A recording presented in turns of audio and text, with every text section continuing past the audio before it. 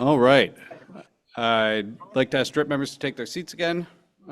Greetings, everybody. Welcome to this meeting of the Drought Resilience and Interagency and Partners Collaborative, your first meeting of 2024 and fourth meeting overall. I believe I know most of you at this point. I'm Sam McGill. I'm a facilitator with Sacramento State University. Glenn and I will be facilitating the discussion throughout the day. We have a great agenda set up for you. But before we get into it, I did want to make a note. At your last meeting, Chris Chernell with DWR Executive was the former chair of the DRIP. Chris has since left DWR, and John Andrew from DWR Executive has been kind enough to step into that role. So before we do a review of the agenda and a round of introductions, I wanted to provide John the opportunity to introduce himself and provide opening remarks. John? Thank you, Sam, and welcome everybody. It's actually a real pleasure for me to be able to, follow Chris in this role. He was a cherished colleague at the department, and I just want to wish him well in public here, whatever the next phase in his career is. It's a special privilege. I'll keep this to just a couple of minutes, as Anthony has told me I should. But the reason it's a special privilege for me to be a part of this effort today and hopefully ongoing is that I think most of you probably know me from as the climate change guy at DWR, which is what I've been doing for the past 20 years. But I'm actually very proud of my early days in my career when I was with the Division of Drinking Water, when I was back at the State Health Department, and spent 8 years there, including most of that time was as a field engineer, and actually worked on small water systems back in the early 90s on behalf of one of the county health departments, San Benito County, actually. And so spent a lot of time working on these issues back when there wasn't a whole lot of people that frankly cared about this issue. To be honest with you, there was RCAC and self-help, God bless them, they've always been around, and then a couple of guys at the health department, including me, and I think most other people thought that this was one of those proverbial problems from hell that would just please go away. And so fast forward a little bit, I was also the water quality manager for the something called the Cal-Fed Bay Delta program, where I had the pleasure of working with Tim in Southern California on regional issues there. And the other thing I'll mention in this regard is after that stint, I went back to the Department of Water Resources and was on the staff of the California Water Plan update back for the '05 update, actually. And there was a report at that time that we produced called, it was Californians Without Safe Drinking Water, I think was the title of it. I had a large involvement with developing that report. You may recall there was a recall back then, which kind of upturned state government. Those of you that were in state government remember it well. And it was something we had started in the previous administration, and then when the new administration came in, there was not a lot of interest in the subject, and so that report was it was actually sent to the trash. I think some of you probably know Cami Arguiavecchi, who's led the water plan for many years, pulled it out of the trash and actually worked with the lead author, Monica, and I fail to remember her last name now. I should have looked it up before I came in today, who had actually left the department and was working at a consulting firm, and we basically put that report back together and produced it. And my involvement with that, I still count as one of my sort of prized accomplishments in my career, and I think was referenced often as in the lead up to developing AB 685. So anyway, just to convey to you all that a lot of people say they're happy to be here, but I'm actually happy to be here because I used to work on these issues and I care a lot about them and really want to support your work, and thank you for the privilege to be able to work on this again.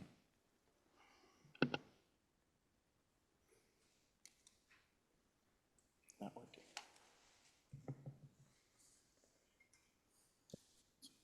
Yeah.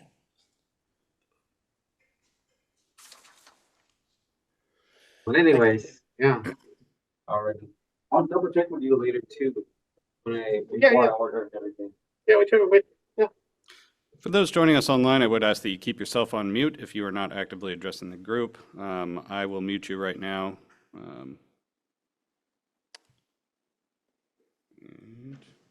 There we go.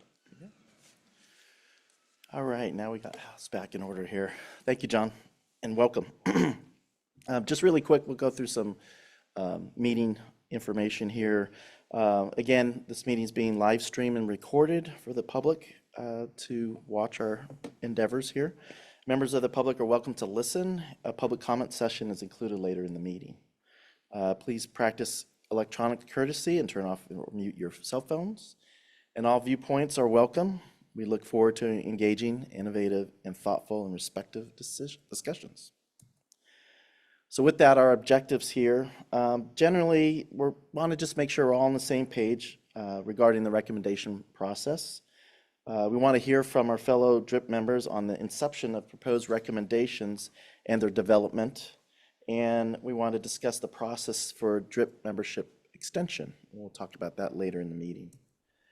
So really quickly, our meeting agenda. I was going to say, Samantha, I know you're the early bird and I'm the late night person. So why don't you drop Please it? keep yourself muted if you're not actively addressing the group. Thank you.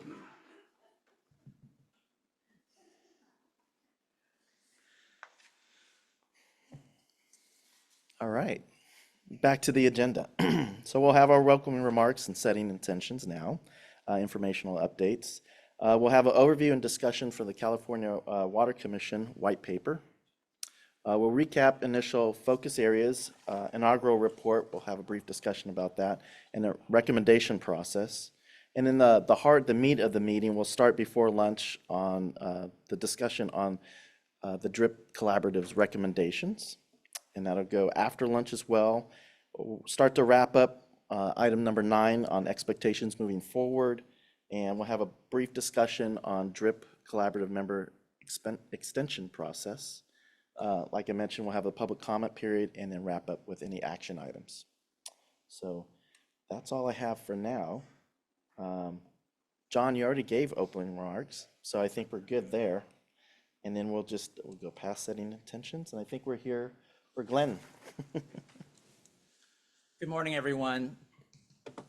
Excited to be here. And we've been laying a foundation since 2023. And I know a lot of you were here about a year ago. And a lot of what we're trying to do here is really complicated. And we know that every day you work on water issues in California. We're very deeply thankful for that. We understand that you being here today comes at some sacrifice as well. And so we try and design this meeting to be really efficient, really focus on impact, and that's really going to be the bulk of our discussion today. For those who are new to the conversation, we just wanted to quickly recap.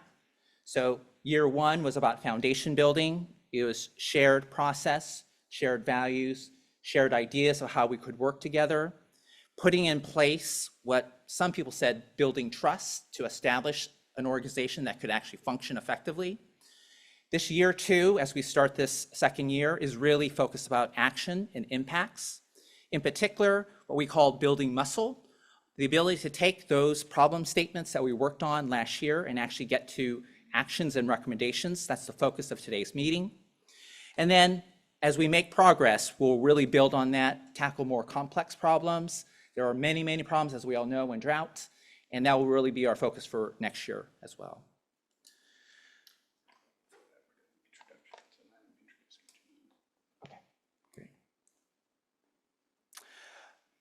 One thing I want to be really clear on is we have you for 3 precious meetings every year as a collaborative. And that's hard to get a lot done, even though we have you for a full day.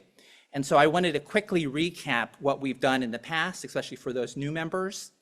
In particular, for the first 3 meetings we had last year, we built that foundation, established relationships. Most importantly, we got to hear from each of you, every one of you, of things that you want to work on. And our ability to find things that we want to work on together was a key point of meetings 1 and 2. In particular, we focused on what we were calling at that time themes or focus areas. We'll talk about this and the language behind that in just a moment. And then most importantly, just about 6 months ago, we spent time all working together, thinking through problem statements. Because to really tackle these issues, we need to be very clear on what the problem statements are. In between that meeting and today's meeting, we've held what we call virtual meetings, sometimes abbreviated VMs. I apologize for the acronyms. But these virtual meetings, fortunately, we had about 50 to 75% of you join those meetings. We apologize that not everyone could attend those meetings. We're going to try and do our best today to catch up anyone who was not able to attend. There are specific slides in today's presentation which will recap everything that was covered. There are summary documents available online and that we have sent to you as well. So rest assured, all those documents are available to you. And if you need one-on-one, quick call, let us know. We're happy to support you all. Today, as Anthony was saying, our real focus is on these recommendations. We have about 3 hours to get through 8 recommendations. That roughly breaks down to 3 recommendations before lunch, 5 in the afternoon. There are only 20 minutes for each recommendation. But rest assured, this is not your one and only chance to weigh in on these recommendations. We built the process in a very transparent way so that we have our first bite of the apple today. We'll revisit the exact same recommendations in July 12th, and then once again in October. In between those 3 meetings, there will likely be work groups, and we'll talk a little bit about that later. So today is the first bite of the apple. Let's all weigh in, but you'll have many opportunities to weigh in before we get to October. Okay. I love your voices in the room. That's really what this is all about. That's why you were selected. You have such amazing expertise. A few quotes from last year. I'm just going to highlight the one on very top. We have talked about this a little bit before. The puzzle pieces quote from Anna. We all know that you each contribute 26 unique points of view by design. And the way I like to think about it is some of you are the edge pieces. So if anyone works on puzzles, some people work on that edge, the boundary first, and then work inwards. So many of you are edge pieces. Many of you are also key pieces of the picture inside. The challenge with drought is that there are many, many pictures. There's not just one central image. There are multiple pictures, and they're all related. Our ability to solve the issues that we're hoping to address require every single one of you. And so I'm going to do my best to pull in voices from all of you. If you haven't had a chance to speak, I might call you out directly, but really we want everyone's voice in the room. We're always assuming that each of you has something to contribute. Some of the recommendations of the 8, you might have a lot to contribute. We'll walk through how to do that. With 20 minutes limited time, we might have to turn to some written comments as well, like we did in October. But really, this is all built around hopefully a high impact, efficient effort built around these 3 group meetings, our precious time with you. Okay. Any questions? I haven't walked through the recommendation process. That will come shortly after the informational items. We put it there intentionally to tee up the conversations on the recommendations that will happen right before lunch and right after lunch. But before we move on to the informational items, any questions that people have? Okay, yeah. Well, you may be about to cover this, but are we locked into the amount of recommendations that the group will consider, or are we going to continue to have opportunities to add? We will absolutely have more opportunities to add. Okay. Yeah. The way we'll talk about it a little bit later is a rolling process. And so we have these 8 queued up for today, but if there's a 9th or others, we can definitely add them. Yeah. Great question. Okay. All right. So before we jump into all of this wonderful content, we'd love to hear which one of you are edge pieces and which ones of you are part of the picture. So we'd love to do a round of introductions. I know many of you have been in a number of these meetings. If you are new to the group, though, we'd love a short introduction. Think kind of 30 seconds or less. For the rest of you, name and organization would be great. And I would note, because the meeting is being recorded and we're joined by now 28 people online, members of the public. Whenever you're speaking, if you could just say your name and organization real quickly, that would be wonderful as well. So again, I'm Sam McGill with Sacramento State. Why don't we start at this corner of the table with Catherine. Hi, I'm Catherine Freeman with the California State Association of Counties, and I represent all 58 counties. Good morning. I'm Nate Ortiz with Governor's Office of Emergency Services. Good morning, Katie Landau with California Environmental Protection Agency. Good morning, Laura Ramos, California Water Institute at Fresno State. Hi, all. I'm Tim Worley I'm representing the California Association of Mutual Water Companies and our roughly 400 members statewide. Hi, I'm Justine Massey with Community Water Center. We work on drinking water issues. Emily Rooney, Agricultural Council of California. Jason Colombini, agricultural rep, family farmer. Sahanos Mirzot, Governor's Office of Planning and Research. Sierra Ryan, Santa Cruz County, representing local government. Aaliyah Beckerlow, the Governor's Office of Planning and Research. Suzanne Pecci, an Edge Piece and a domestic well owner in the South American Subbasin, representing the Domestic Well Advisory Group for Well Protection. Hi all, I'm Robin Grimm. I'm with Environmental Defense Fund's Climate Resilient Water Systems team, and I'm here subbing in to some degree for Anna Schiller, who's out on maternity leave, but happy to be a part of the conversation while I'm in it. Hi everyone, Álvaro Escribabao. I'm an assistant professor at UCLA. Hi, Andrew Altavogt with the State Water Resources Control Board. Good morning, everyone. Rami Gindi. I'm an interim assistant deputy manager for LA County Public Works, and I am new to the group, so I'm looking forward to working with everybody. Hi, I'm Matessa Martin with Buena Vista Rancheria of the Miwok Indians. I am the water program coordinator for the tribe. Brent Hasty, representing the public. Wonderful. And I know Deputy Secretary Virginia Jameson will be here in just a moment as well. Just because we have a moment, it'd be great to get some introductions from our wonderful staff as well. I know Anthony provided some intentions and reviewed the agenda, but you didn't introduce yourself, Anthony. Hi, Anthony Nomser, Drought Coordinator in the Executive Branch of the Department of Water Resources. Zoe Cannabis, I am a water resource engineer, started with DWR in January and excited to work with you all. I'm Julie Ekstrom. I'm a senior environmental science at DWR, so thank you.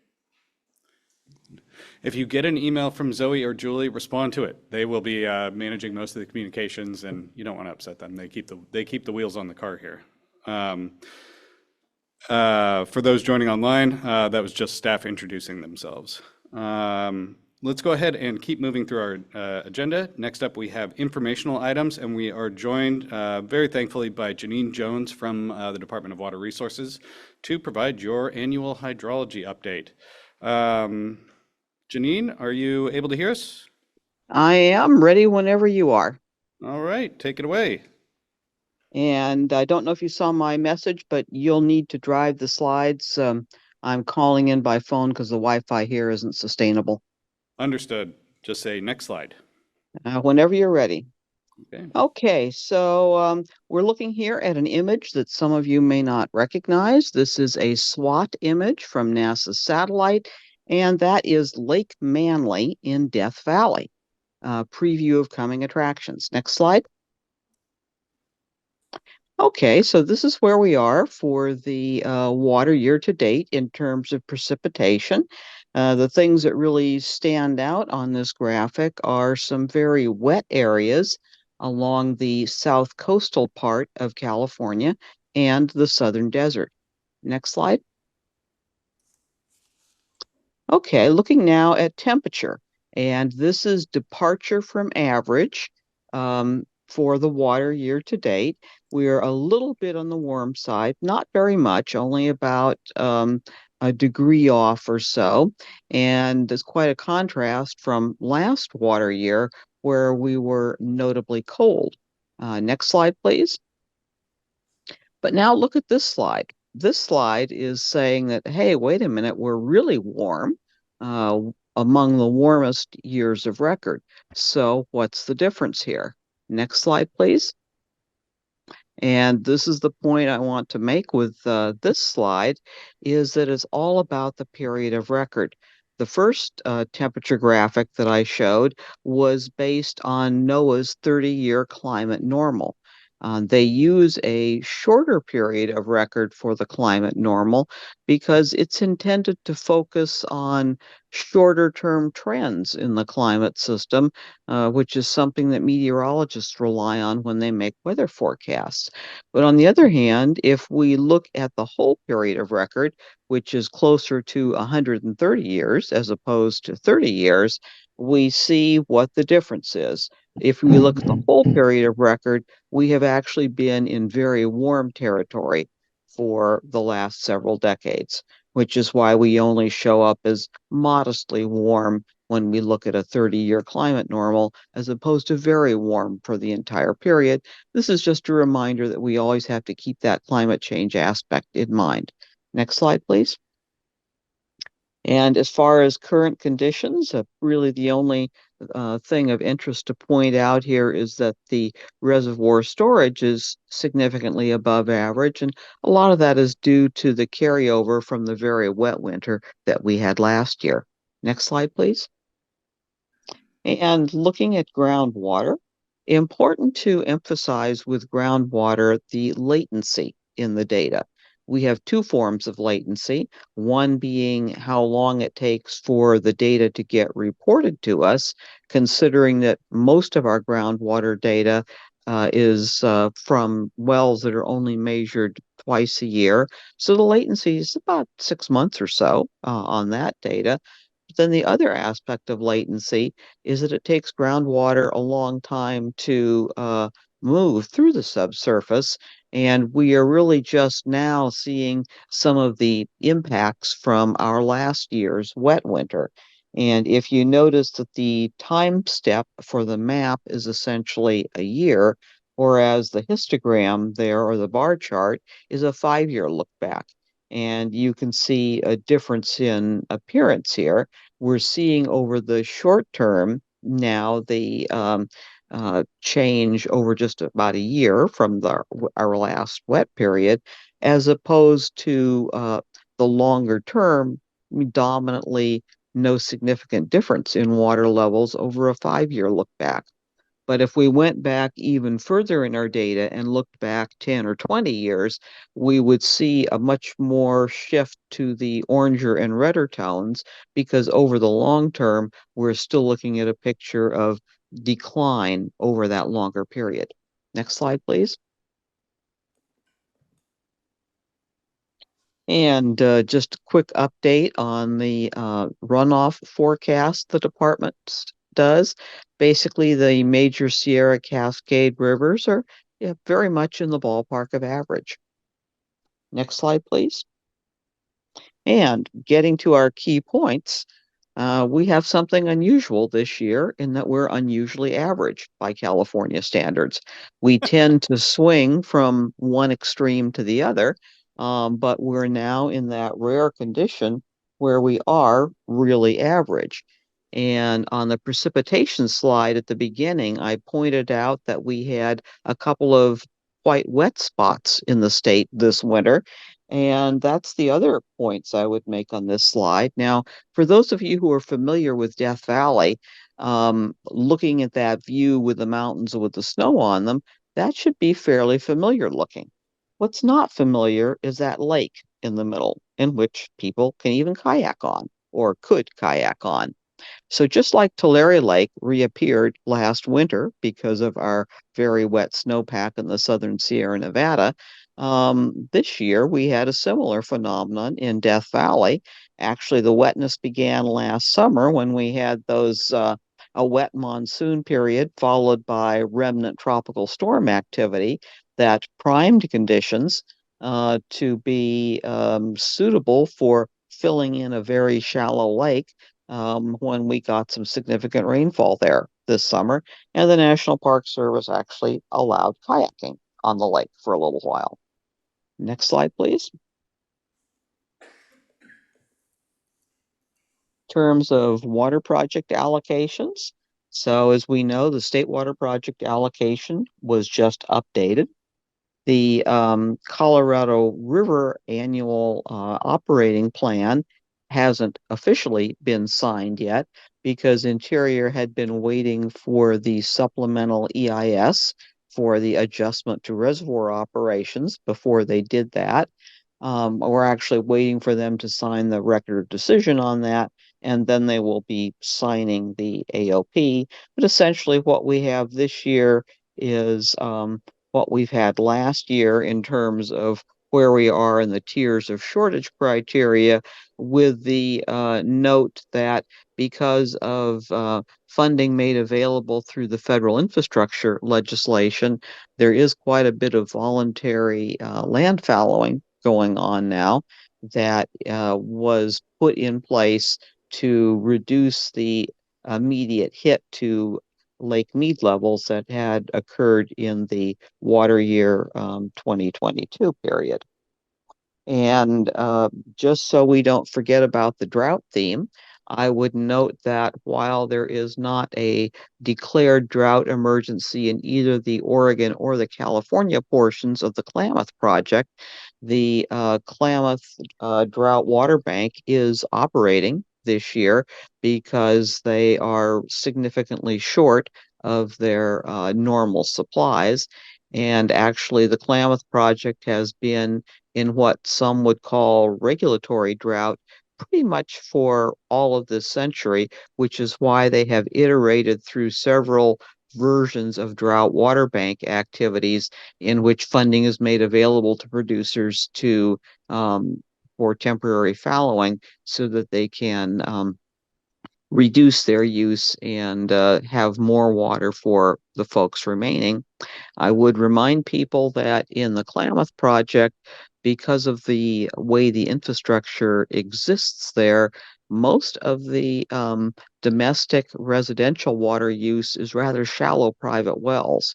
And when there are significant deficiencies in the irrigation system that provides recharge for some of those wells, we do see significant numbers of dry private residential wells there, just as we did in the San Joaquin Valley during the recent drought years. Next slide, please. And just a quick visual for the Colorado River. This is the Bureau's most recent model run showing where we are now and the 2-year look ahead. And essentially, most of the tracks are concentrating in the tier shortage level where we now are, essentially meaning that the expectation is that likely this year will be the same as last year was, also expected the same as next year.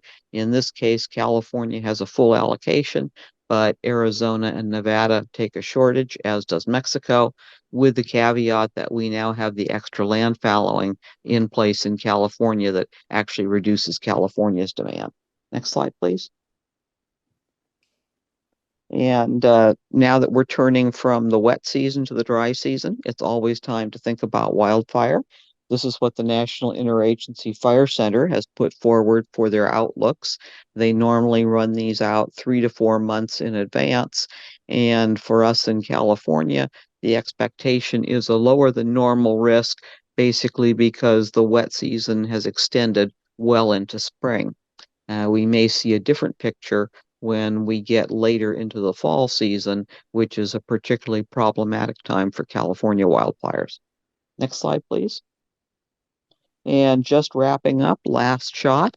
This was the wildflower super bloom that people were hoping would occur in places like the Antelope Valley Poppy Preserve, but the grass actually overwhelmed the flowers, so we really don't have much in the way of flowers this year.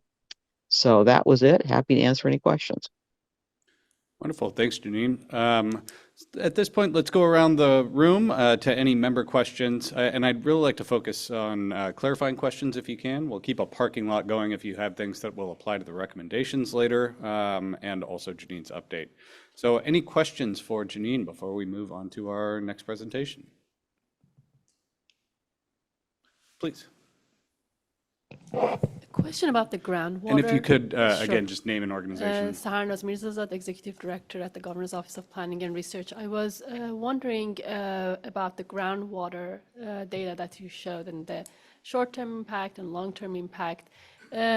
like, do you have any slides that shows us the level of groundwater that are like expected in long term based on your projections? I like to see like where we will be in like 10, 20 years from the groundwater level, especially I see that in the Central Valley, a lot of reds even in short term, and its relevance to what we are seeing with the Sigma and all of that would be great information if you can share with us.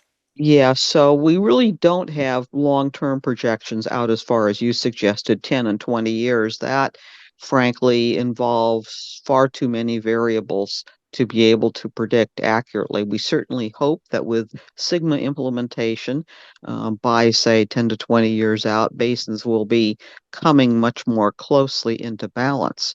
I would note that our Sigma staff have been exploring opportunities to do very short-term look-aheads, mainly for that opportunity to keep an eye on areas where problems may occur with dry, shallow private residential wells.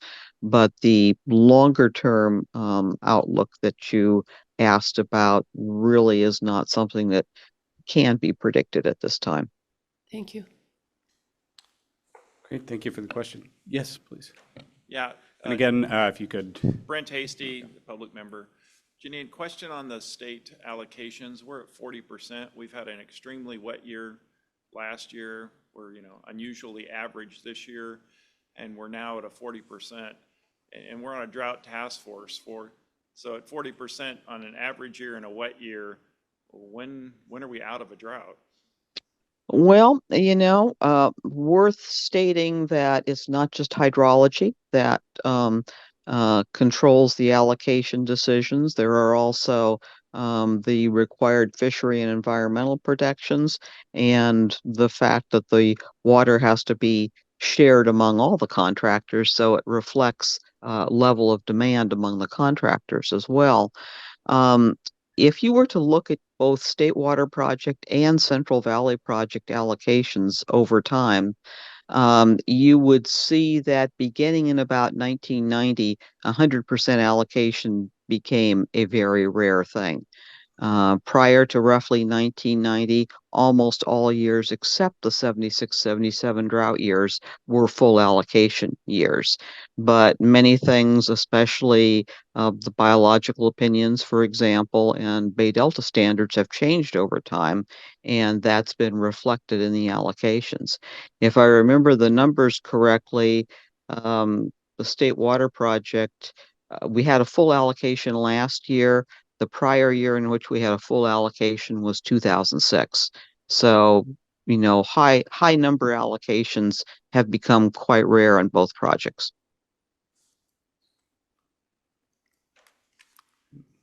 Any other questions? Yes, please. For the same slide that Saharnas was Again, referring to. if you Oh, could, sorry. yep. Justine Massey with Community Water Center. For the groundwater projections, could you clarify what the definition is for average for that chart? Like what's it being compared to? So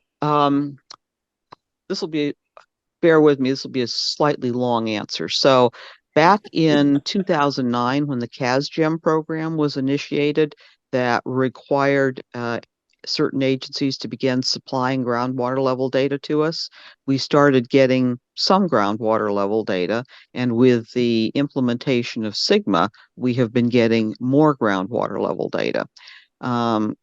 Generally, depending on which time period you look at in our data system, you're typically seeing results for 2,000 to 3,000 wells up to maybe as many as 7,000 wells.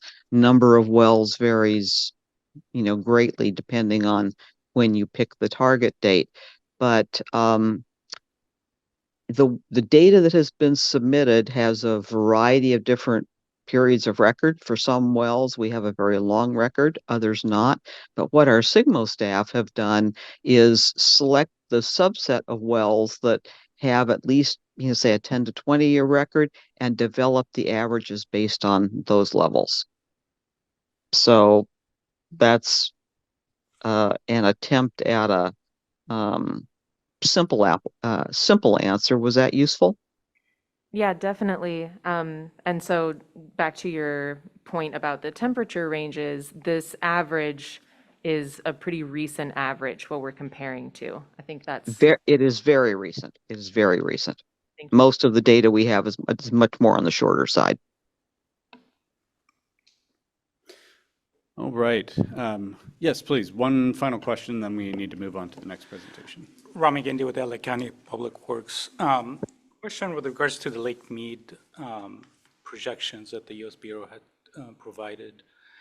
Does the state do a similar type of a projection for the next 2 years with regards to the state water project?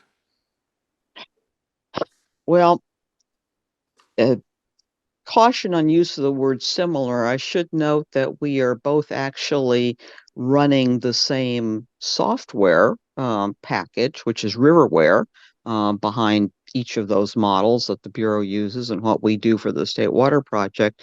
But of course, the assumptions that go into it change greatly. But short answer is yes, our operations and maintenance people make long-term look-aheads at a whole variety of time steps, but the State Water Project doesn't have the same standardized look-ahead process that the Bureau does and publishes. It's more for, shall we say, internal operational planning, because every year at different time periods, our O&M people ask the contractors for projections at different times in advance of what their demands will be, because those demands obviously play a part in determining how the water balance works out. Got it. Thank you. Right, wonderful. Thank you, Janine, for that great presentation. And it's wonderful to hear that we're abnormally average. I don't think I've ever heard that phrase before. Let's go ahead and move on to our next presentation. Next up, Julie Ekstrom will provide an update on SB 552 County Task Force implementation. Yes, yeah, I won't need any slide change. Okay, thank you. So I just wanted to give an update because we talked about it in October, and this group seemed very interested in the status of counties in their implementation of SB 552. So just to remind you and to introduce those that are newer to this, is that counties, as of from a law that was passed in 2021, the one that also mandated the establishment of this group, was the Senate Bill 552, that counties are required to have an established task force. There is a date for that. That was January 2022. And for Drought and Water Shortage Task Force for domestic wells and state smalls, or an alternative process that also considers those. And then they also needed to develop a plan, which we call a drought resilience plan. And there was no deadline for that. That's just flagging that to remind you, because there is one of the recommendations touches on this. So the update to this, we have a little bit better idea of where the task forces are in the counties across California. There are 27 and continuing to be built more and more. And there are 2 counties still, same update, same as it was in October, that have adopted plans. We do have an assistance program, and so the participation has increased in that. We have almost all of the counties participating in either by getting a grant to help them develop their task force or their plans. And we have, so there are 21 that will receive grants. Well, 1 is pending. And then 35 counties are enrolled in what's called the Direct Technical Assistance Program. And that is directly helping the counties with establishing their task forces or advancing them and developing their plans. So that is the extent of what I wanted to give an update on. Just things are moving forward. It takes time, of course, to develop these things. And so that's, we're tracking it as closely as we can, because we're meeting with the counties and just through this assistance program. Does anybody have any brief questions? We can also talk about it more later if you're interested, since it does touch on one of the recommendations. Okay, great, thanks.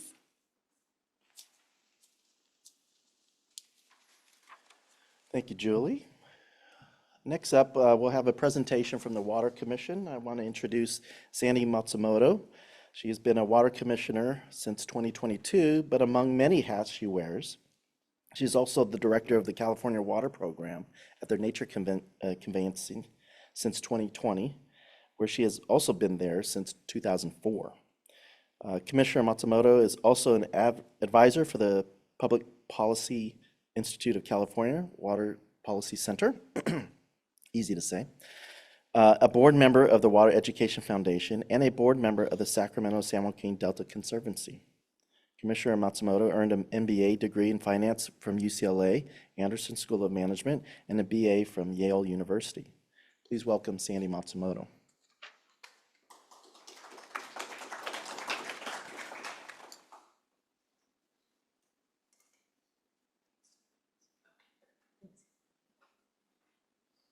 Happy Friday, everybody. It's been a long week, so I'm personally very excited that it's Friday. I want to thank you all for your time and for your service on the DRIP Collaborative. I also wanted to thank Anthony for being a wonderful partner and collaborator as the Commission has developed our white paper, and then wanted to acknowledge that Executive Officer Joe Yun and Assistant Executive Officer Laura Jensen are here, and Laura is the brawn and brains behind a lot of the work that went into the paper, so special shout out to her for the great work. So it's my pleasure to kind of give you an overview of what we came up with. I really hope it can serve as a foundation upon which you all can build the DRIP collaborative work. As Anthony mentioned, in my day job, I work for an environmental organization. And one of my pet peeves in that role is being asked to provide public comment and having it, okay, nice, thank you, and then it gets ignored and people move on.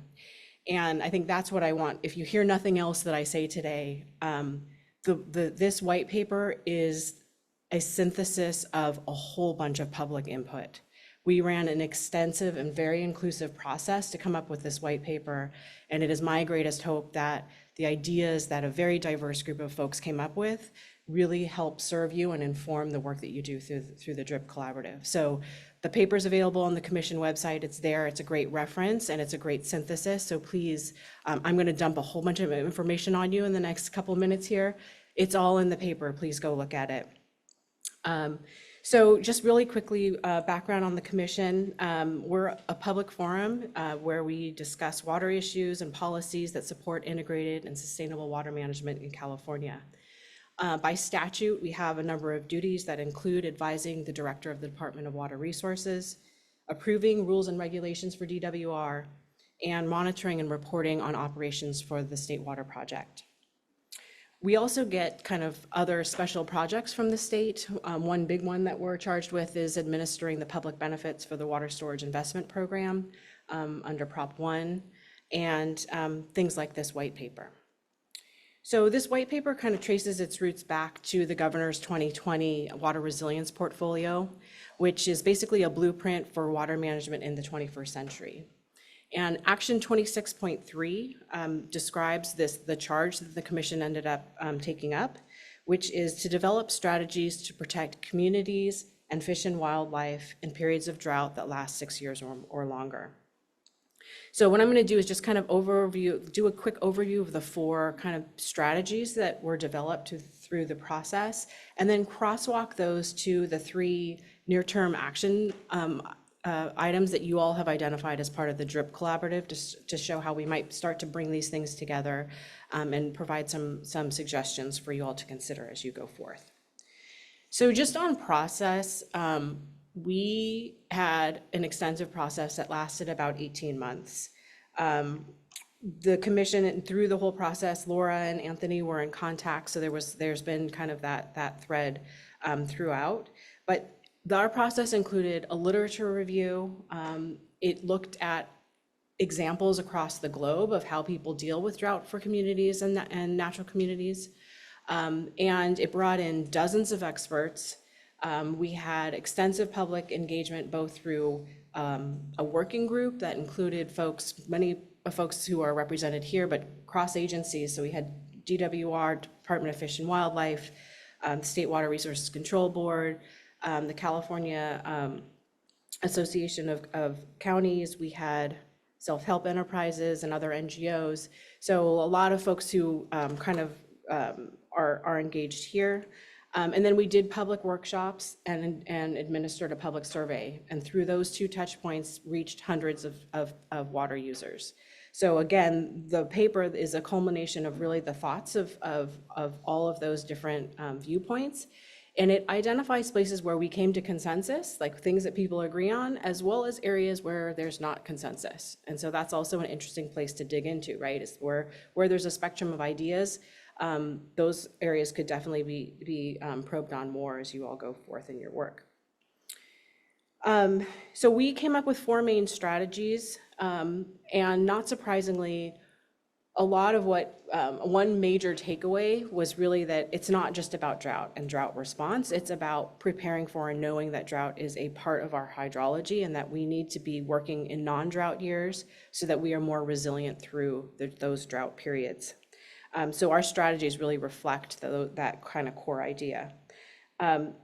Recharge, right? So obviously, the source of resilience in our water system during times of drought is groundwater, because there's no snow and there's no rain. So what we're relying on is groundwater, which means that in preparation for those dry periods, we really need to focus on getting as much water underground as we can. So some of the specifics around our strategy that came out are really just thinking about how you plan and prepare for wet periods so that we can capture those flood flows, to think about what efficient permitting looks like, and to be developing the types of conveyance and infrastructure projects that would be supportive of broad-scale recharge. On the ecosystem component, we had a strategy on kind of dealing with ecosystem health. And that includes really improving water availability to species, advancing habitat restoration and protection. The idea there being we need to create the refugia that the species go to during periods of drought. Doing things like looking up in the headwaters and integrating drought planning and forest management planning, and then creating plans to protect species through those periods of drought. On the community water side, we looked at a couple things, and I'll go into a bit more in a few slides here, but funding obviously is really hugely important, especially for response when folks run out of drinking water, and that before those droughts come, we really need to be looking at improving water system resilience and regional water supply reliability. And then another piece that kind of gets lost when we focus too much on water is just there's a really big integration of land use and water use planning that needs to happen in the state. The final piece of our strategy was really around state readiness. And so thinking about, assigning permanent staff to work on drought. We know the drought's coming, so we shouldn't be scrambling and pulling together folks at the last minute and telling them to put their day job on hold or do their day job and deal with drought at the same time, right? That just doesn't make any sense in a state that we know we will have another drought coming and it will be long and it will be difficult. Thinking about data collection, I think it's something that's on your list as well. And then really thinking about how to contextualize drought and really kind of shifting away from the narrative of oh, emergency, surprise, we didn't know this was happening, to this is part of our hydrology and let's plan and be prepared. And I think that's another thing that really couples nicely with what you all are looking at. So I'm going to kind of take those ideas now and crosswalk them a little bit with the things that you're going to be talking about this afternoon. So on domestic wells, one of the big things that we heard is just a need to have more nimble and easier to obtain funding, right? There's a lot of folks who are on the ground who are doing incredible work to respond to the emergency. We're also hearing that there's a need to be thinking about not just the drought periods, but also the flood periods. We saw just in the last couple of years, the same communities were hit by that whiplash condition from going from drought to being literally underwater. And this comes from, one of the things that we talked about a lot was just the need to have, rather than, especially in the NGO side, asking people to respond and ramp up staffing and have this kind of blip of funding to respond to the drought, is having kind of steady funding, having agreements in place ahead of time so that people aren't scrambling to do contracts and paperwork when they should be in the field actually providing water services. Having all of that kind of, and the technical assistance provided on a more steady basis and kind of arranged in advance. One suggestion could be to really bring together a panel of both the folks who are out in the field doing the response work as well as the funding agencies to really dig in more to some of the areas that were what were the barriers, what slowed things down, what were the difficulties that we faced in the last drought, so that we're not repeating again in the next drought. And then there's an opportunity really to be thinking about things like making recommendations to the legislature to improve things. You all, this already come up, and you guys are going to be talking about this more, but improvements to SB 552. One suggestion could be looking at some of the existing plans, what's in there, what's working, what needs improvement. Again, so that you can add that to the list that I know Justine's already created around improvements to 552. The next thing is dealing with data. So data, everyone wants data. There is a lot of data, and all of that needs to be tended to, right? We need people to be collecting, managing, synthesizing, sharing, analyzing the data. Otherwise, it's all for naught. So one of the things that we identified as a need through our process is that we really need to have a standing, continually working interagency group that can serve as a hub for all of these functions. One suggestion is that the Water Data Consortium already exists. They're doing a lot of great work and could increase emphasis on drought and collaborate more with you all and the recommendations that you're coming up with, so that we have that cross-agency collaboration and use of data. And then kind of the other thing here is, we also heard a need from water managers and others that some of the seasonal and sub-seasonal forecasting work that the Department of Water Resources is working on is great and more is to be done there.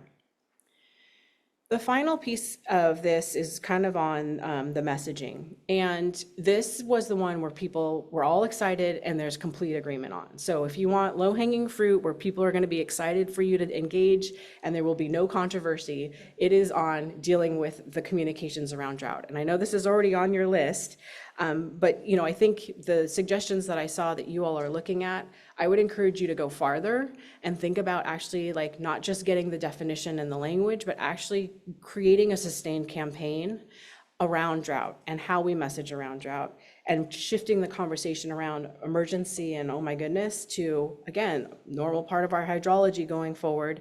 And we need to be thinking about words like aridification and water scarcity instead of emergency. So that, there are many local agencies who are out there who have done a lot of this work around messaging. How do you talk about it? What's resonating? What kind of, is it guilt? Is it inspiration? Like what's motivating people to make changes? Kind of pulling those ideas together and kind of bringing together shared and consistent language around how we're using different words, and then launching an actual campaign to help get it out to the general public. And then I think doing that kind of an ongoing sustained basis, and then this drought collaborative can really serve as the hub for that type of communication. So final thing I wanted to touch on substantively is really kind of my area of the thing that sorry, this is hit. I need to hit close. There we go. The area of work where I work on most, I'm not aiming this in the right place. I think it's stuck. Yeah, sorry, user error. Okay, never mind. Manual. I did it. Sorry. It's Friday. My day job is working on conservation of plants and animals, and so there was a lot of ideas around the ecosystem part, and I would love to come back and talk more with you about this in the future. But I think one key idea is that in order for our species to be able to endure drought, and again, species in California have evolved to deal with dry periods. The challenge that they have is that we've taken so much water away from them and taken so much habitat away from them that they don't have the built-in resilience that they had naturally.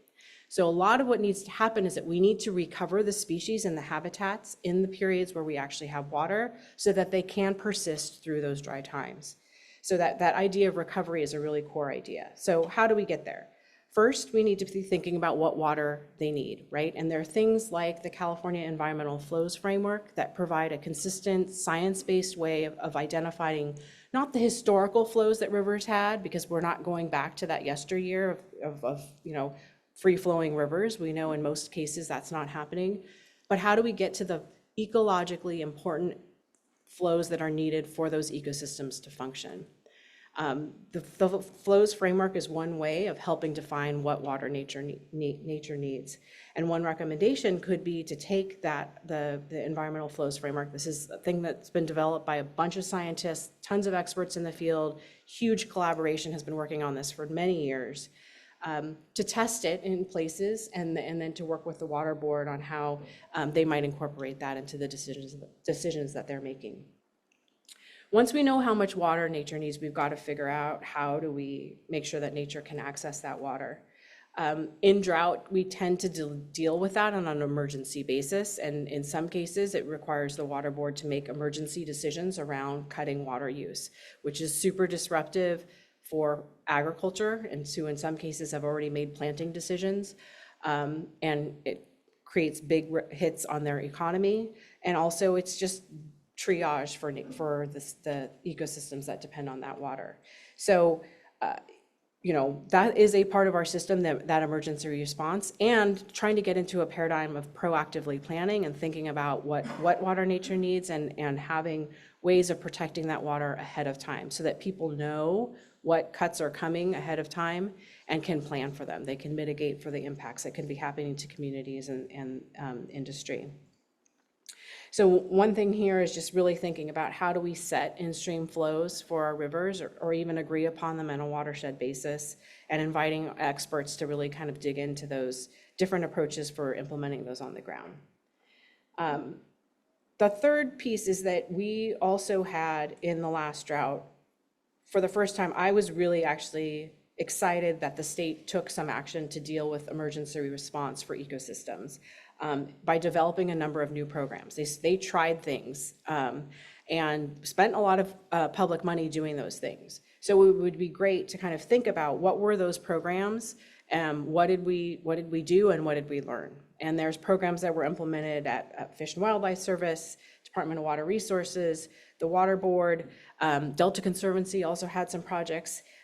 It would be really a wonderful learning opportunity to bring both the granting agencies and some of the implementing partners together to reflect on what did we learn. Some of the things were awesome, some of the things can be improved as they should be, but it was a great first attempt, and I hope that's not we didn't lose an opportunity to learn from them. It's okay, I only have one more slide. I think this laptop died. Yeah, I don't think the power slipped this morning. Anyways, that's mostly what I had to say on that. So there are also some other ongoing things that are kind of related to this and adjacent to these ideas, which are around modernizing our water rights system, thinking about SB 88 water diversion reporting and how that's being implemented and can be improved, talking about nature-based solutions and integrating them into both resilience, through things like upstream meadow restoration, floodplain restoration, wetland restoration, and then of course really getting more stream gauging out there so we know what's flowing through the system at any given time. So just finally, I'm going to rattle off some other areas that were in our strategy that are not yet part of what you all are working on in terms of your near-term actions. Just land use again, super important to integrate with water use planning. And there are things going on right now around fallowing to reduce water demand and improve drought resilience that might be interesting for you all to look into. Drought planning, I think, is important not just to develop, a proactive, think of it as like a decision tree. Like if we are in a drought, if we call an emergency drought response, what are the things that start to happen once that emergency declaration happens? Recharge is another big thing, and I think especially both an opportunity and potentially a threat in some ways to community drinking water. We really need to be thinking about doing recharge in the right places and monitoring what's happening to water quality. And so that's an opportunity to kind of bring things together. I want to just close by just saying thanks again to all of you for the work that you're doing, the work that Anthony's been doing to lead you all, and to the staff, obviously, at the commission who've done all the hard work on the white paper. Again, the white paper is the culmination of a really inclusive, extensive, and comprehensive process that the public was highly engaged in. So on behalf of all of them and all of the time, my guess is there's over 1,000 hours of public time that went into working on this thing. So please don't let their voices be yelling into the void. Please look at the paper and use it as a reference. It's there. And I know I myself in my job have gone back to it several times to kind of look at, like how did we frame that? What were the words that resonated with the diverse group?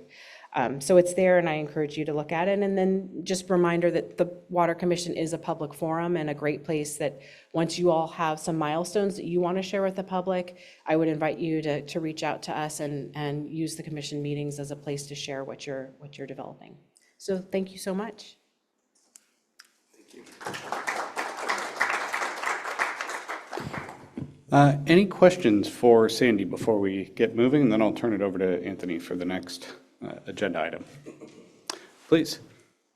Hey, Sandy. I was just curious, you mentioned sort of ties to a lot of different other public programs and efforts that are underway.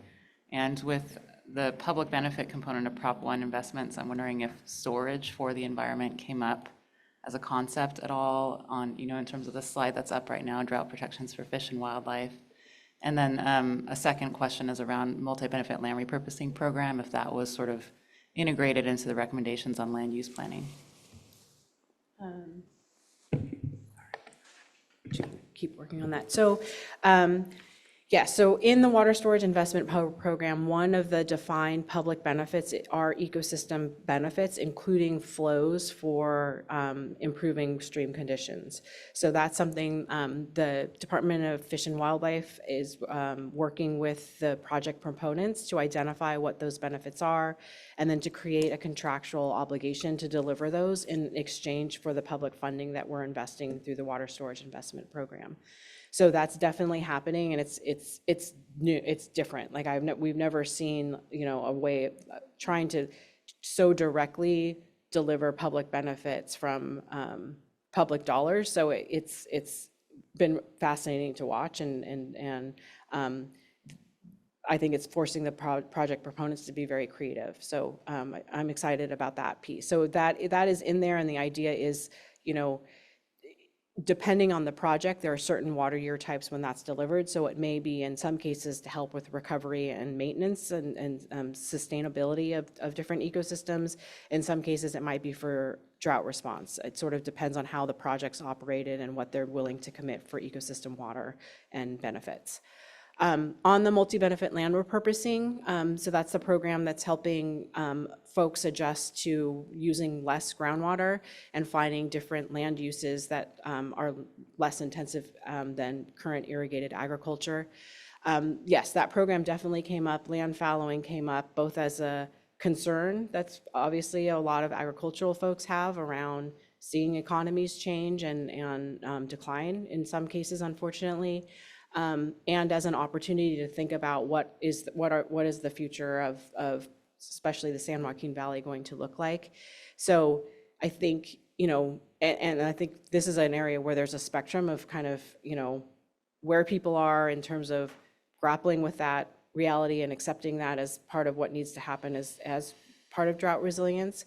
But I would also say that based on my day job, the dialogue today is like massively different than it was just 5 years ago. So we're making a lot of progress in that respect, but that, I think there are a lot of different, thoughts on like how much land should come out of production, how that happens. I think the thing that people do agree on is that we definitely need to have the technical assistance and the funding through things like the MLRP to be helping support people as they make those decisions. Go ahead. Hi, Sierra Ryan, Santa Cruz County. I'm hearing what you're saying, what you presented, and a lot of it resonates very strongly with a lot of the conversations we've been having in this group. And I'm wondering if the commission has sort of implementation strategies or suggestions on who should be, what is the framework on how to move some of these suggestions forward? And if the commission has talked about, or if you see a role that this body could play in helping advance some of the areas where there's clear synergy with what we've already been discussing in this effort for the last year. Yeah, I really appreciate that question. So the commission's role was really to develop the white paper. So our role isn't to implement, and I think the white paper is full of recommendations and suggestions about what agencies and agencies from local to state can be taking to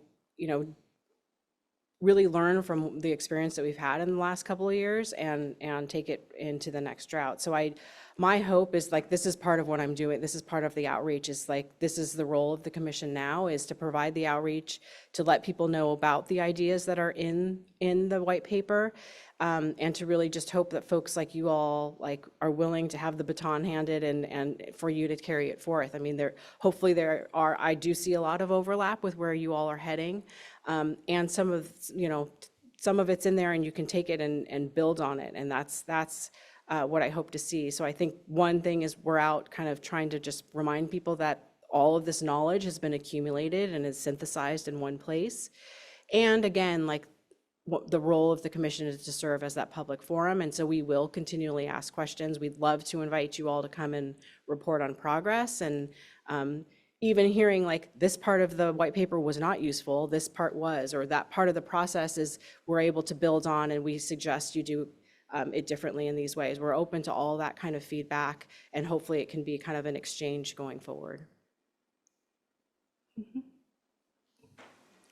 Emily Rooney with Agricultural Council of California.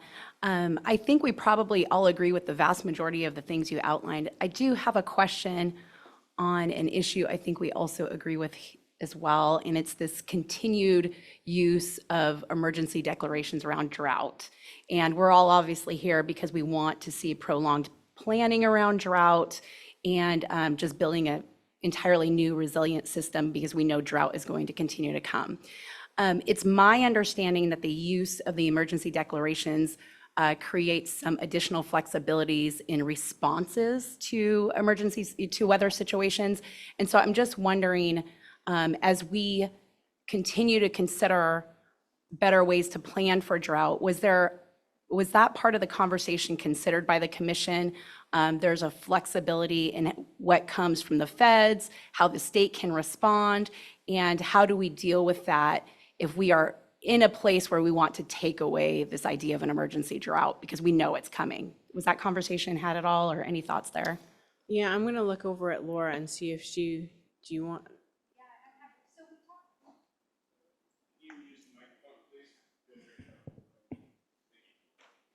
Sorry.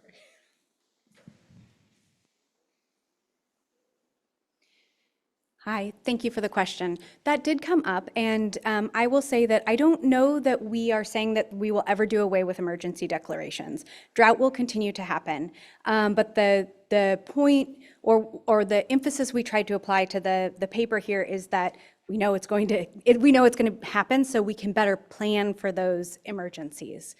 So that was the context in which we were viewing that. Is that helpful? I mean, honestly, I think it's more of a longer-term challenge. I mean, on one hand, we know drought is going to continue, and on the other, we still need emergency declarations. It just seems like kind of a hard nut to crack. Yeah, I think the paper makes the recommendation that we should plan for those times of emergency through that sort of decision tree framework that Commissioner Matsumoto mentioned, so that we know what's going to happen when we enter into emergencies. We can't know all of the particulars. Every drought is different. I learned that from talking to Janine, who I know has been a valuable resource for you all. So, if you create a decision tree, then you can sort of work through it. You kind of know what you're going to be talking about, but you'll have to accommodate whatever is happening on the ground, and you can be better prepared when that emergency hits. Thank Can you. I add something? Probably our colleague at Cal OES also can mention your work on the hazard mitigation planning and long-term goal. Do you see any relationship here? Yeah, I think we're transitioning. You know, we're looking at the SHIMP, the State Hazard Mitigation Program, even into the state emergency program now, or the state emergency plan. So our world has kind of shifted to that, but also understanding that and I apologize, Nate Ortiz, OES, Cal OES. The declaration process also allows us to surge up resources and to change things at times without giving that carte blanche all the time. So we have a lot of fires, we have a lot of but we still use that for those kind of special events that really exceed the norm. So I don't know if that helps or not, but it's it's a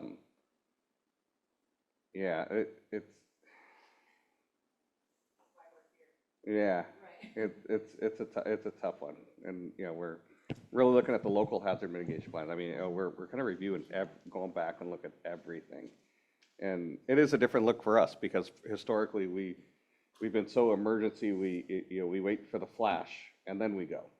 We do. There's a lot of planning in advance, but we also know that where that trigger is. So this is kind of the long-term ones are a challenge.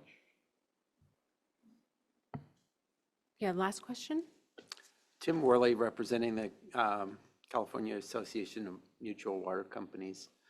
I was really happy to hear that the topic I'll be presenting this afternoon was that, like, everybody's in favor of better communication.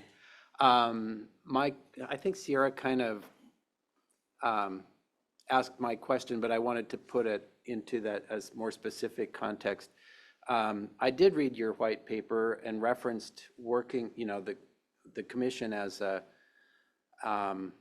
future partner or whatever on this, in this area. But I wondered, and maybe this is a topic for later, but I wondered if some of your discussions at the commission around communications led to any more specific ideas that were not necessarily represented in the white paper. The white paper is pretty comprehensive, so I think there were some like we got as specific as some terminology around, getting away from emergency response and getting into, this is our new hydrology, this is, we have an aridity problem that comes with temperature. It's not just, it's not raining, but there's like cascading impacts that are happening with temperatures rising and evapotranspiration happening at higher rates, and snowpack that used to come, we used to count on melting into reservoirs, isn't happening anymore. So it's kind of changing the way that people think about, it's raining and we're okay. No, you just saw, like, the 40% deliveries, like the allocation, that's another example of, that's a shift. So I think most of what Laura did an excellent job of capturing the real good specific ideas, but yeah, so I think they're mostly in there. Again, thank you so much for your time. I hope this is the beginning of a longer dialogue with you all between the commission and this collaborative. So appreciate your time and your service on the collaborative. Thank you.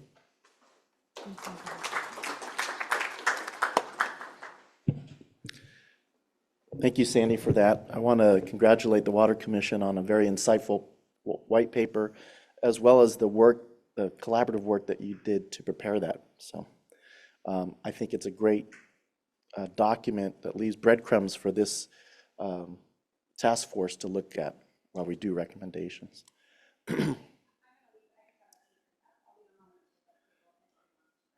Yeah. Yeah, a few hard copies, and I believe we sent an email out to you all as well with a link to their white paper. Another report, just really quickly to talk about, our inaugural report did go out this month. It went out to the heads of all the secretaries and at agencies and departments. So all the agencies should have received a copy. The membership also got an email, I believe. You all should have had a copy of that document. And it also went public as well on our website. the main crux of that report really was just the yeoman's effort to try and develop this task force. So it talked about the establishment of the task force, the development of focus areas that we had 100 or so, if you recall, last year, and then trying to funnel down to what we are starting to develop recommendations on. So just want to give a shout out to everybody in their effort and that it was put together. It's called an inaugural report. We don't know if it's going to be an annual report or we'll just probably publish that report when there are substantive recommendations that the collaborative has developed. So timing may be annually, could be year and a half, who knows? But it'll be established based on the work that we do here. So with that, I'll turn it over to Glenn to start talking about more focus areas.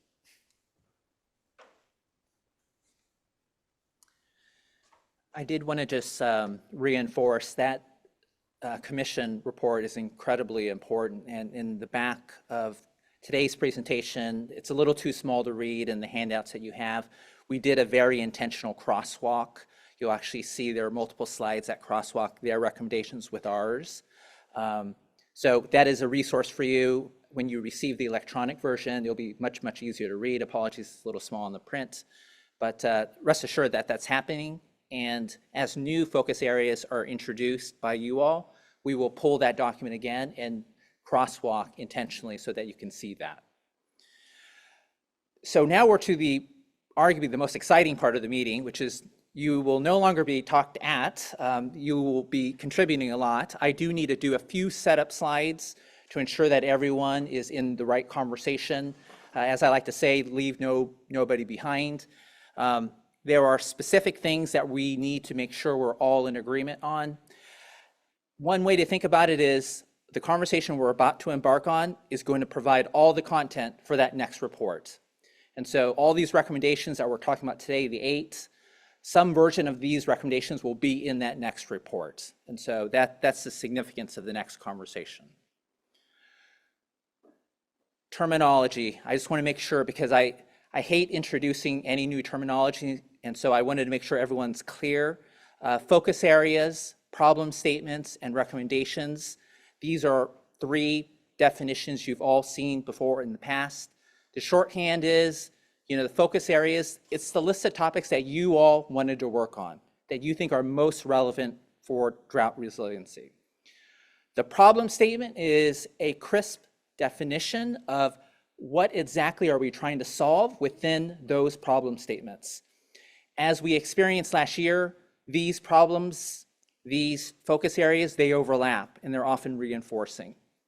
The recommendations, which are the focus for today, are formal suggestions that we as a collaborative will be putting forth in these DRIP reports. And so they're all related. As we think about the conversations we've had to date in 2023, there was a lot of work that you all put in to create that long list. There were about 100+ ideas. The 3 that we have determined to focus on are the drought relevant data, the drought preparedness for domestic wells, drought definition and narrative, what Sandy just recapped. The 6 listed here on the slide in the lower right are future focus areas that we'll likely tackle in 2025. In the July meeting and in the October meeting, we will likely revisit these 6 topics to frame them up for future discussion as well. So just like we did end of last year for these initial 3, we'll do the same thing for the next tranche. It's wholly up to you on what the next set of focus areas are and how many there are. So you set the pace, DRIP member led. This slide, to reinforce what we talked about in October, these 3 focus areas are the foundation of what we're going to discuss today. As we all know, they are related, they're reinforcing. I think what we'll find is as we walk through these 8 recommendations today, you'll see obvious linkages. There are linkages between what Alvar's about ready to talk to and what Tim's going to talk to in the afternoon. You'll keep on seeing those linkages. That is intentional. And so as we think about each recommendation, this breadth question is incredibly important. So we're going to be toggling between two things: the breadth, the scope of how these recommendations relate to each other, and the depth. The depth being the level of detail we feel is required to be included in those recommendations. That tension of breadth and depth, it will play out over the next 2 or 3 hours. The process that we're embarking on, we proposed this in the January virtual meetings, and I know not everyone was in those meetings. We designed the process directly informed by what we heard from you. So you said, we really need a clear process. We want to take action. We want to make recommendations. And so we've built this process directly informed by what we heard from you. If at any point you think the process is not working for you, let us know, right? We invented this. This is the first time we're doing it, but this is your process. This is your collaborative. To be really clear, there are underlying principles that we hold. It has to be collaborative, iterative, and transparent. It has to be member-driven. One thing I will say is that you were picked to represent 26 points of view. We know for a fact that there are many, many other people in your organizations or in other organizations that contribute really critical subject matter expertise. It's what sometimes people call SMEs. We want to bring them into the process as well. We also want to acknowledge that no two recommendations are made equal. Some problems are easier to solve or harder to solve, and so we will pace the recommendations consistent with whatever discussion is required. One thing I'll mention in a moment is between April, July, and October, where we will work through these first 8 recommendations together. If one can go faster, we'll try and go faster. If one needs to take a little bit longer, we'll take a little bit longer. And so it's meant to be flexible. The concept of work groups. So this is a really important point for discussion. We will discuss it this afternoon in detail. There are some considerations of how this gets structured. We've heard from many of you that we can't get all the work done within the collaborative in just these 3 meetings. And so we are going to propose the formation of work groups. Those will have to conform to the Bagley-Keene Open Meeting Act. We'll have an attorney later on this afternoon to talk through some of the requirements of that. But between now and July, and then July and October, we will have work groups formed that will advance these recommendations as needed. Okay. So apologies that this slide is a little bit hard to read, but between the first, third, and fifth columns, those are these meetings. DRIP Collaborative group meetings. In between the second and fourth column are really all the work that happens between these meetings. That's when we hope to have the work groups. That's when we hope to invite SMEs. That's where we hope that you have plenty of time to talk with your constituencies. I know many of you represent large organizations. So this process is designed, multiple bites of the apple, and in particular, Sam in the afternoon will talk about the voting that we will do along the way to build the consensus for these recommendations. Okay, so before I move on, any questions on the process? I know many of you are new, and I just want to make sure no one is lost in the terminology or where we're going. So any questions? Hopefully this is clear. Okay, I'm seeing nodding heads, thank you. Okay, after that January set of meetings, we had in-depth meetings, other virtual meetings, to really seed today's conversation. We knew the only way to have productive conversations today was to identify recommendations in advance. And so we had 3 virtual meetings, 1 for each of the focus areas. Each of these little hexagons represent an idea that was mentioned by one of you or many of you during each of those meetings. So within drought relevant data, there were 3. Within domestic wells, there were 6. And there were 2 within definition and narrative. Since then, we asked you all, given that conversation, given the process we're proposing, submit recommendations in writing for things that you want to formally discuss in April, July, and October. What we heard were 2 ideas for drought, relevant data, 3 ideas, 2 of those hexagons are combined for domestic wells, and then 3 for definition and narrative. Those 8, 2 plus 3 plus 3, are what we're talking about today. I will call out that thresholds and actions was an idea that was surfaced but did not get recommended. And state smalls and consolidation regionalization were also mentioned in the virtual meetings but did not get recommended. If we would like to pick those up or other ideas along the way, we certainly can. It's a rolling process. So these are our initial 8, certainly more to come. Okay. Any questions on the topics that we're going to be talking about today? Okay. Great. Okay. So now we're going to quickly pivot into 8 conversations on each of the recommendations, patterned exactly the same. The way we're structuring this is we're going to walk through the 8 recommendations as shown. We'll do 3 in the morning, 5 in the afternoon. We'll start with drought relevant data, then move to domestic wells, and then definition and narrative in the afternoon. This is the 1-sentence summary of each of the 8. In your handouts are the full written submitted definite recommendations from each of your colleagues. So this is the shorthand, but you have in your written documents the full description. Here's how we're going to run the conversation. Each of the 8 topics will be covered in roughly 20 minutes. 20 minutes is not a lot of time. We are not going to solve or fully flesh out all of their 8 recommendations in 20 minutes. Far from it. That's why we have July. That's why we have October.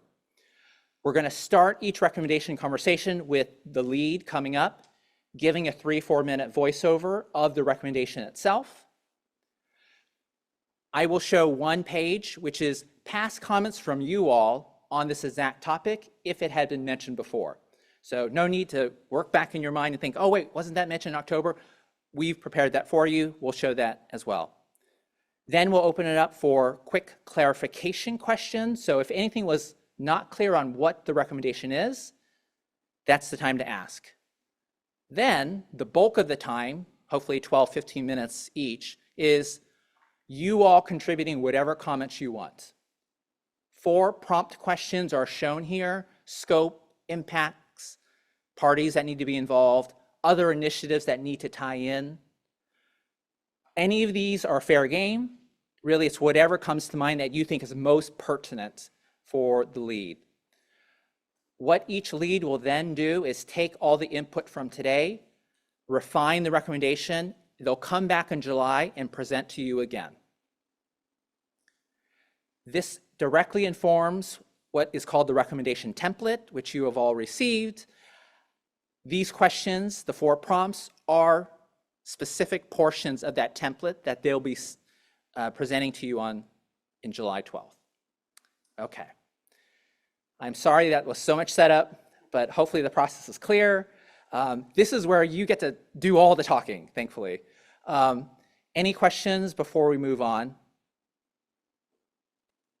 Okay. I'm going to have Alvar come up.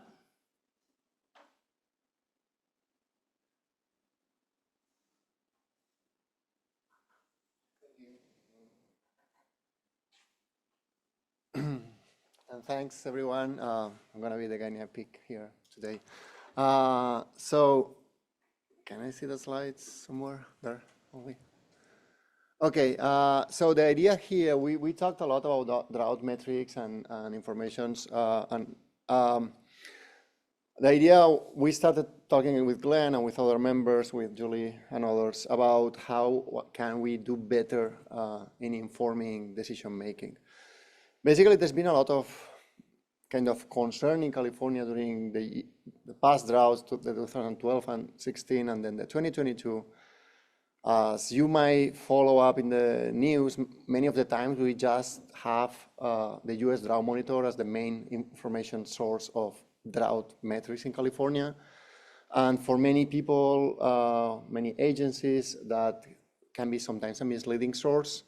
California has a really complex system. We move water a lot. We store water in the north. We get water from the Colorado River. And that doesn't fully represent how we have droughts here. I would also add that it's not only about hydrometeorological conditions, it's how we manage drought, and different sectors have really different ways of feeling drought. We were listening to Janine Jones this morning, for example, the latency in groundwater elevations. So it's really different how a small system is feeling a drought on how an irrigation district or how the environment is feeling the drought. So basically the main idea behind this is, could we have better information systems to take decisions during drought times, or even in advance to droughts. I think that in maybe it was 2018-19, the legislature passed a bill to get something better in California. We have now the California Water Watch, which is a really cool information system. I think that we still need much more on getting information that is processed to actually take decisions. There's a lot of information in the California Water Watch, but to me, it's not really well posed to actually take some informed decision. One other thing that would be interesting is, like, for example, we were talking about earlier about the emergency declarations. Sometimes I thought, how are they, I'm pretty sure the DWR and the board and many people are in these discussions, but are these declarations based on science, or are these just declarations based on other issues? So the idea here is that, could we have an early warning information system that could improve the way we take decisions in droughts? And this is basically the idea of this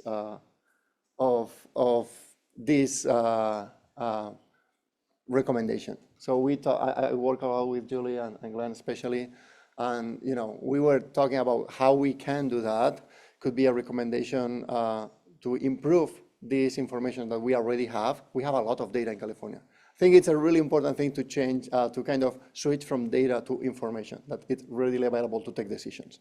And I think that that's the issue, how we provide information that is useful for the public, but especially also for decision makers, for locals and for the state, to take decisions, to finally, when we talk about early warning information systems, is because we can identify what's the potential impact that is going to happen, to try to mitigate it in advance.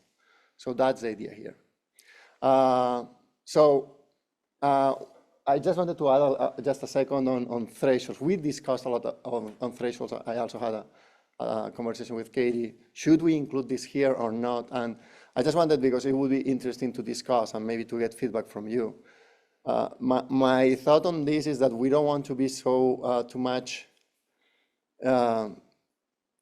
saying what the state has to do in advance, or so there's a lot of sensibilities, for example, urban agencies or irrigation districts between, how much supplies are they going to have. So so should the thresholds be included in this idea or not? It's an important piece also. But okay, the basic idea here is that it would be great to have an early warning information system where the state could have clear information for each of the different sectors and how they're going to be impacted during the drought and what are the actions that they could take. I think that's more or less 3-4 minutes. Excellent.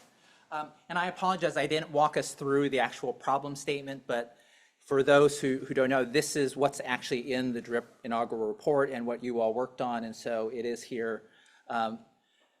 This other additional slide is comments that you all made in October and in the virtual meetings. So just wanted to put it up here so you're aware of it. No need to necessarily repeat things you have said before. You're certainly welcome to elaborate on it, that's fine. But this is a reference for you.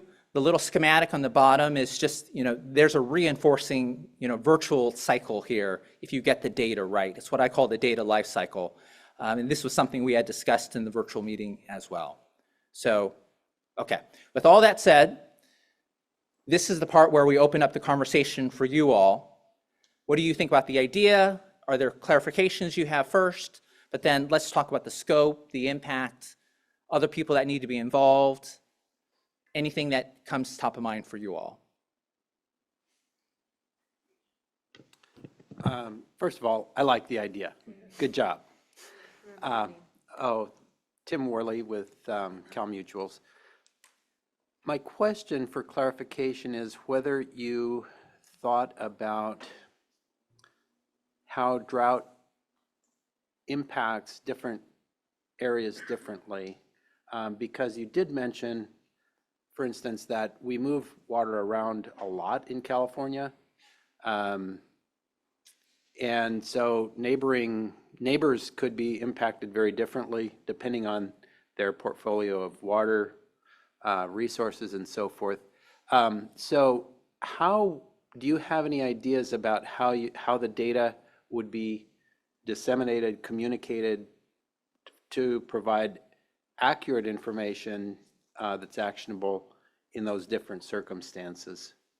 Yeah, that's a really good question. Actually, we have been working, I have to say, and I think that we commented on this, I've been working on a project for NIDIS. NIDIS is the National Institute of Drought Information Systems. It's under NOAA. On a project for 3 years. I'm in an extension I have 3 more years of funding to work on this. And actually the final goal is actually, if we could get to each user in California and get their supply portfolio. And you are totally right. There's neighboring agencies in Southern California that have totally different supply portfolios, and they have different drought conditions. So that's the goal. Could we get to that? I think that we can. Right now, with it's a lot of work, but with the information that we have available, we could potentially get there. I have to say that a concern that I have by working with a lot of people is that sometimes, working on a top-down approach, there's a lot of agencies that might know better than you what's their condition. And developing something top-down, and with that being too close of what was going to happen, that's a little concern that's why, for example, the thresholds, we have to be careful on what we decide at the top-down. But we could get there. And we could get there for urbans, we could get for irrigation districts. I think that we can get there for small communities. We could get like groundwater levels. This is related to the second recommendation.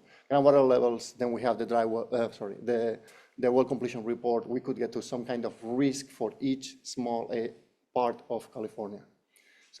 And for the environment as well. So that's the idea that we had in mind in this project. I think that the state is also more or less working in the same direction with the California Water Watch and many other initiatives. There's a lot of data right now. So I think that we could, one important piece of this is that there's a lot of complexity in all of that. And when you want to show that to the public, it has to be simple. So that's an important piece also, that how we actually combine these two things. And I think that we can, but there's some more to be done there. I'll second being a fan of this concept. I spent the last 6 or 7 years or so working on OpenET, which I know you know well, and so I'm a big fan of data for water management generally. I had sort of 2 related thoughts. I think one of them kind of builds on the points you were just making. The first, though, is around kind of what is drought resilience a function of? And you've mentioned some of the variables that you could potentially include. But it occurs to me that it's sort of partly a function of really measurable, quantifiable things like groundwater level. I mean, whether or not the data is easy to access is another question, but sort of physical properties. But it's also a function of institutional factors, governance, social fabric, et cetera. And so I'm just curious how you're thinking about that other aspect of resiliency in this recommendation. And then kind of building on that, I think, resiliency also depends on engagement with the topic and sort of awareness, and that links into communications. And so in thinking about kind of dashboards and things like that, I wonder, and this is what I think connects a little bit, is like emphasis on usability and on the ability for sort of local input. It's something with OpenET we put a lot of emphasis on, and worked with a private user interface developer so that it was sort of easy to navigate and play around with. And so just curious for your thoughts on both of those, and sorry for the two-part question. That's great. And this is Robin from Environmental Defense Fund. Forgot to mention that the first time I spoke. Sorry about that. Thanks, Robin. So yeah, you are totally on track. So actually, we have been working on these two issues. The first thing is that, I don't want to get into academic, like, we divide the final impact is a function of the drought hazard, their exposure to this drought hazard, and the vulnerability. So actually, we're getting drought hazard, which is kind of what's the lack of water that you have, water availability. And one interesting thing that we can actually integrate their regulations. For example, people that have senior water rights and junior water rights have a different drought hazard. And the water in the reservoir is the same. It's just that the junior water right holder is going to have a higher drought kind of hazard because just has lower reliability in the system. So we can get to that. And then the second part of your question, and there's also the vulnerability side. How vulnerable you are, how can you face that? For example, there's cities, big cities usually have a lot of financial capacity to deal with, or maybe you have access to surface water, like the case of the Central Coast. They are much more vulnerable than other places because they have low water use already, and they are not well connected to the whole state. So we can identify, so one idea here is not only look at the hydrometeorological conditions, but also how that can translate into impacts. And to actually get to the impact side is the more important part, like try to mitigate the impacts, which is actually the final thing. And the communication, that's a big thing. It's like you want to convey a lot of complexity, but it has to be simple, because if not, it's people are not going to understand it, and that's a big challenge. So one quick comment. This depth question that is all in front of you is, does this collaborative want to help define what the exact metrics are to ensure sub-regional, subsector? Do you all want to see what visual interfaces look like before we make the recommendation? So this question of how much ground do we take, does DRIP actually do the work, or do we just recommend the work be done and then others do it, is an important question. Suzanne? So as a domestic well owner, we're a group, a huge community of really a loosely knit community, and we are joined by our community and the interests we have in that community, whether it's historical or preservation of our values, of the concern for each other and groundwater. And so I'm wondering about whether a top-down approach can really work or reach the community. So far, the idea of public engagement and outreach, to me, has to have more depth than that. That engagement means, to me, communities participating and becoming part of the solution and buying into the solution. I mean, it would be very hard to stand in front of a group of domestic well owners in a community center in our area and talk about drought and what we are going to do for you. I really think that the approach, we really need a bottoms up. And so maybe the early warning system that you're talking about, different levels of sophistication of that warning system. And all sizes don't fit all. I mean, there are going to be regional differences and as far as the impacts go, personal and the economic. And some are I'm in a high priority system with very sophisticated programs coming out, a big concern, water recharge, harvest water. So, I mean, I think a lot of bottoms up it will also help in defining the program and making sure that it reaches the people we want to reach. Thanks.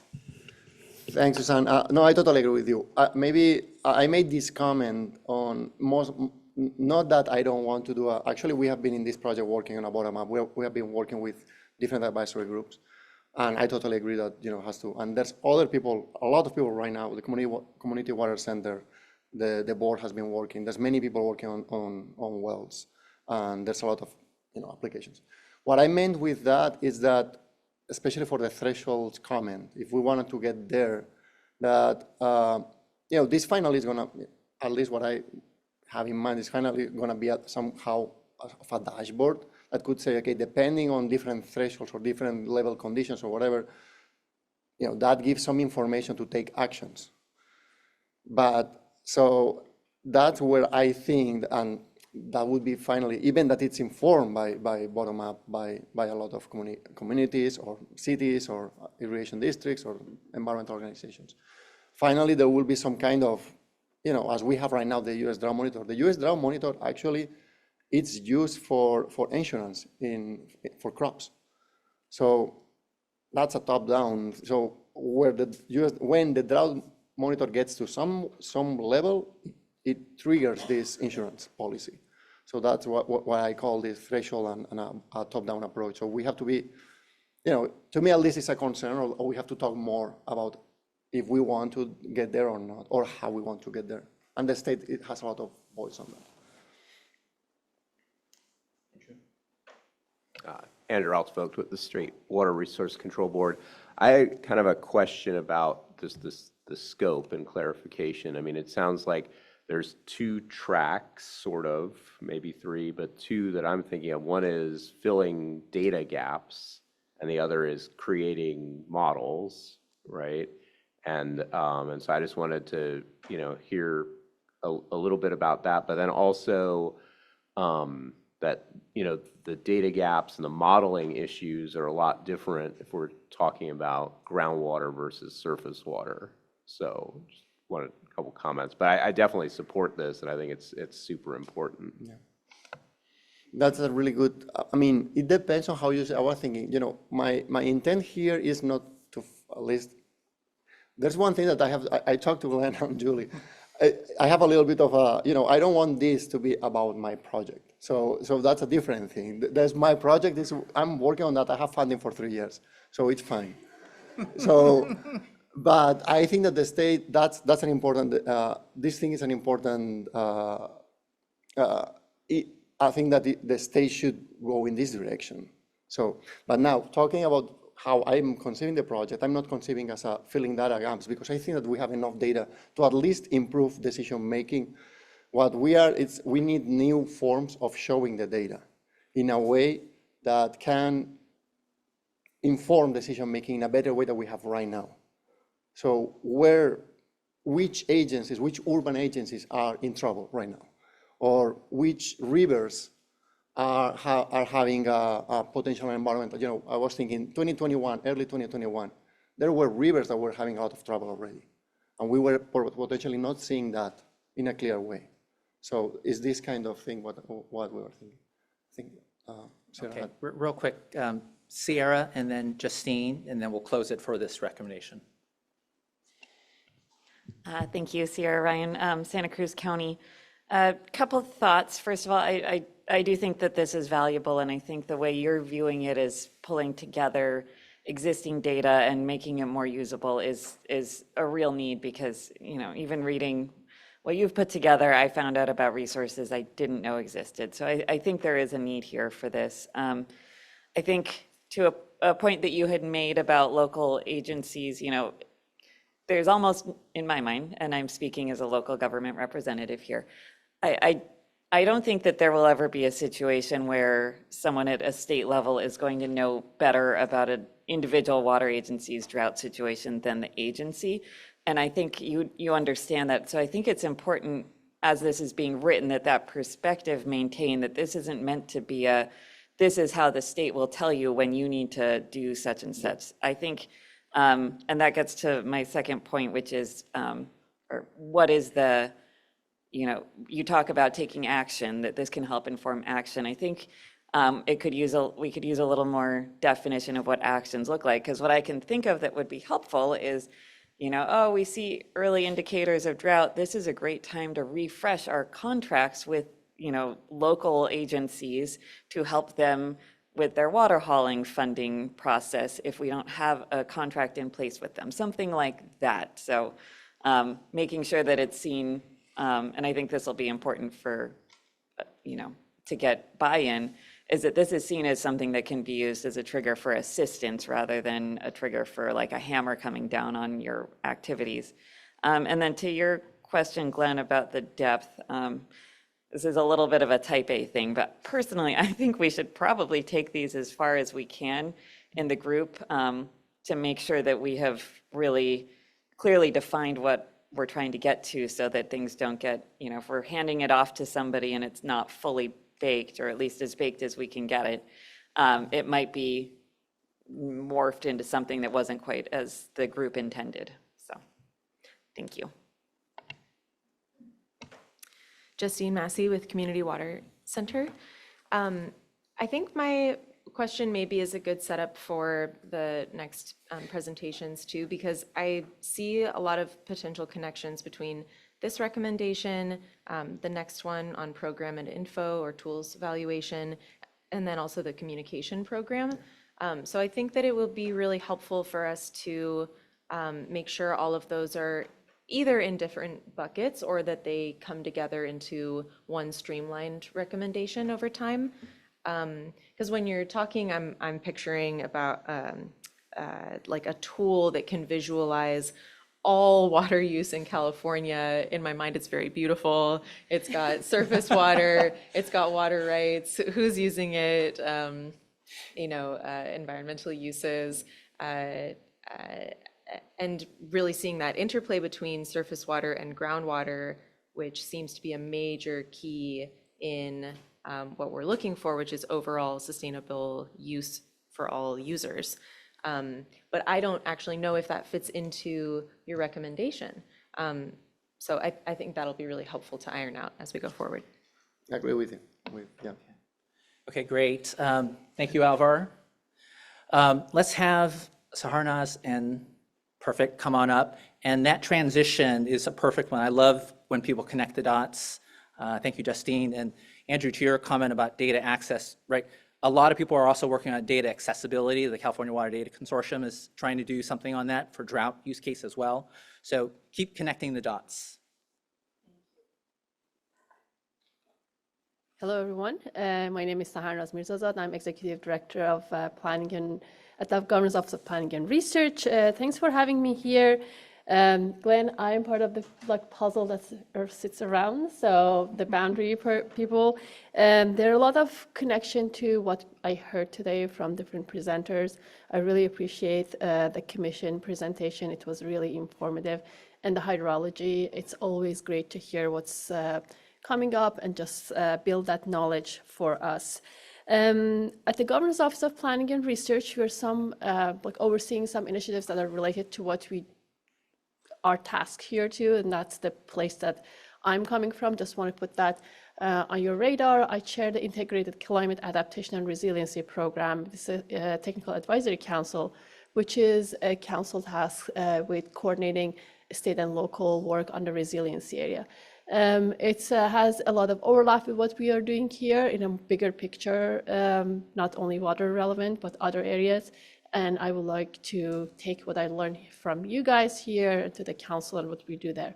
One of the other things that I wanted to mention that under the ICARP programs, we also develop multiple tools, including the CalAdapt tool and Vulnerable Population Platform tools. It has different data sources that are feed into the Vulnerable Population Platform. It's based on the 5th climate assessment data, but I can envision that in long-term data that's coming from something like water resiliency could be fed into it if that effort is undergoing and it's completed. Also, we are tasked with coordinating land use in the state level and with locals. That's one of the foundation of our office. And I can see a lot of relevancy to what's happening with especially what the Water Commission mentioned related to the land use and agriculture and water resiliency. And again, if there anything that we can do in the context of our general plan guidelines development and all of that, we'd love to see that connection happening. And with that, our office had 2 recommendations. I will only present the first recommendation for you guys, and the second one will be with my colleagues, Ilya, who is here on behalf of the office. The first recommendation is more focused on the way that we are conducting our role as a ICARP Technical Advisory Council. both with the intention of calling attention to existing information that can guide us in making informed decisions, not only about the next steps of this collaborative, but across our various networks as we pursue actions to address the impacts of drought. This is especially pertinent in a tight budget year, so we can ensure that existing investments are fully leveraged before proposing new action. And just as a context for people who have been in the state work for a while, state budgets goes up and down. The years that we don't have a great budget year is the best time to be thoughtful, think about things that could happen in the next years that we have a better budget. And I see this as a really opportunity to coordinate better and come up with the area of the gaps that the legislator and the governor could pick up as an opportunity to further the goals of the state and this collaborative. At OPR, we play a centralized role, combining expertise, resources, and research products across sectors to inform state and local policies and plans. Where gaps in information exist, our research and tools development team are working hard to improve our capacity to understand and take action on grand challenges like California experience with climate change. As a convening of expertise and decision makers working across states, DREAP can leverage a similar approach in uplifting existing information relevant to California's drought reality and assess the extent to which gaps in our knowledge remains. We think that the two efforts to leverage existing information and the stories about the impact of the drought and highlight solutions to those challenges may set a foundation for future steps. So the first recommendation that I will go over is conduct an evaluation of programs and initiatives relevant to California drought issues to ensure strategic alignment with existing federal, state, or regional efforts and rapid action to address outstanding questions. This recommendation is more of an observation of opportunity to position the DRIP collaborative as a resource hub, recognizing the breadth of the knowledge resources we currently have available for our use in planning, policy, and implementation. The drought reality facing California is vast, but existing information resources and tools can already guide us, our ability to unpack the complexity and make informed decisions that help build resilience at community levels. A rapid analysis of these resources is a starting point to create a common understanding where gaps in information are shown to exist through the analysis. The DRIP collaborative is well positioned to engage our various networks to fund the development of new tools and studies, support programs in strategically prioritizing critical concerns, collaborate with our partners in other states at our federal level, and communicate with many communities we serve in ways that build momentum toward a more resilient future. We see this effort being a fairly, not a light lift, but a lift, something that we can take on, where all DRIP members may contribute relevant resources they use or aware of in support of a literature review.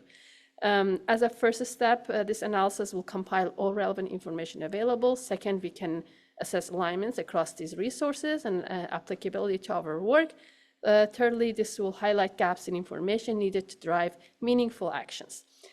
Finally, with a better sense of the current resources and tools, we can determine next steps and action needed to uplift the information and fill knowledge gaps. One of the things that I want to mention that today's Commission report highlighted two opportunities that we can already make an alignment with.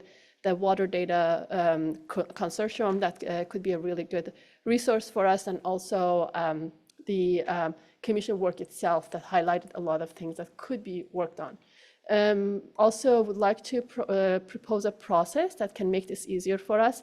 We can issue and request for information to get information from different state agencies, different local jurisdictions, that they can actually submit the data that they have and information. This is a pretty common thing that we use at Governor's Office of Planning and Research, and has been a very interesting way to engage different researchers, different local jurisdiction, and giving us the information that could be relevant to work that with us. And it's always surprising to see the vast majority of data and information that exists out there, and it will help us to reduce the duplication potentials.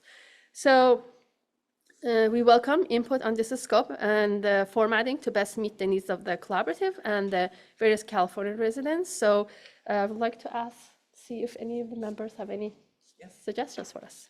Yeah, and I'll just say real quick, we have not discussed this exact recommendation before, but obviously in the July meeting, we had all the state agencies talk about their initiatives. And so there is some foundational work that's already been done, but let's open it up for clarification questions.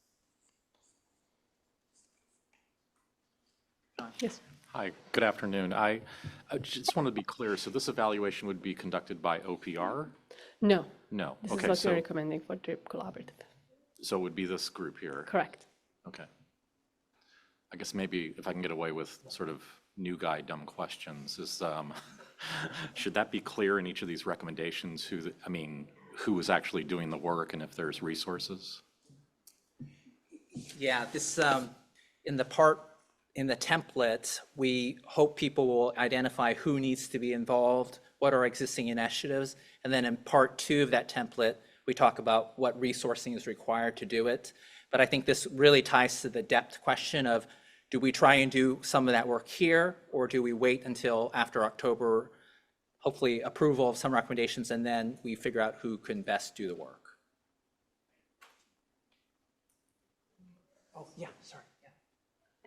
I mean, I like the idea behind this.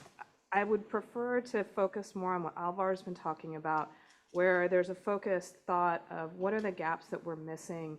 How do we, as local jurisdictions, as state jurisdictions, work on this? I'm not sure this body has enough funding or technical expertise or full expertise to do this, and I wouldn't want OPR to take it on either. And so the question is, what is the capability of a voluntary advisory board versus I think the big issue that we have, which is how do we plan for water supply for all, all sectors, all jurisdictions, and those kinds of things. So I think merging this sort of idea and concept into a discussion following the other proposal might be helpful. I know that's a sort of constructive criticism, but I think they actually might work a little bit together. Again, an advisory committee may not be the best to do the meat of the work. Do you want to respond to that? Yeah, if I could just chime in there. And I agree. I think there's actually quite a lot of alignment between these recommendations. And, if I could just add some flavor to it, I think what we're thinking about is just recognizing that there are so many great tools and informational resources out there already. And we want to call attention to that first before we embark on some new actions. And so I think that there's alignment there in recognizing what's available to us now and uplifting those resources first amongst this collaborative. And we can all put our heads together and thinking about, what tools do we use? What information do we already have? And then with that, what are those gaps that we can fill through the development of new tools potentially? So that's kind of the intention there. And so really open to thinking about alignment and merging the two concepts. I think that, in my mind, a lot of what was coming up in the previous discussion was highly relevant to kind of our framing here. We just sent two different submissions at the same time. Tim? My question is whether this recommendation also looks, and I think maybe this has kind of been alluded to at least, or implied, does it look for areas where there may already be duplication of information gathered or requested by, I don't know, different or even within the same state agency? Because just as a background, I don't fill out the EAR. I don't work for an urban water agency, but I hear a lot of grumbling, and louder than grumbling, when there's a perception that the state is asking for the same information in multiple different ways. That's a good question. That's a process question, that how we can set this up. But at the minimum, the thing is that we shouldn't create something that is already out there. That would be a waste of our time. Yes. Yeah, and real quick, thank you for reminding me. Yeah, turn your tents vertical if you want to talk. So it looks like we have Andrew. And the other thing I'll just say, Tim, is, again, the California Water Data Consortium is looking at streamlining reporting. So that is definitely a known issue. Katie? Oh, yep. Yeah, so I think I agree with what's been said of, kind of moving, leaning more into what we heard about in the first presentation. I mean, I think one of the things that you said that does resonate, though, is, with OPR's involvement in planning and general plan guidance and stuff like that, and I think it's getting somewhat, maybe Catherine was alluding to, too, having modeling and data that local governments could use, and then guidance from like OPR and others on how to use that. That would be an aspect that I could certainly see value and support. And I don't know whether that means it would be like part of what was proposed here or a separate project, but that's one aspect of like how the planning gets done using the data.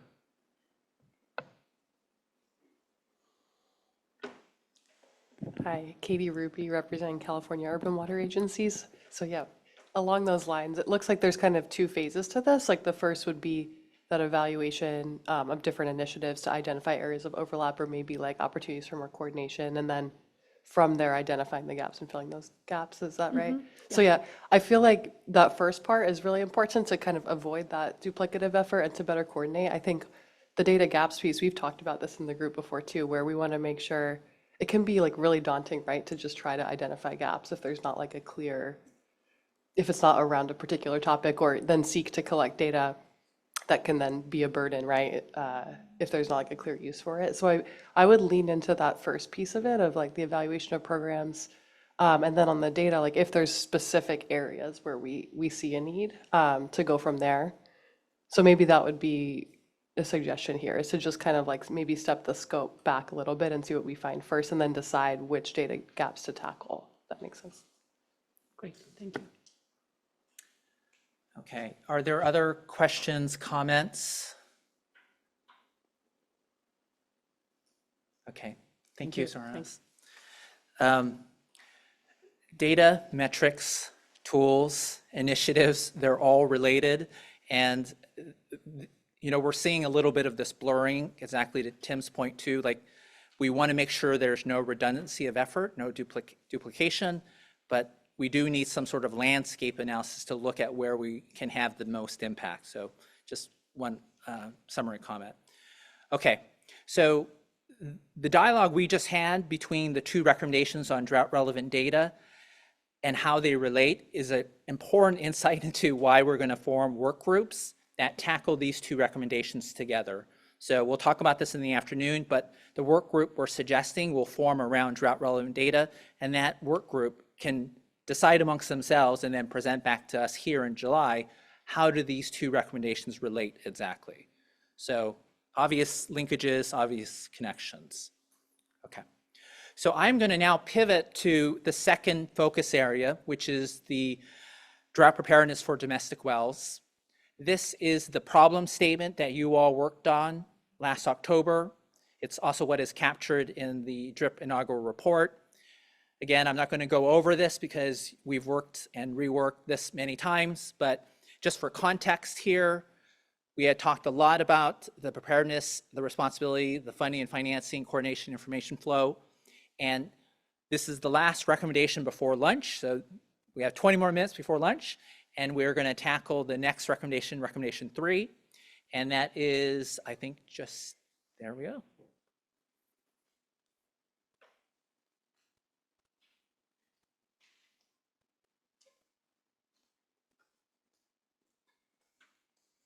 Hi all, I'm Justine Massey with Community Water Center. So we, as the state was grappling with this most recent drought, the drought we perhaps are having a brief relief from but are still in, well, time will tell, there was a law passed, SB 552, which actually is how we all came to be here. This is the state side of the law's mandate. A very important component of it also was to require counties to really dive into drought planning. And Julie gave us a brief overview of how much progress has been made on that so far. And currently, only 2 plans have been submitted. So I think that that provides good background for why there's this recommendation to update the law. The law has some very good components, but it's lacking teeth, right? Really notable missing piece is that it doesn't have a deadline for the counties to submit their drought plans. So as you see in the materials, this recommendation is actually pretty straightforward, really specific changes that I think that the DRIP could make to strengthen this law and really fulfill its purpose to have counties step into that important role of drought planning and then drought response. And I will just note that, of course, this connects to the roles and responsibilities recommendation that we'll discuss later. So this is a zoomed in look at the county role. So yeah, some of the main components are making sure that each county has an individual plan, just taking away any ambiguity from that, establishing a 5-year plan update deadline, as well as the initial deadline for turning in plans, so that we have an iterative process as conditions continue to change. And then, yeah, number 3, reiterating we need a deadline. And then another important change would be to have a state review of plans. Right now, they just sort of are received. And though there may be input from the public, for example, in the formation of the plan, there's no official feedback that happens from the state regarding whether or not that plan is actually going to be successful, or monitoring for progress. So then, in addition to the individual state review of plans, having the state also submit a comprehensive implementation report to the legislature every 5 years, as they do for urban water management plans and agricultural water management plans. Again, so the state is gathering information about how effective these programs are and adjusting as necessary. And then in line with that, having a staff person at the state level to hold all of these strings and keep things interconnected. And then the last recommendation listed here is about commissioning a legislative study involving counties and representative organizations to assess those existing plans, so that they can be part of the iterative process for improving them. So hopefully this is landing somewhere in your thinking. I don't know that everyone's necessarily plugged into what's happening at the county level. Catherine, I'd be really interested in hearing your thoughts on this as a representative of counties. We think that this can be effective and very important for ensuring that there's continued access for drinking water users in particular. That's Community Water Center's interest in the bill. Yeah, I guess I'll just mention again, not all responsibility has to land on counties, but we do need processes for understanding which role they're going to take and then seeing what progress is made. So I'll open it up to any questions.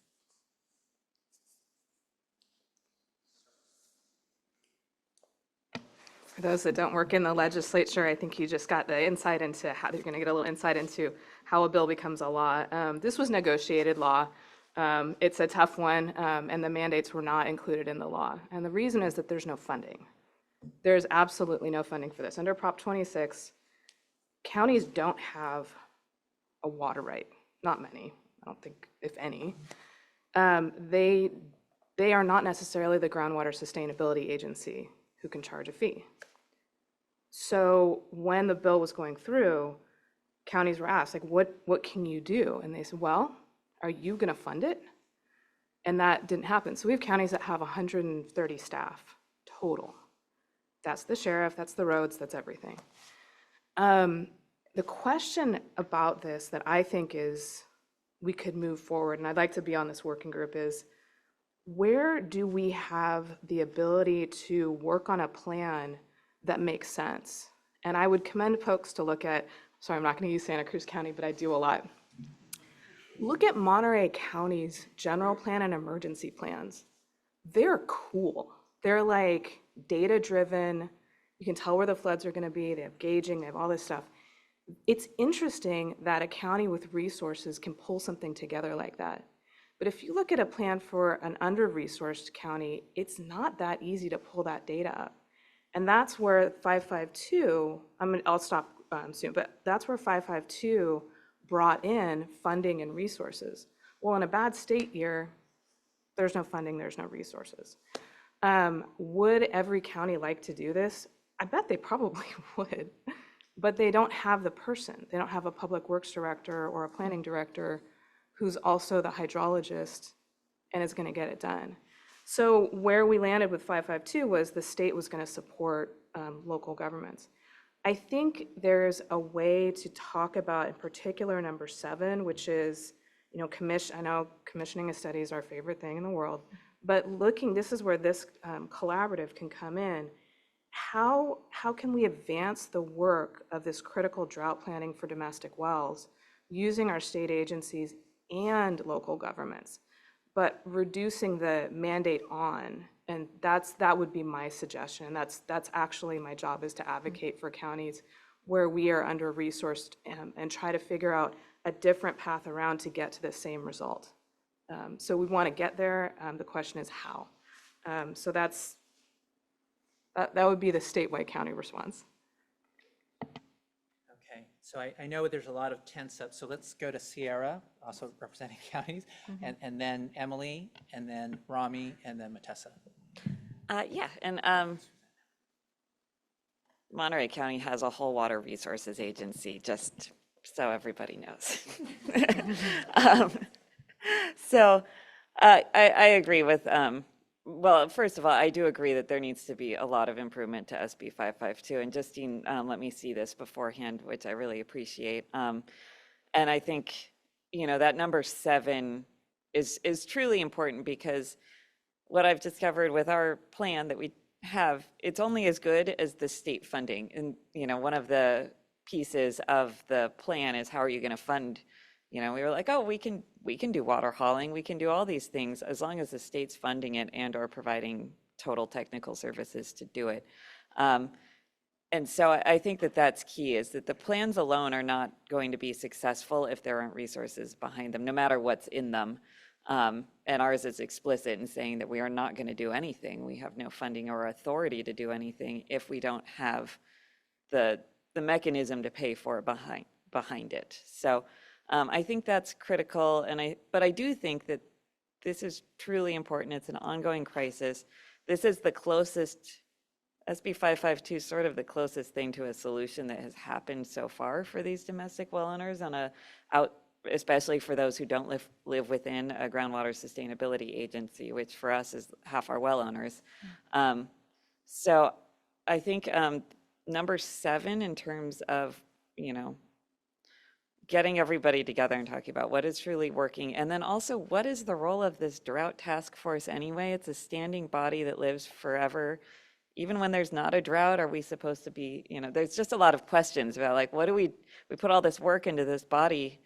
What are we supposed to do with them if we're not allowed to disband them? Because we're not. So clarifications about some of these things I think are important. But overall, I do think that this is something that is really critical and that this group could play a really valuable role in. And I thank Justine for taking the lead on throwing ideas out there and bringing this up to the group. Thank you for the opportunity to comment. Emily Rooney from Agricultural Council of California. Just sort of the flip side of the coin of the funding concern. The first thing I thought about was, do we have a projected cost of what something like this would cost the state? And the reason why I ask is because my industry's at least a decade deep in the state water board fee system, and that situation is absolutely broken. And so I would urge this group, if we pursued this as a priority, that we would actually seek general fund dollars. Going back to the previous comments from the Governor's Office of OPR, the comment was made to do planning now for when we have a more robust budget cycle, because the existing state water board system is, and Andrew knows my feelings about it, it's a little broken right now. That's my personal assessment. But I could totally see how the counties would need some assistance in trying to get this executed. So if we could come up with a comprehensive strategy, determine costs, hopefully support a general fund approach, we could probably bring some more support to the table, I think. Raman Gandhi, Lake County Public Works. I have a fear of plans in general. And that's because we create a lot of plans, and those plans end up on shelves and collecting dust. So I think one of the things we need to talk about is, okay, well, we have a plan, and then what? It's not just the cost of the plan, like Catherine said, but now we got to talk about implementation and how do you implement it. In LA County, we did develop a county water plan that the board adopted the end of last year. We have 210 water agencies within LA County. Trying to get everybody on the same page and trying to deliver a plan that everybody accepts and buys into is a very difficult task. The uniqueness about LA County is because we also have the flood control district, we also are somewhat of a utility and have some water services that we do provide. It gives us a little unique advantage to be able to do that. But I think for the most part, because counties don't generally have water rights, they're not the water providers or the retailers, it makes it a little difficult to put this plan together and get everybody's buy-off, and then ultimately implementing that plan on a regular basis. Matessa Martin with Buena Vista Rancheria of the Miwok Indians. In this, I just want to kind of advocate for tribal inclusion in either creating these plans or in this task force.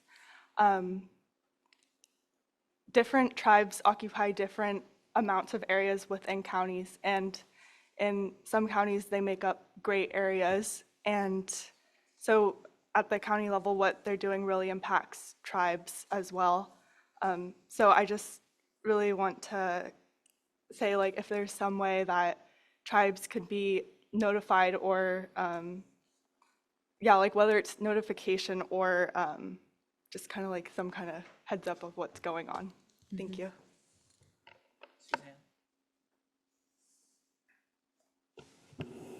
So as a Suzanne Pecci, domestic well owner in the South American Subbasin. So as a public member, I made it known that I wanted to be a part of the county task force in the county that I live in, because as a public member, I think you're trying to serve the public with this program, and I think the public should really be engaged. I mean, we have a lot of ideas. I think they need to be part of the solution, and they need to be supportive of any planning that any county does. And plans are going to vary between county with respect to the need of the community. And the level of support that you get will depend on a lot of factors, the involvement of the community in their community. I'm finding that the longtime residents, like myself, I've lived in Elk Grove for over 50 years. I've lived in the rural area for over 40, built our homes with people. So we have a real deep connection to the history of the area and wanting to retain the ruralness of the area.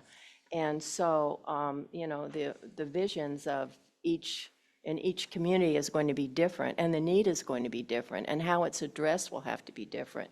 And so Sacramento County is rebooting their assessment, their program, and including more people. And I really think we need to get into the area of the Sustainable Groundwater Management Act.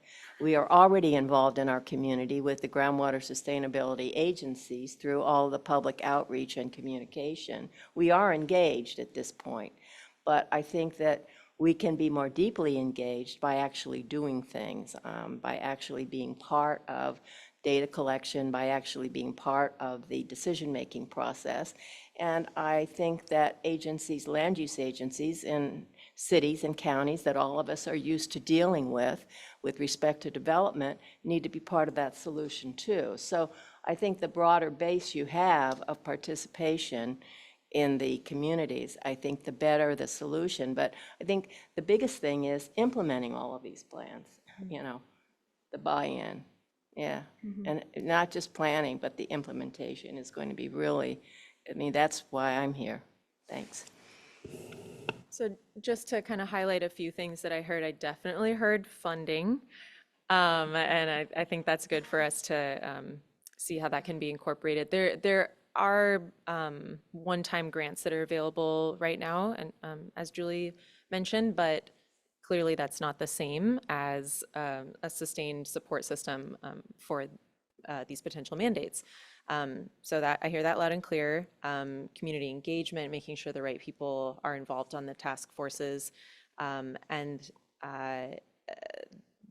this wasn't said right now, but I'm connecting to earlier, I guess, the question of implementation, like making sure that the plan is actionable, right? Like having the necessary MOUs in place, knowing who would be contracted to carry out any of the actions that are identified.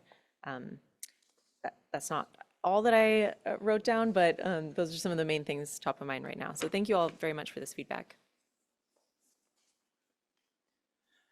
I'll just commend that last conversation because, not to reinforce Sierra's type A personality, but when we have actual, numbered items, 7 things, the level of specifics make it more actionable. And the comments from Catherine and others where you say, oh, well, number 7, it kind of has to be a little bit different. Like, aspirationally, I think that's where we want to go with all of the recommendations. Now, not all recommendations require the same complexity, but when we talk about getting to implementation, which is the primary focus between July and October, we really want to get to this level of detail as fast as we can, and hence the work groups and why they would be formed.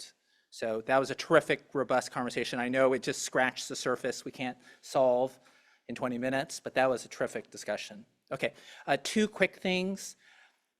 In your handouts, the worksheets for the 3 recommendations we just covered. I'm sorry we didn't get everyone, we didn't have time to have everyone comment on it. Please, please, please write additional comments if you have any on those worksheets. We will collect them all at the end, and we will help the leads synthesize and have all those comments written down. So if you didn't have a chance to talk live, please, please, please write it down. The second, as we look toward lunch in just a moment, I know a few folks have to leave in the afternoon. We, of course, have to have quorum for the afternoon session. So if you can stay here for the afternoon, raise your hand. Okay. Raise them high. Yeah, Sam's going to count.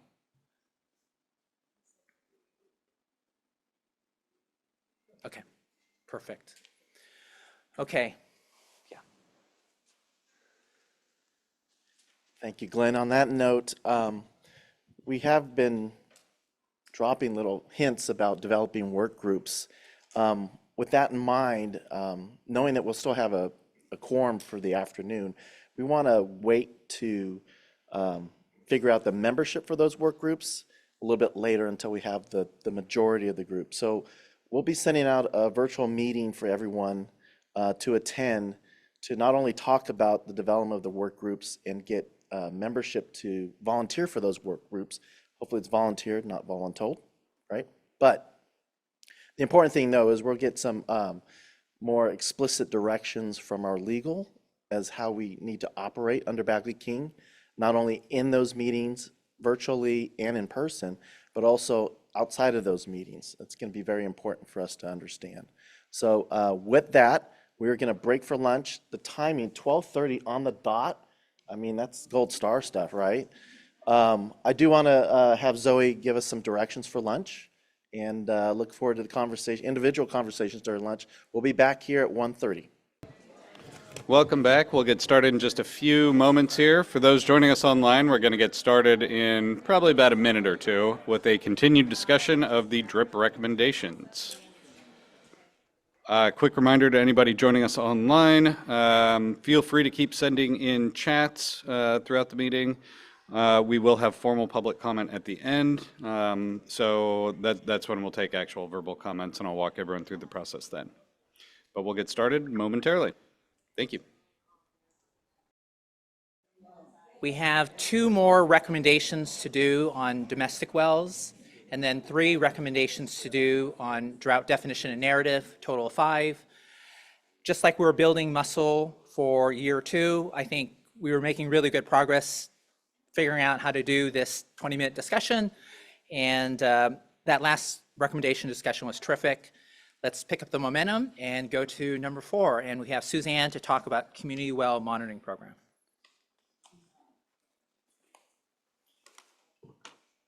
Hello, my name is Suzanne Pecci, and I am a domestic well owner in the South American Subbasin, a member of a Domestic Well Advisory Committee, which we just formed, and which has a monitoring element to it.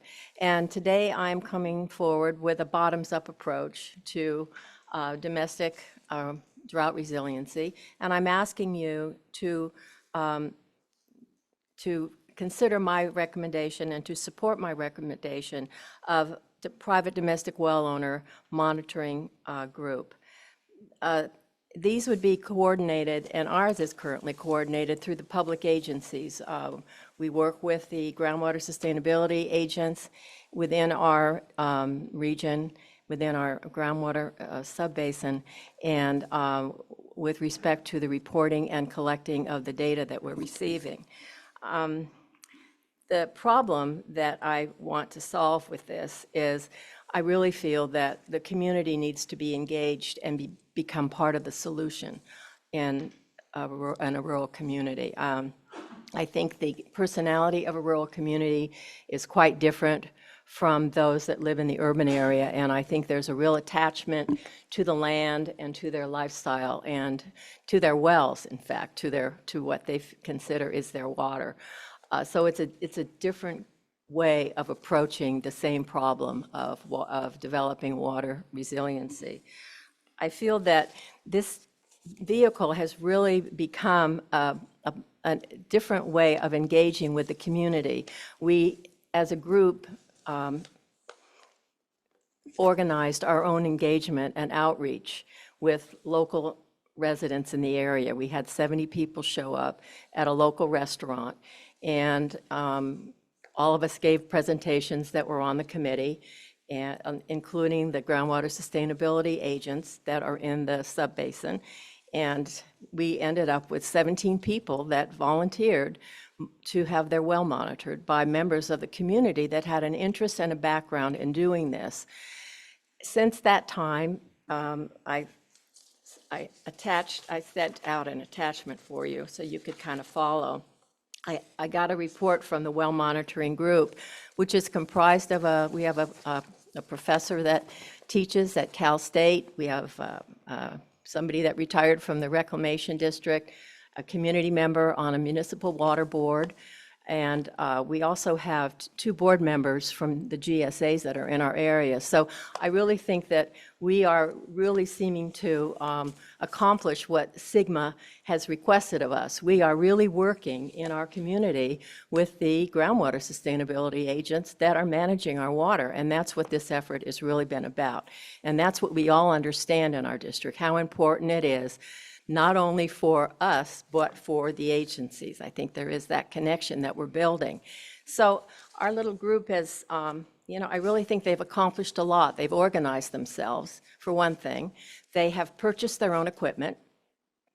They have devised their own method of collection, and they have a reporting system, and the data is in fact given to the GSAs, which will inform the updates that are required on the groundwater sustainable plan annually, as well as the 5-year assessment that will be due. So we're using this data on a local level. The wells that are being monitored are really the wells that are the wells of the neighbors, and they're your neighbors' wells. And we are looking to expand this effort because I think the interest is there. I think that we can gather people's interest, we can gather their confidence, we can gain the confidence and the trust of the community, which is what we've been trying to do, to help them become a part of their own solution. None of us in this community, there are about 3,000 or more well owners within the community that I live in. None of us want our wells to go dry. I think we will all work hard to come up with a local solution that may not fit everybody, but that will fit us. So I'm asking for your support in this. If you have any questions, I've kind of submitted everything that I talked about with the well committee and the instruments they use. I'd be happy to answer them. Terrific introduction. And just as a reminder, in October,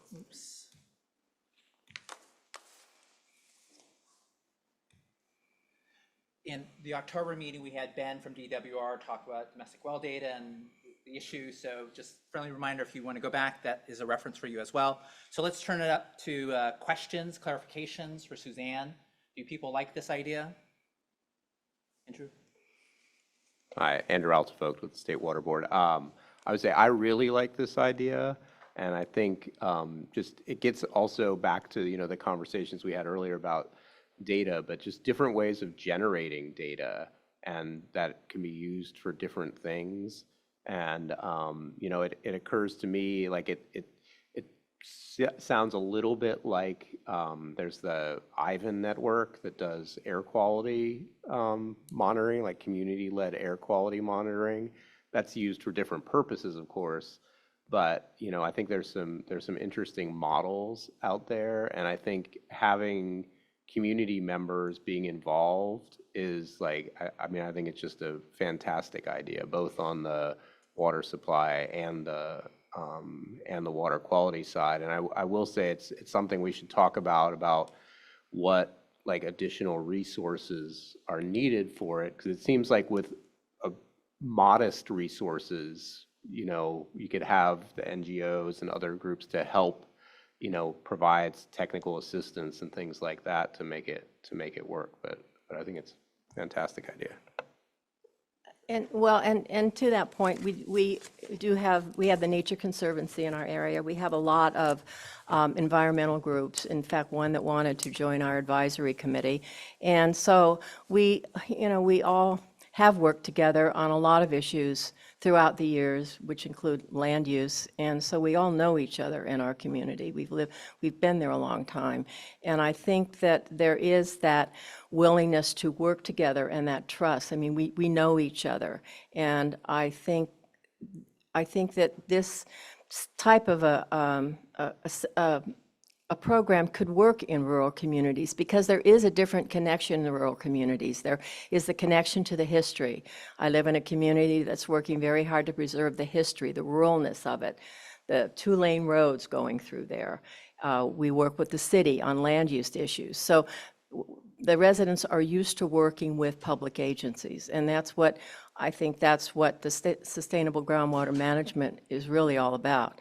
And not just public meetings where you talk to well owners, but where you actually engage them. And for some reason, people in my little subbasin really became very engaged in the Sustainable Groundwater Management Act conversation, wanted to be a part of it. The data often comes down to trust. Do you have a? Yeah, I also think that this is a great idea and an interesting approach to empower people to sort of have some understanding of what's happening and some control over how things are monitored and when. So in our county, we'll do free well soundings for anybody who wants, but that involves a huge amount of coordination at our end, and people have to be willing to let a county official on their property, and they might not want to, where I can see this being a really cool opportunity. I think my suggestion for like a next step would be to talk about, to think through like, well, what does this look like? Is this the state developing kits maybe, where it's like well sounders and training videos and an online portal where people can, like a Weather Underground type model where people do their own soundings, it goes up onto this sort of website. And then local community groups or nonprofits can apply to get one of these kits? Something that simple, or is it a little bit more involved? So, I think that the next step is really to think through what is it that this group is going to be able to contribute to an effort like what you're proposing. But I think overall it's a really cool and different way of getting people to understand their own vulnerabilities. Yeah, and I don't think that this would work for everybody. I mean, this is kind of that trial balloon that we're sending out. And I do think the next step is really guidelines. We work with a consultant for one of the groundwater sustainability planning plans, so that we had expert help and far as forming it, monitoring what had to be done, the precautions you had to take not to contaminate the well, the equipment that we had. And we had people that had experience and an interest in their community. I mean, that is the interest, is in preserving everybody's lifestyle. It isn't, it's not a singular, it's not, it's something that's very community oriented. So I'm looking for funding and some technical support so that a program like this could be developed for communities that this would be appropriate to. Justine and Tim? Yeah, Justine Massey with Community Water Center. I'm also very interested in this. I think that especially with some of the notes that Andrew offered about how to make it accessible where there aren't currently resources, right, to pay for it would be very helpful. I want to plus one also what Sierra said about kits that perhaps people could apply for, noting that there's training needed as well. And possibly as an attorney, I'm thinking about how this connects with the current requirements that GSAs have, because I wouldn't want something like this to supplant the requirements that they already have to gather meaningful data and have all of the different beneficial users represented. But that said, I think just some continued clarification and guidance from state agencies could maybe make a distinction of like what those requirements are, and then how to include citizen science. And it seems to me then the mechanism would be like the best available science, the best available information. So even if the GSAs aren't responsible for gathering that data, then they would be responsible for responding to it. I don't know if that's boring for others. This is the part that my brain latches onto, so that then we'd be, like you said, in local spaces, creating more rich data that would influence management decisions, because I think that's the core Right. part of what you're talking about, where you've implemented this locally. That's what our data is. Our data is being coordinated through the groundwater sustainability agencies. There are 2 board members from 2 different agencies within our subbasin that are coordinating and that live in the rural area. So they too are out monitoring. And it isn't a governmental agency coming on somebody's lot. This is what the distinction definitely is. And I think we've talked about the different personality of the rural resident, and there is that degree of privacy about their well.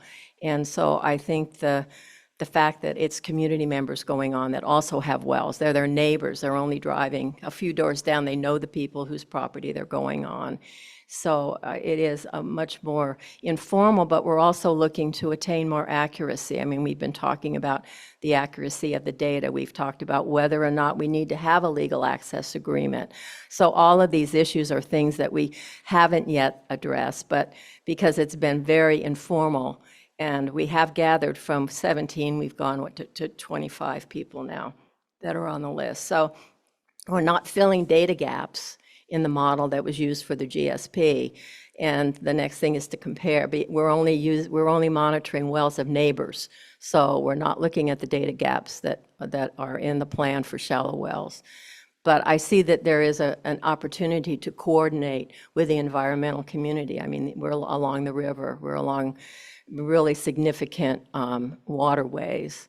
And there's a lot of activity and a lot of involvement and interest in supporting the domestic well owners, because really shallow wells are, would be similar. Shallow water levels are a similar concern for both water user groups. So yeah, accuracy is what we're working toward, and use, how we can use it. Right now it's local, and it is just to inform the plans for our subbasin.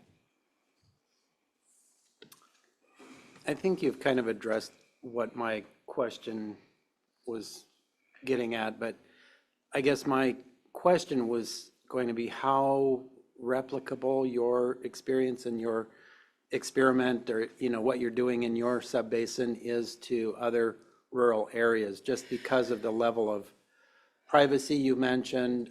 Trust seems like a major factor, and I could imagine that there would be a lot of hesitancy to share the information on your own private well with, I don't know, with a state agency, with a GSA or whatever. So that has been the discussion, the fact that my well log is public information, and all of the information, including my home phone, is on the DWR website. I mean, we've had that discussion of privacy versus public. So that is definitely an issue. So we have a lot of things yet to work out, but I think that we're becoming more sophisticated even in our thinking about this. And I think we could use, with technical support and funding, I think we can develop this into something that could even be a useful model for other communities. And I know other people in communities similar to mine. They are like me. I know them.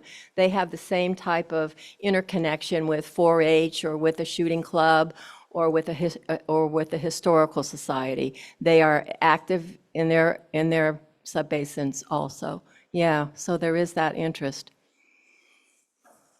Thank you. You're welcome. Okay, that was a terrific conversation. We're now going to Sierra and Justine.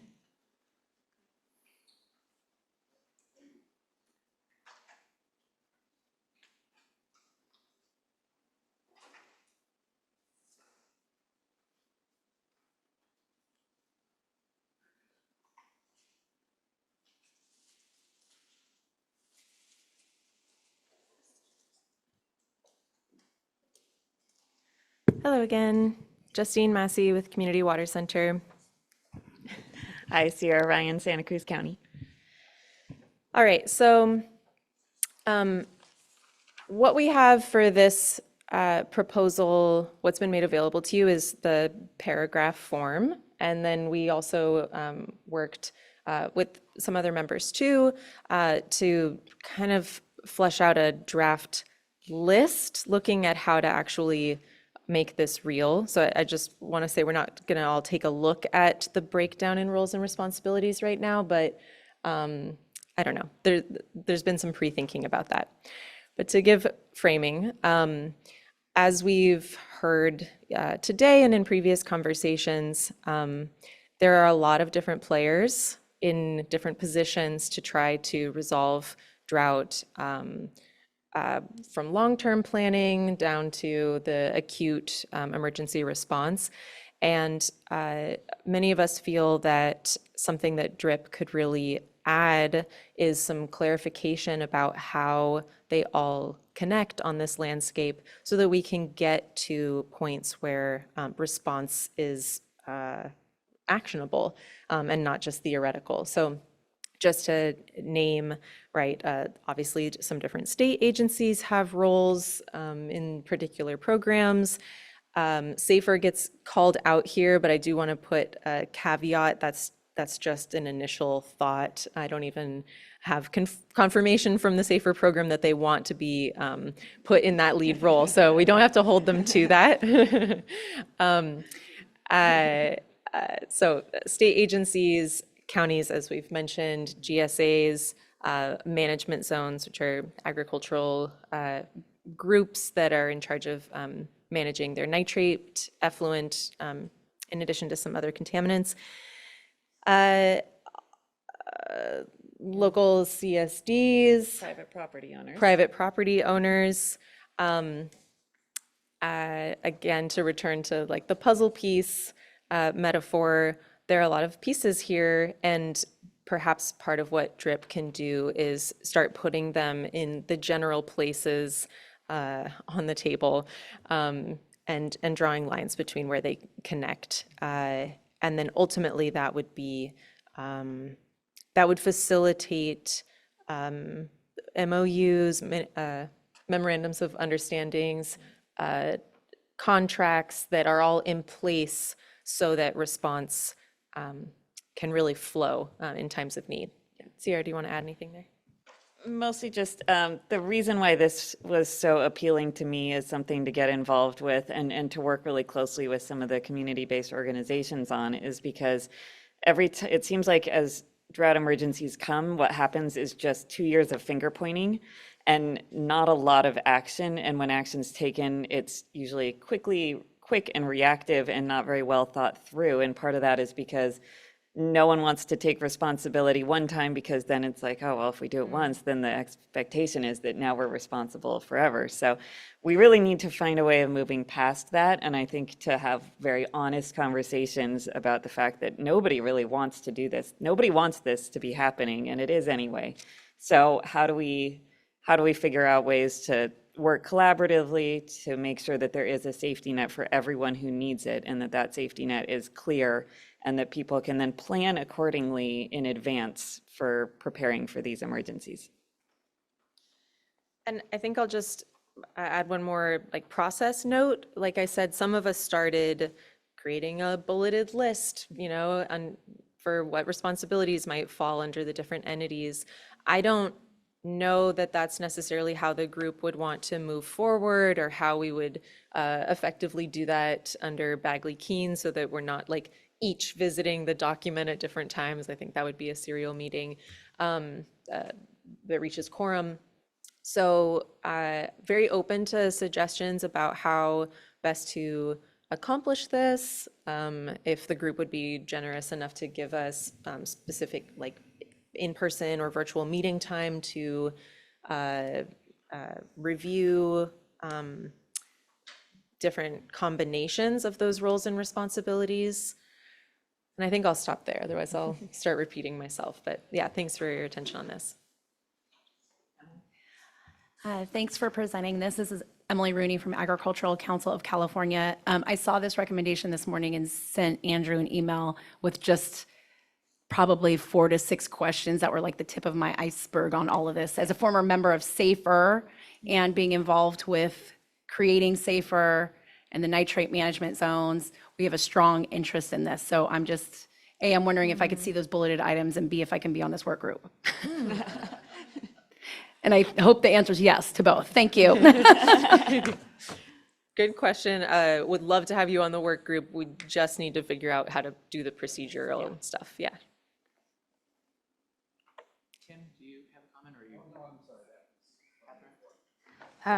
I really like this. I see it as like the Venn diagram, and then there's like that little gap that you're like, oh, I thought that was a thing. I'll totally call out SAFER and say they should be a part of it. Sorry, Catherine with CSAC, for the record, calling out SAFER as a positive. I think I don't need to be on it, because I don't think that 2 county people need to be on this. But I like the idea of partnering local government with the NGOs and continuing to have a positive dialogue going forward. And this really sort of hits the nail on the head. So I think it's a great idea. Great. So I just want to say, SAFER should be some part of this.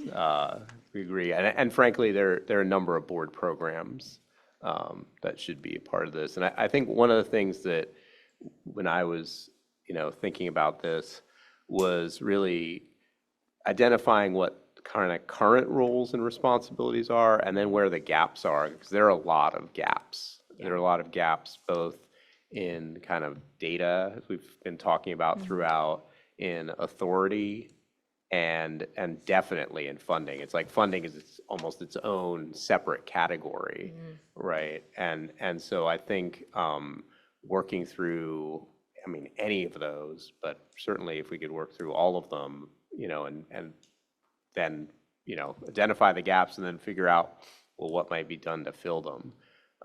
That's what I would really look for. And I think this is, you know, maybe like out of all the ones that we have, you know, before us today, the one of the utmost importance. So.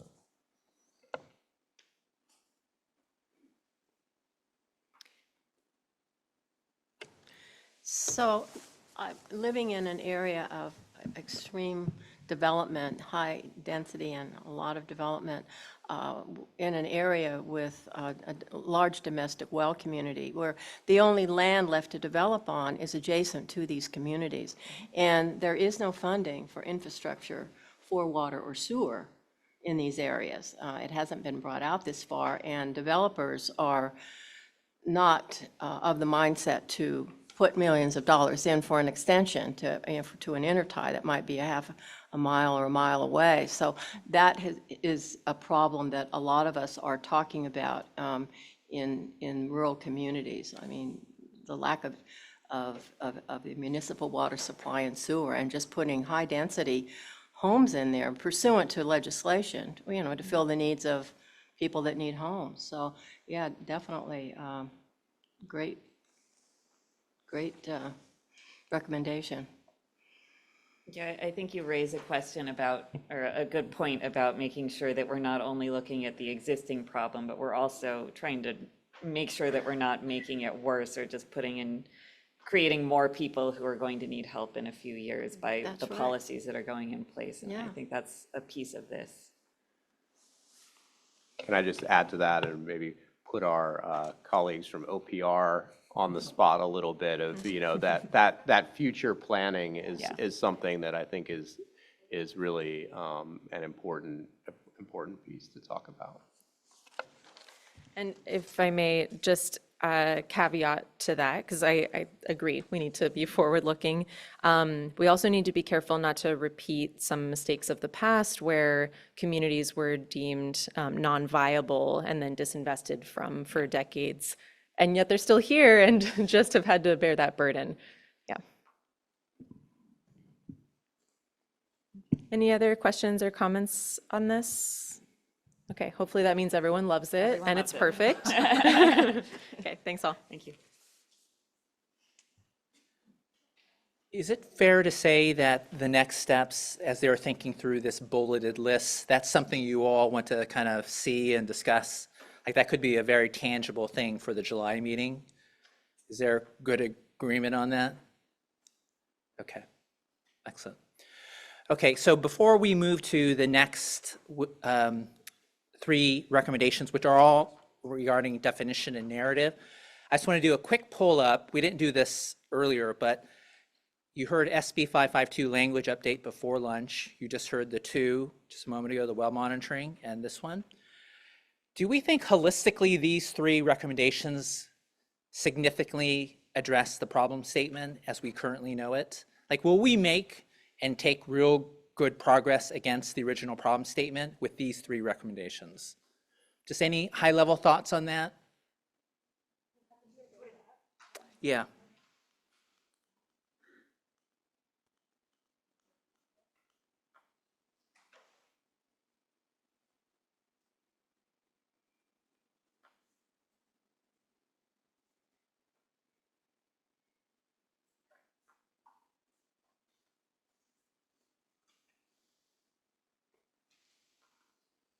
Tim?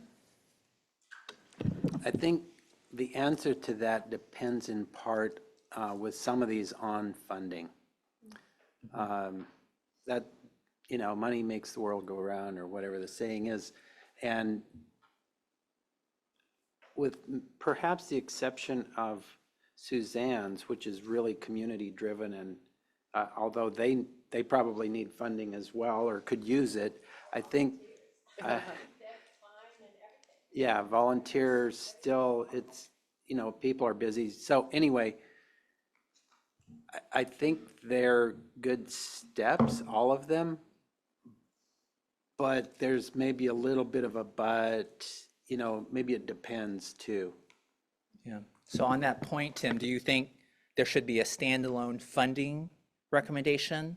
And I know funding cross-cuts everything. So it's not just for these three recommendations we talked about, but is there a recommendation needed on that?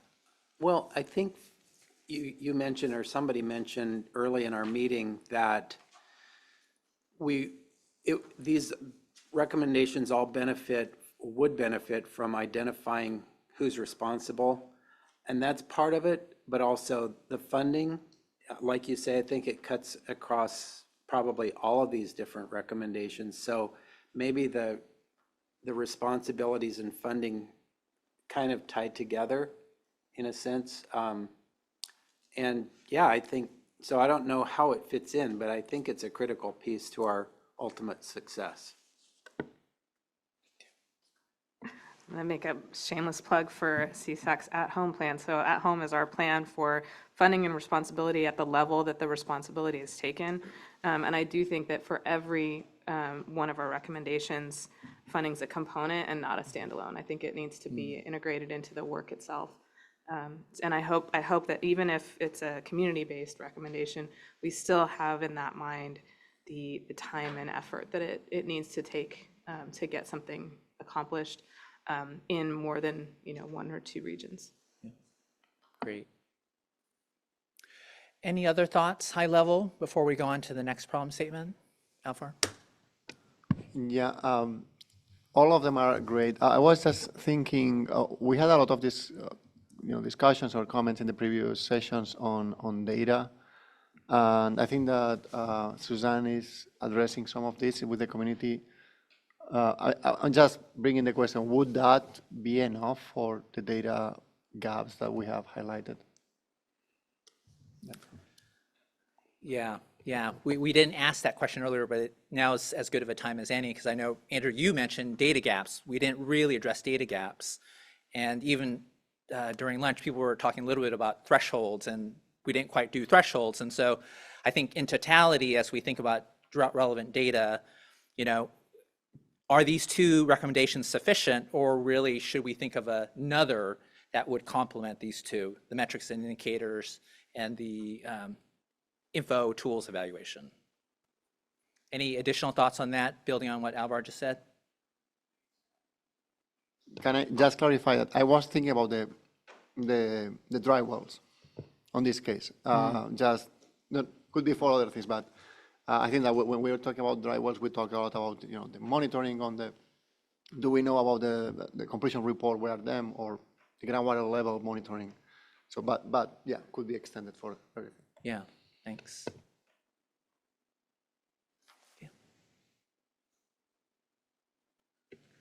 Getting back to Katie Landau, Cali, PA. Getting to your question of will this adequately address the problem statement, and the answer is no. It's only going to be the first bite, but I would really encourage with this and all the other two focus areas that this is going to be a long process, and really trying to narrow down the scope of this first bite of addressing the issue, because otherwise we're already going to see that a lot of these things are going to be building off of each other, and how, as we're with these three working groups, how are we going to communicate so we're not duplicating efforts in this next year's worth of time. So really, maybe, I know there's a lot of really great ideas, and I really appreciate all of the work that went into developing them, but maybe just taking it, not trying to do all 8 at the same time, and really maybe doing a phased approach of picking one area to focus in first, and then we can develop over the next year or two with that. Yeah, great comment, Katie, because we need to pace ourselves. And even if we do these 8 or some subset of the 8 in 2025, if we want to do a different recommendation, going back to drought relevant data or something, we certainly could. Rolling process, that's always open. Okay.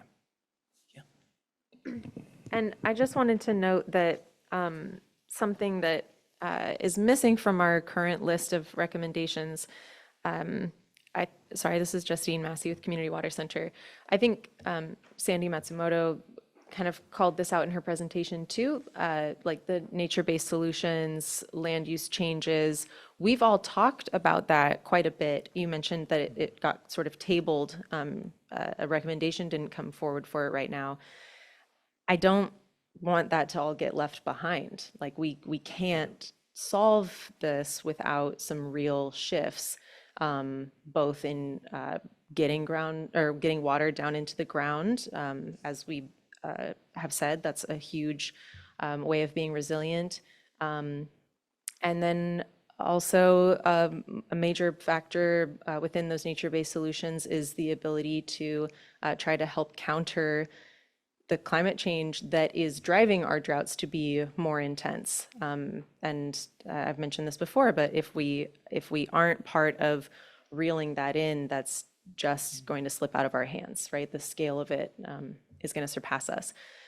So I don't know the best way of introducing that. Maybe we need another recommendation.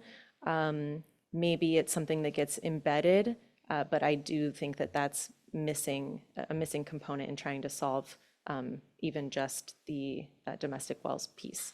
Good comment, yeah. Rami Gindia, Lake County Public Works. I do agree, those are definitely items, but also water quality is another item that we need to take into account as we kind of progress through this discussion. Yeah, there are a lot of angles to this.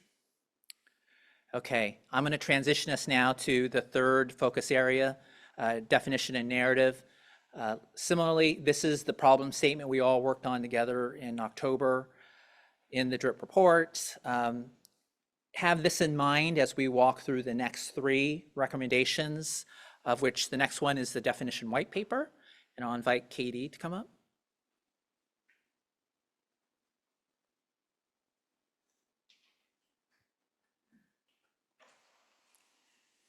Thank you. Yeah, Katie Ruby with California Urban Water Agencies. And I agree, by the way, I think all the recommendation ideas have been great, and it's a good starting point, right? It's not going to solve drought forever, but these are some really good ideas we're discussing today.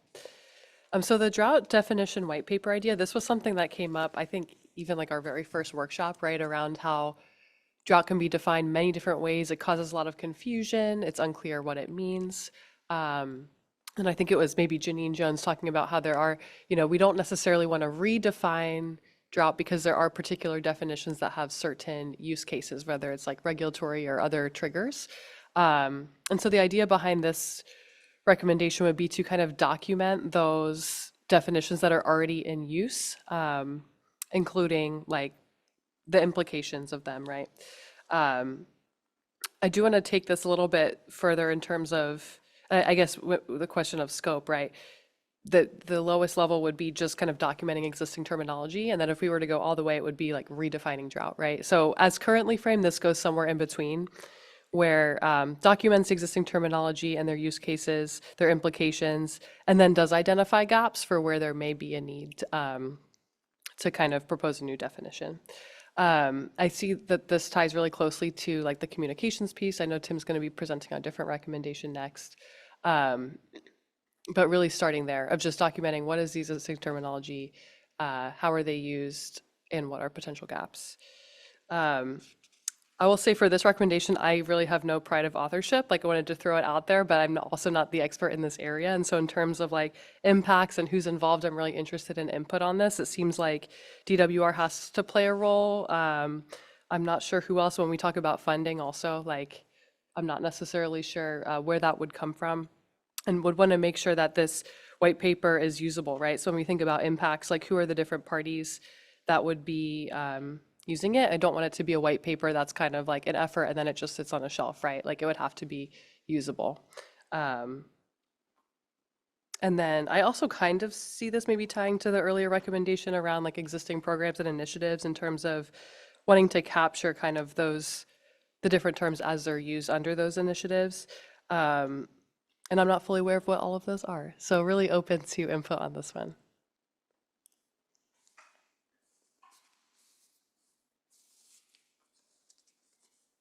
Justine. I had one just quick thought. In what you're calling the literature review, and I guess exploring the existing definitions, it seems that some of that is the verbiage that's used around it, but some of it is also how things are measured.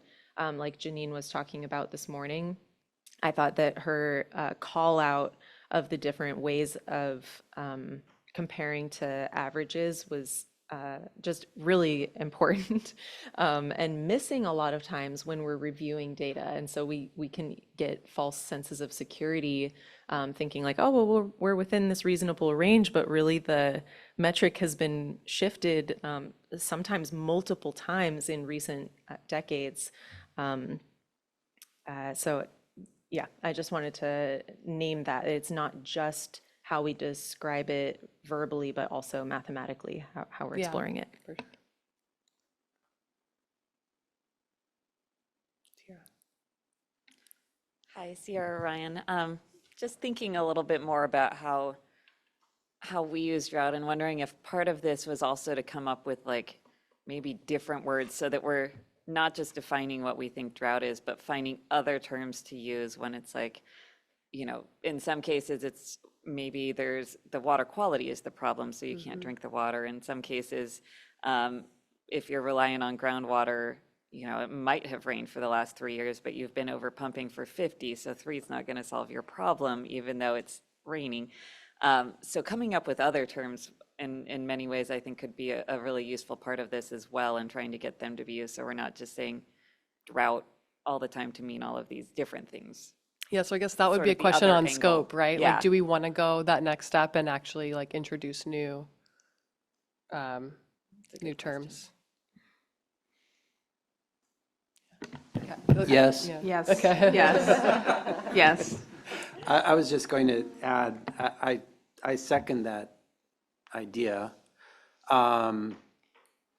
because I think that we want people, I'll touch on this maybe in the next presentation, but I think we want people to we want to raise people's awareness of water availability. That's probably the term I would pick, which means you know, I mean, at any scale, statewide, nationally, or in your local community. And there are multiple reasons why your water is going to be more or less available to you. So. Yeah, and that's where I see it kind of tying to the drought indicators piece too, like just tying together kind of the indicators and metrics and then how it's communicated and how it's defined. It all seems very interrelated. Yeah, Susan. So, in talking about drought as water availability, you kind of get into the areas of conservation, and you come into another mindset when you talk. I mean, if you can change it so that we're thinking about water availability in terms of how to maintain the water we have, and think, you know, I think it does, it just changes the way you think about it. If you have less water that you know is available, you're going to use less. And maybe that's a good psychology to use instead of, oh, a drought's coming. Well, the availability of water is going to become scarce. So then you maybe think differently about how you're using it now.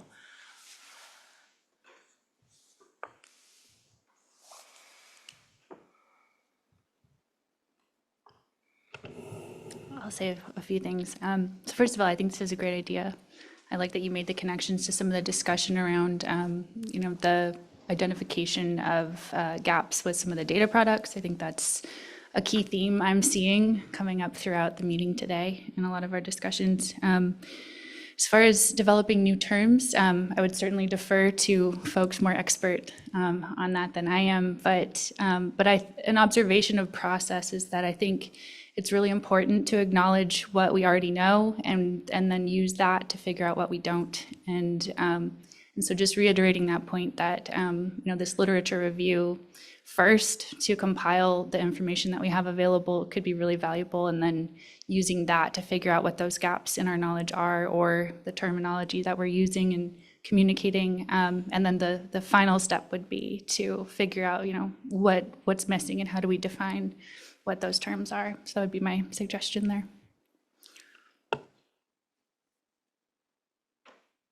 I guess I have a question on process. Are we recommending that this group do the literature review, or that someone else does it and then we review their review? And it's okay if you don't have the answer for this, Yeah. but yeah. No, I was wondering about that too, because and I feel like this came up with one of the other recommendations, Yep. right? Like, what are the resources that we have within this group?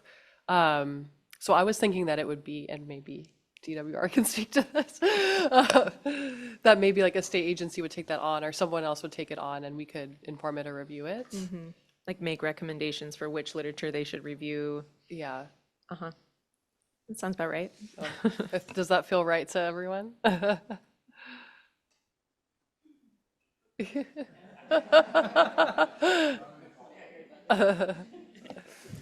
Anthony Novacero, DWR Drought Coordinator.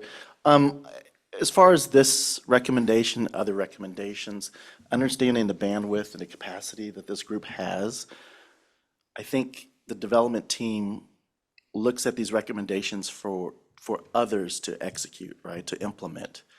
It could still be others still at these tables, right? But it's not necessarily everyone at these tables. So hopefully that gives a little bit of clarity there for folks. I could offer a suggestion, and that would be the California Water Commission just finished their big drought thing.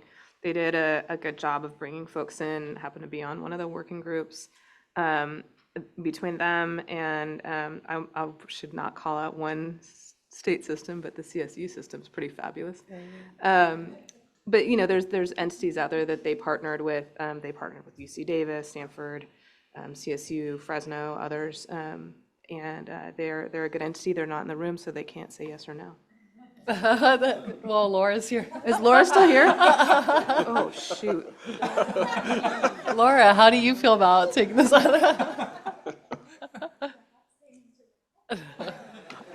No, but maybe that's something, I mean, I know that this was kind of the part 0, right, of the idea, and the next step is, all right, how's it actually implemented? And so that's, I think, we'll have to get there, right? Yeah.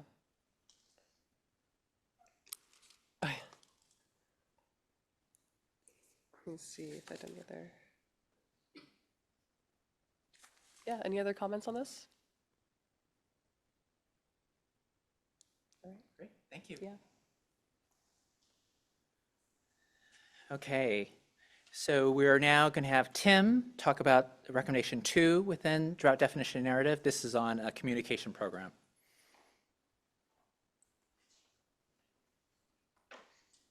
Okay, your slides are right there.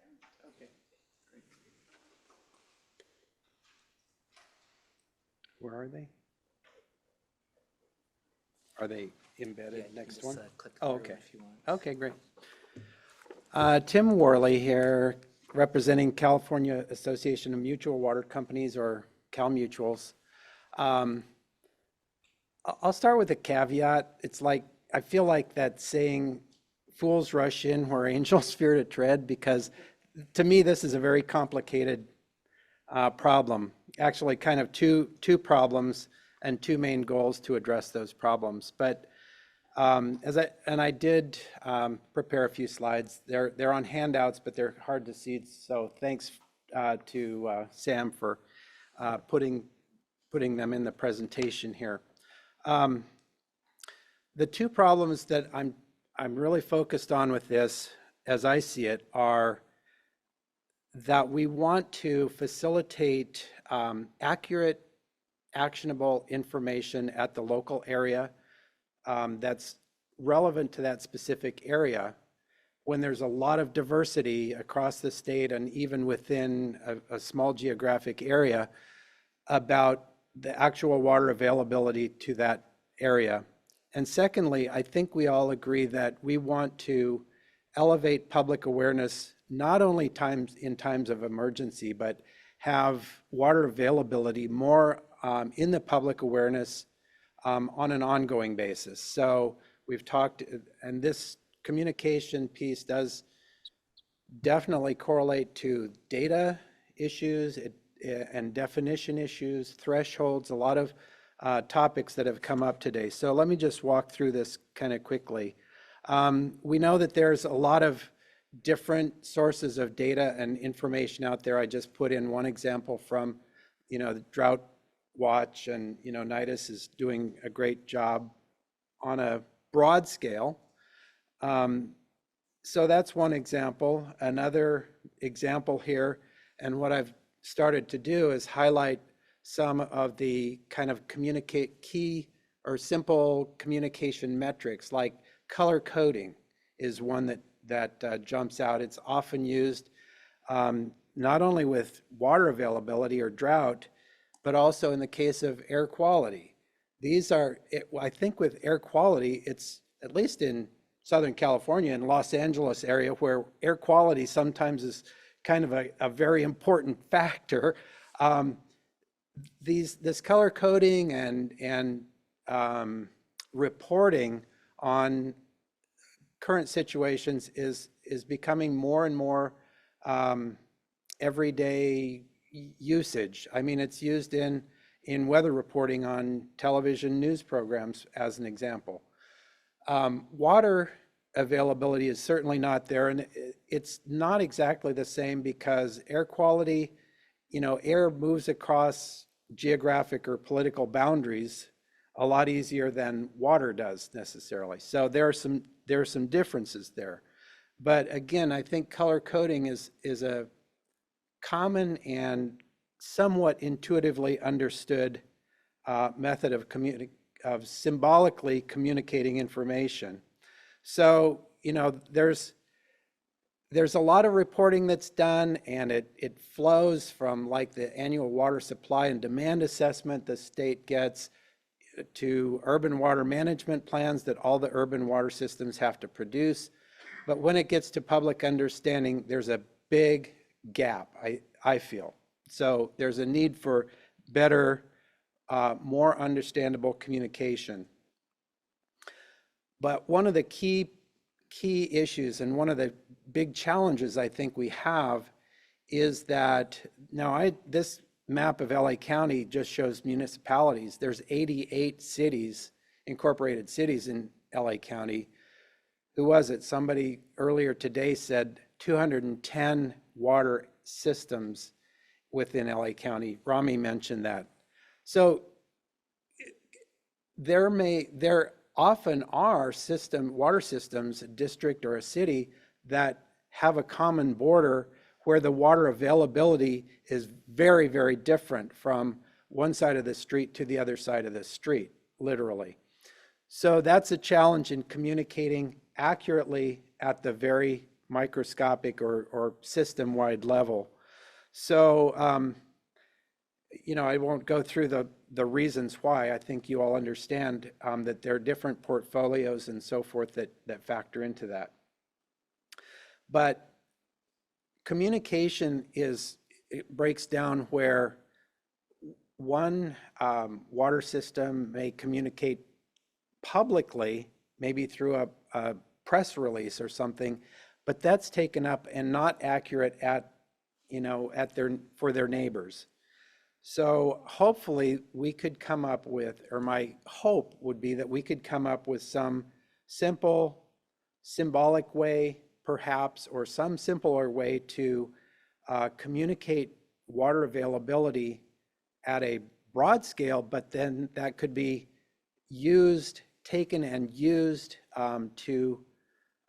by local agencies with their own customers. So that's the goal. And I don't know if I have the answers to that, but my thought was perhaps we could use the same kind of color coding. I just found, online you can Google Roy G. Biv and get the whole spectrum of colors. So I don't, this may not be the right spectrum to use, but, the idea would be to have key messages that could, in fact, potentially be used by local agencies to correspond to their own urban water management plan, their drought contingency or water shortage contingency plan, to tie with different levels of severity. So just as an example, some agency or the state might communication, we're approaching, this is a caution level, we're approaching that next drought period. So be cautious. Where a local water district that has, maybe more restrictions right then, might want to communicate slightly different level. You know, so anyway, these are just kind of theoretical examples of how this might be used.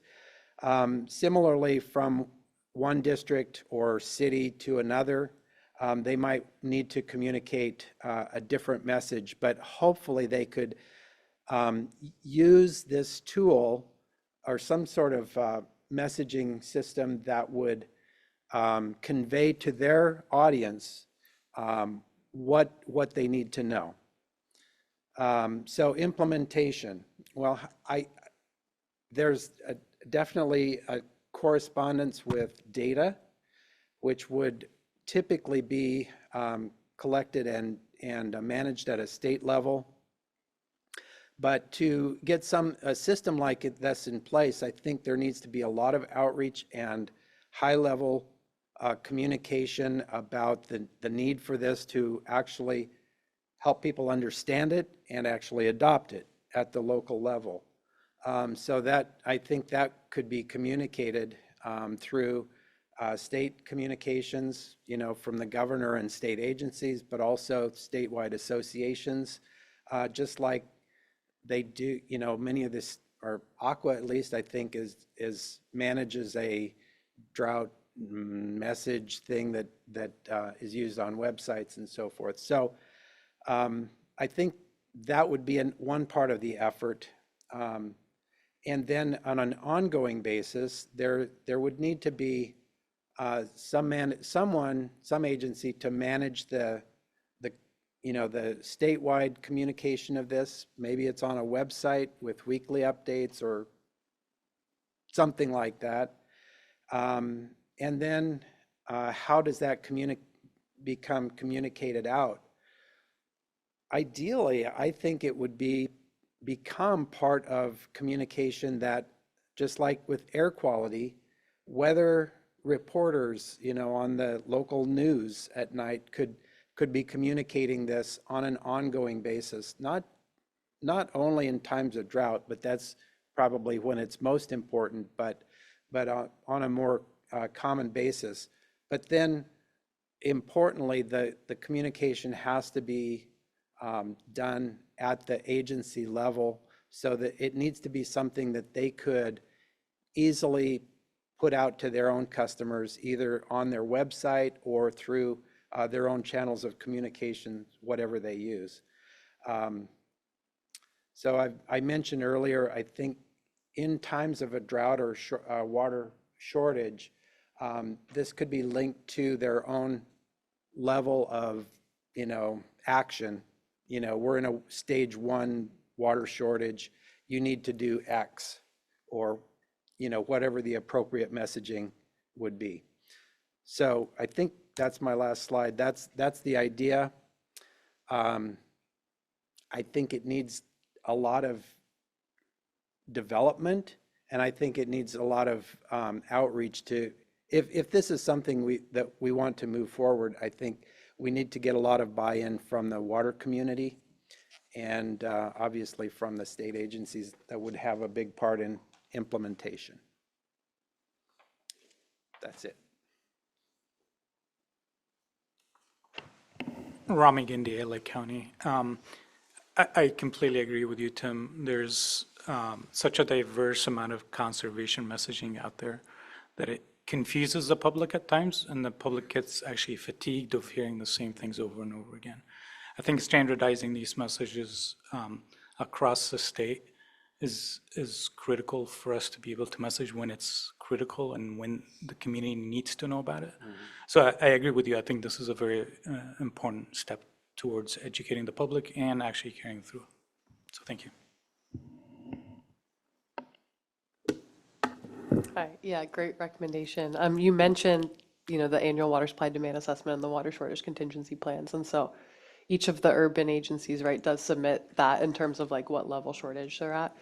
Are you thinking that just those like level 1, level 2 shortages is not like, that doesn't resonate with the public, so applying a new term to that? Or would you envision that kind of feeding in and being part of the communication? Well, yeah, average Joe on the, in the water user community is not going to know what level 1 means. Yeah. So the communication really should be, this is what you need to do. This is what actions you should take. But if those can be consistent according to the levels of this, the spectrum or whatever is used, that would be a big step forward, I think. Yeah, and I like also kind of the statewide, but then local different, like acknowledging that there can be statewide or consistency in messaging, right? But then like localized approach. Right. I like that. And I mentioned localized in terms of sort of the local provider, but this could also be, I don't think this applies only to sort of urban retail water suppliers. At the county level, this could be helpful in terms of communicating to domestic well owners or small systems that don't necessarily have the capacity for communicating well to their, either receiving information that they need as an individual well owner or communicating to their own small community. So hopefully this could be adaptable for multiple levels, statewide, county, and local. Let's go with Andrew, and then Suzanne, and then Laura.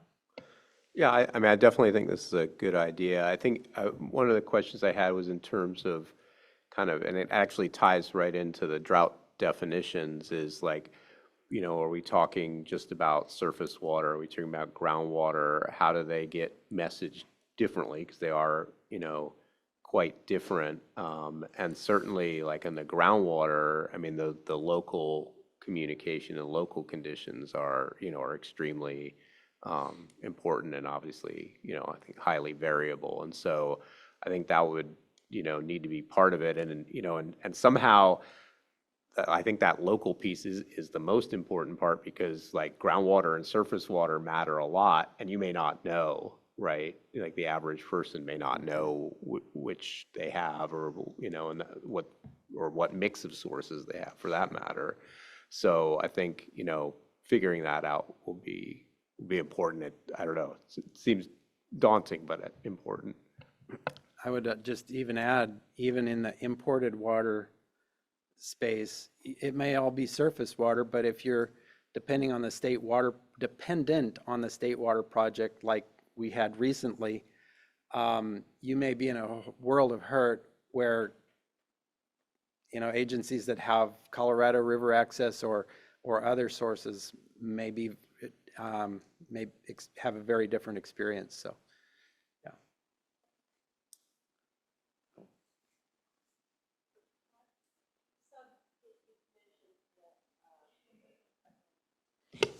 You mentioned the data gap, that the bubble or the data gap. And I sometimes, in going to a lot of these meetings, I think oftentimes the data gap is just a lack of interest or loss of interest of the audience.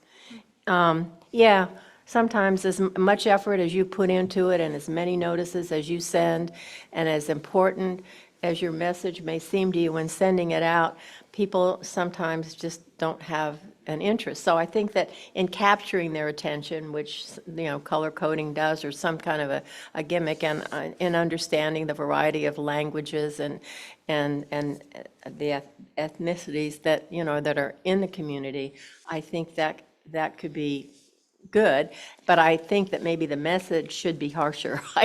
I don't know about smiley faces. I'm thinking that, I think that when there's no water, I mean, I think that people understand harsh. And I think it needs to be really real. You put the colors up there and you can do all these things, but when you get down to where you really have to do something, the messaging has to be direct. I think people want to be talked directly to. I think they don't want to be fooled or charmed into doing things, kind of cajoled. I think sometimes the messaging just has to be right on to capture their attention and to make them know that this is really serious, something they really have to pay attention to. Thank you. Thank you. Laura Ramos, the California Water Institute at Fresno State. So I love your one message that, can be shared by all. The California Water Institute worked with several agencies within the 8 counties, San Joaquin Valley, to create one message for wells that were going dry. Because what we heard was that, this agency was sending out this message, this agency, this message, this association, this message. And so what we did in combination with all of them is we created one message. If your well went dry, go to this website or this phone number. We created sample press releases, sample PSAs, flyers in different sizes for different platforms, and then we left an area purposefully blank, so that each agency, if they grabbed it, they're like, they know our logo. So any of the agencies could just put their logo in that area and personalize it for them a little bit more. And then we work with State Water Board to translate all of these materials into 9 different languages. And so the 8 counties were using one message, one flyer, one everything that said, if your well went dry, go to this website or call this number. When they went to the website, then they put in what county they were from. And in that list was a list of all of the different resources for that county.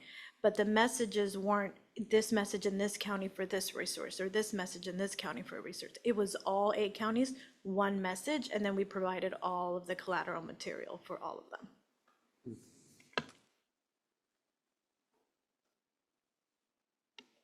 Yeah, I was actually going to say something similar to Laura. During the 2012 to 2015 drought, the Save Our Water campaign was something that we used a lot locally, because they did the same sort of thing where they were like, we've already gotten our graphic designers to create your materials for you and you can personalize them. And that was really helpful for like local agencies who don't have graphic designers on staff. So I really like the idea of having something that's not just during a drought and not just during an emergency, but something that, you just become used to over time. And I think it could also address some of the fatigue you mentioned if it's not only there when there's an emergency and it's a crisis, but it just becomes like, no, every Monday the newspaper runs the graphic and you just kind of get used to checking it the way you would check the weather and everything else. I think that locally there might be some issues about situations where you have multiple water agencies that are adjacent to each other, so people might still see different messaging, and that's something that I don't know that there's a really easy way to solve that. But I do think that just being able to provide kind of prefab materials and a statewide campaign to kind of create joint messaging is a great idea and could be really useful. And county, like as a county, we're not a water agency, but that is something that we could use too, the way you described. So I like it. And I just wanted to reiterate some of what I said at the beginning, that I see a lot of connections between this recommendation and recommendations. I think they were 1 and 2. This is Justine Massey, Community Water Center. I can sort of see the map coming together that I mentioned that's, appearing in my mind, and probably the rest of you too. One suggestion I wanted to make is to potentially pull from California Groundwater Live. I don't know if they're using exactly the color coding that you're talking about, but it does seem like a lot of our agencies are moving in this direction. And that doesn't make me feel that this is redundant. Actually, I think it's speaking to the opportunity that we have, and that this is a pretty exciting time to be in water resource management, because there's kind of a moment where all of this is clicking, and hopefully we're creating these data sources and visualization tools in ways that they can be compatible with one another. If it makes sense to move towards one standard one, that's great. Maybe it's just a standard approach that then the different tools can use. And then also just wanted to +1 on the idea of having this become a ubiquitous part of our discussions, as if it were part of the weather report. What is the water availability in your area, and how, especially dependent on source, I think could be really useful, and allow more people to become involved in strategies for how to use water appropriately. Alvarez Kebabom at UCLA. Just quickly, I really like the idea. I think it's, so a lot of what you talk in the beginning, the color code, and we have been thinking a lot about that. We are using 90s color coding because we thought that it was, but we actually changed the thresholds that they use. That's a thing that we would like to discuss with water agencies, but actually that's the goal. The goal would be like to have something that people could check out, that gives information that is clear for everyone, but also at that kind of higher level, even in advance, to start taking actions, right? If, ideally, and I think that what Justin was saying, like what we have in mind, what I had in mind is like, we could have a map where you can start thinking, okay, we have a kind of hotspot here for groundwater wells before that happens. Or we could start saying, okay, there's, in the past, in this 2020, in 21, we had Marin and Sonoma County started to be in red. So you could see that somehow in a map before kind of the governor says we're in a drought. And, people start, okay, that's what's happening. So yeah, I totally like, so we'll keep talking about this. Yeah, I was really excited to hear you say this morning that you might be able to get it down to that granular level of the individual agency. That would be like the gold standard, I think. Yeah. Okay, that's it. Okay.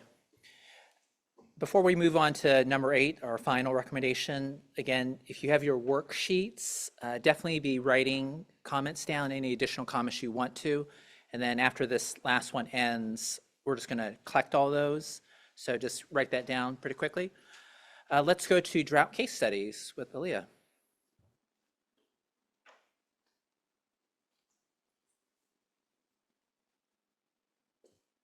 All right. Hi, everyone. Aaliyah Becker-Lowe at the Governor's Office of Planning and Research.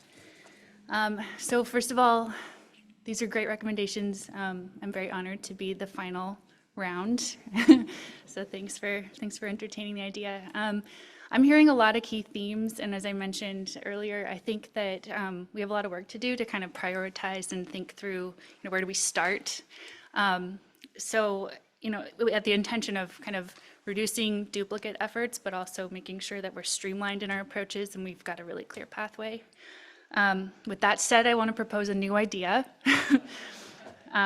which is kind of in line with a lot of what we're talking about here. So what we're thinking, what we're offering from the Office of Planning and Research is we have an adaptation clearinghouse, and this is partly where the idea comes from, where we host a variety of case studies that really help us understand from a climate change perspective what the experience really means on the ground and across sectors and across geographies of the state.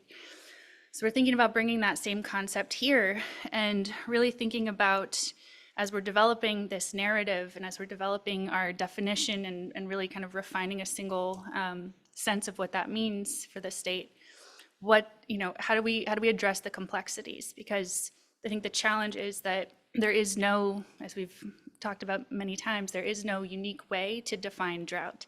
In the state, it means a lot of different things depending on the sector or the area we're thinking about. So really using this as an opportunity to uplift those nuances and different examples of what drought really means for different people.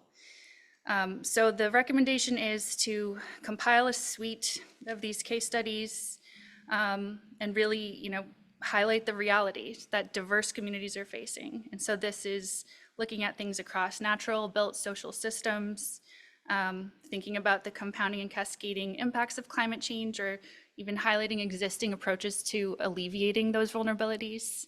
So both kind of what is the problem, but how are folks responding to it, and that could be included in this suite.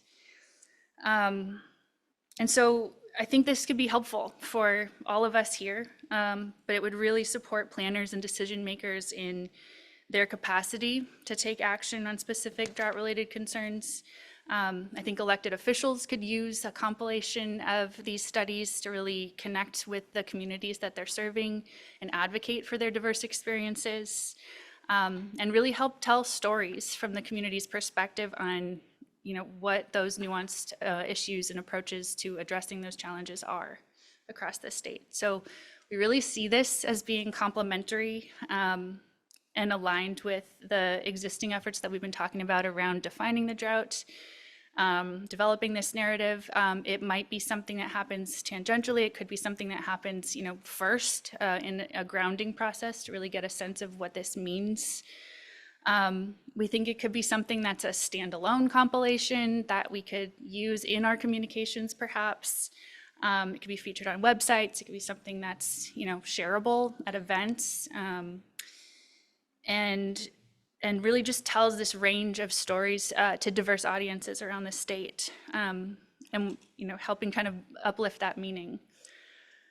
So my question to you is a couple things.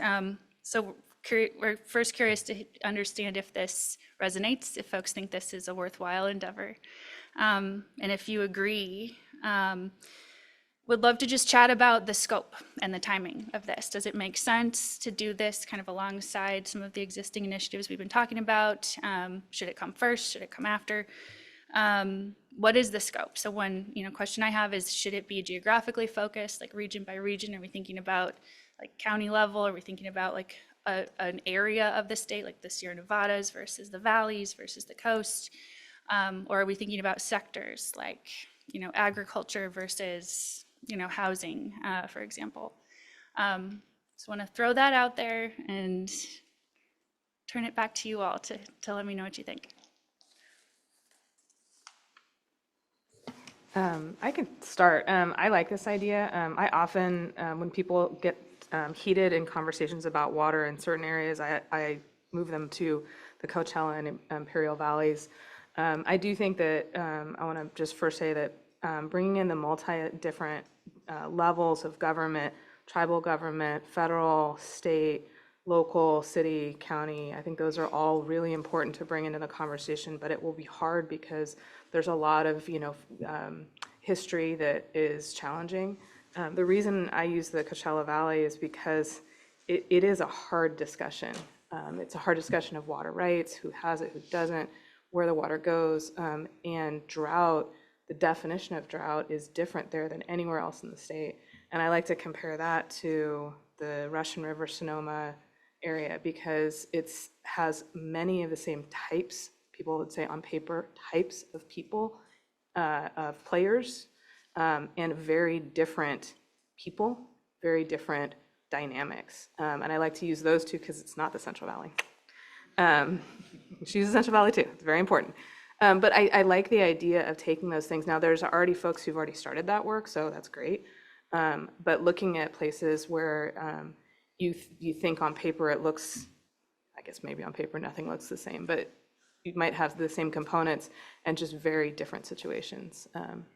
And I also like to think about agriculture, looking at cropping types, who's growing what, how and when, and how much money is involved in those economies too. So obviously, I guess I like it, and I'm a water nerd, so yay.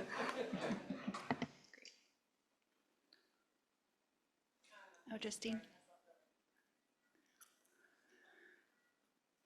Hi, Álvaro Escrivá, UCLA. I like the idea too. I think, I was thinking even with Katie's proposal earlier about the drought definitions. Following up on what Catherine was mentioning, it's really important to understand that you mentioned there on I don't know where I saw that. So the compounding and cascading impacts, and drought in California is really complex. And just by saying, okay, it's not raining, it's not that. There's a lot of things happening. So when I think about dry wells, without farming, we wouldn't have a lot of, I'm not complaining about farming, just that. But we have to understand how the system works. So we have less surface water, so farms start to pump in more water, so the groundwater declines, and that's a year after the drought started, and we start seeing dry wells. Same with environment and reservoir operation. There's a lot of complexities. It's not raining. And I think that, your comment, like how drought is felt in Southern California or in the Central Coast or in the North Coast or in the valleys is really different. I was talking this morning also about issues with droughts and tribes. So it's not as simple. There's many different types, case studies and things. And I think that that would complement, I think, what Katie was mentioning about the drought definition. It's there's no one drought. There's many different types of drought. There's many different ways of experimenting that. So I think it's interesting. Glad to hear it. John? Thanks. I like the idea as well, and I just wanted to observe that I think it's a nice complement to the previous recommendation that Tim presented, because there's an audience that I think responds well to color coding, nutrition labels, that kind of, sort of right at you, this is your message. And then there's another audience that needs to be, they like stories. And I think that's what this is, and I think the storytelling is important. So I just thought it was a nice approach together. They complement each other very well. That's all. Thank you. Justine Massey with Community Water Center. I think I would recommend combining this with recommendation 6. They can still have meaningful separations, but just it seems to me, they would be helpful presented together in their final form. And to that point, I wonder if it would help bring some structure to the selection of case studies if the filter was sort of illuminating examples of our new preferred terminology. It doesn't have to be super heavy-handed, but for example, I think I've heard more or less consensus that people prefer water scarcity and water availability as like the terms versus just drought. And so that seems like it could be a meaningful header basically for the drought case studies and getting to what you're saying of showing how many different ways people experience drought. And that's why we want to start calling it water scarcity.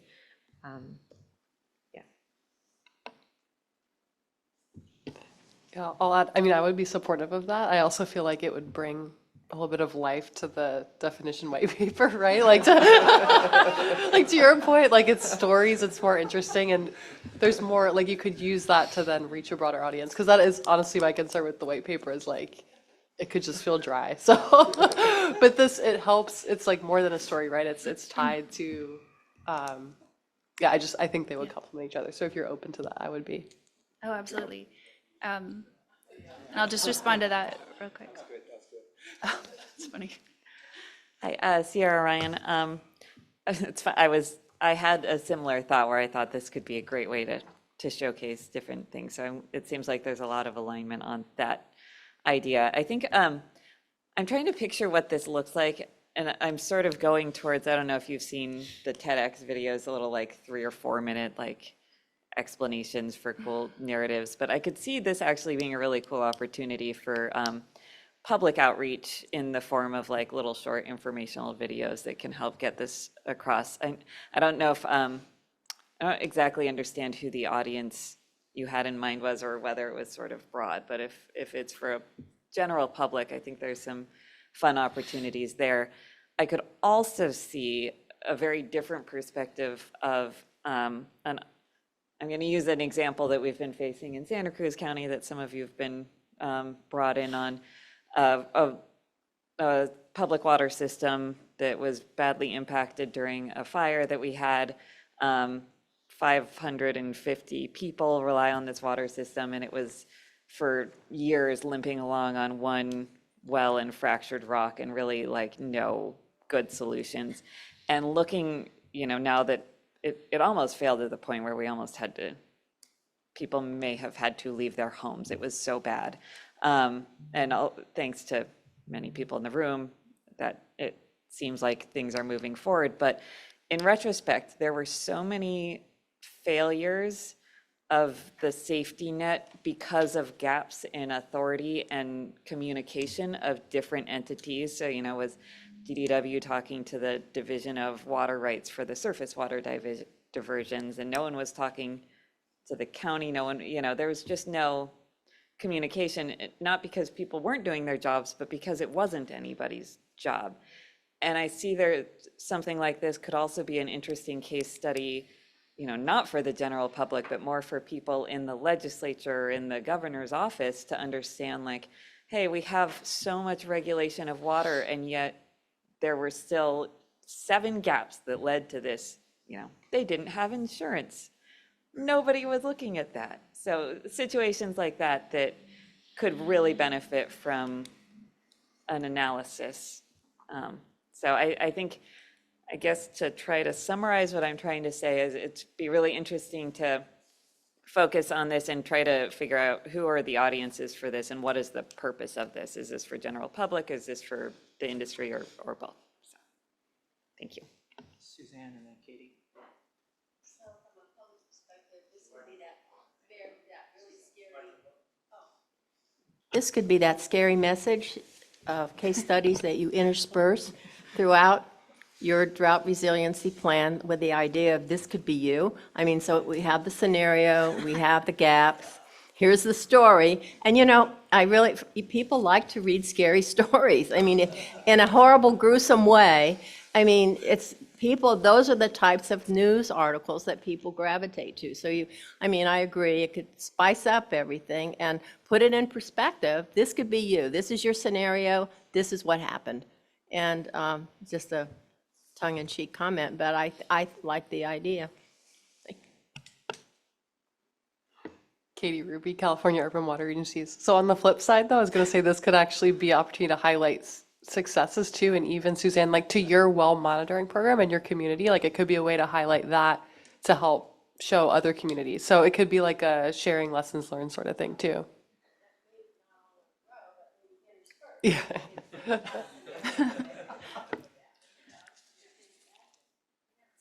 Last comment.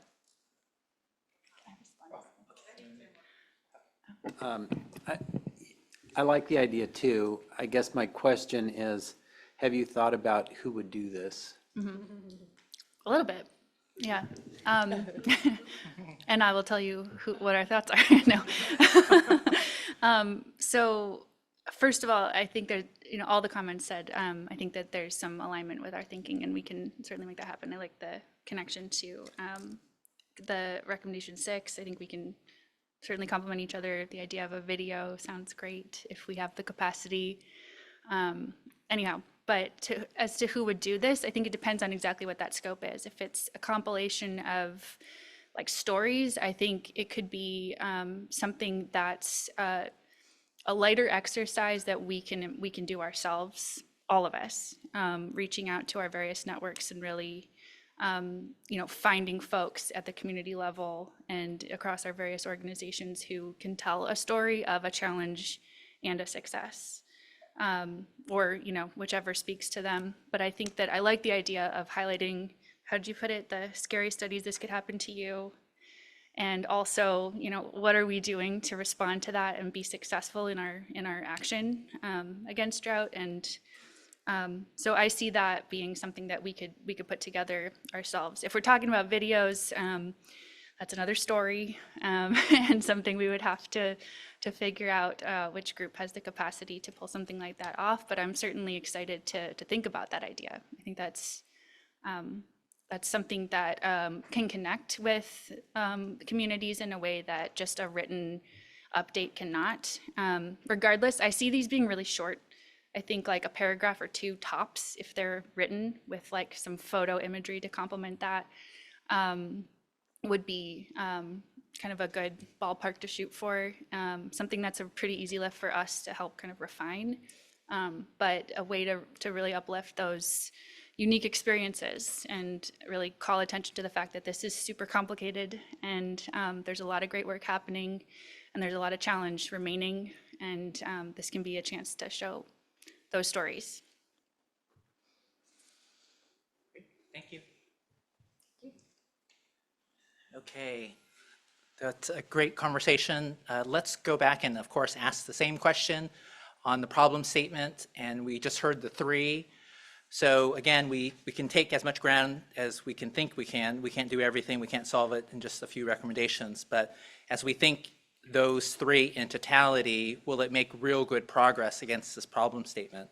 And by the way, yeah, if 6 and 8 should be combined, the work group would help decide that, so. Any high-level comments on the 3 in totality and whether it addresses the problem statement for definition and narrative sufficiently? Any high-level comments?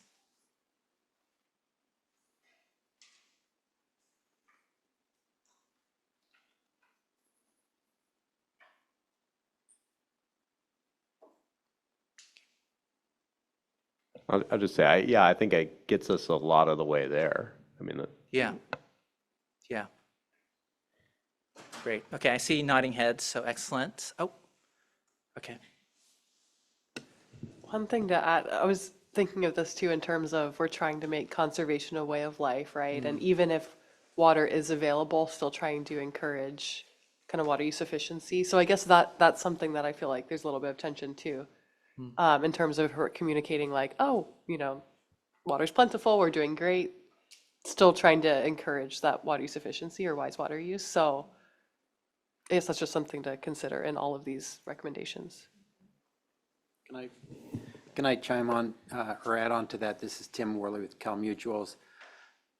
One of the, I was thinking of that very thought, you know, we have a, you know, this is a, I guess not a high water year, we're, what is it?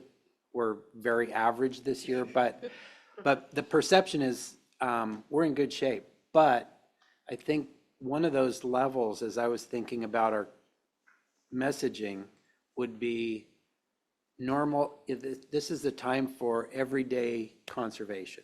You know, every day, use your water efficiently. That might be one of the messages in a year such as this. But, you know, I don't know. That's still to be refined. Okay, so you're just a few minutes away from your break. Let me just offer a few closing comments to tie out this section. I just want to do a very quick shout out to all the 8 people, and actually more, that contributed to these initial recommendations. Like, they kind of went out on a limb, frankly, to come up here and suggest ideas, and they're just really terrific ideas. Likewise, I want to just applaud everyone for being so supportive of your fellow DRIP members. Pretty much everyone commented throughout the last 3 hours. Some people multiple times, and it was just terrific. So that level of feedback and input is what makes this process go. The iteration, of course, is essential to get to really good ideas. I love the fact that people were talking about, oh, wait, there are themes. Oh, wait, there's complementarity. Oh, wait, that connects. Or wait, there are these linkages. And that's exactly what we had hoped would happen. And there are connections here that, boy, it's even hard to even know what those connections are, and we probably won't know until we get more into work through the work groups. Before this, the support team kind of pulled together some ideas of, well, wait a second, yeah, of these 8 recommendations, you know, put the hexagons together and they all kind of link, and there are 3 main clusters that cross the focus areas. But what we just heard the last 3 hours is richer than what this is, right? This was our initial take, but our point of view is much better now that you have all spoken, right? You getting your voices in the room is the key. And I'll just emphasize, there are many narratives of how these things could all fit together. Again, this was a initial reaction of, wait, these 8 things, they kind of reinforce, they kind of complement, and it's hard to not do them all because, well, actually that 8 complements number 6. And so, again, just an initial straw man as we were thinking and processing what you submitted in April, but it is up to us to decide where the linkages are, how many recommendations there should be. Maybe 8 is too many, maybe it should be 6. It's really all up to you. After the break, we're going to take a quick 15-minute break. We'll really focus on what's next, and we'll try our best to tackle some of the key issues like, well, work groups, how do those form? And what's the exact process between now and July, and then between July and October? And boy, we need to figure out the funding. And so we'll work through the process related to all of that after the break.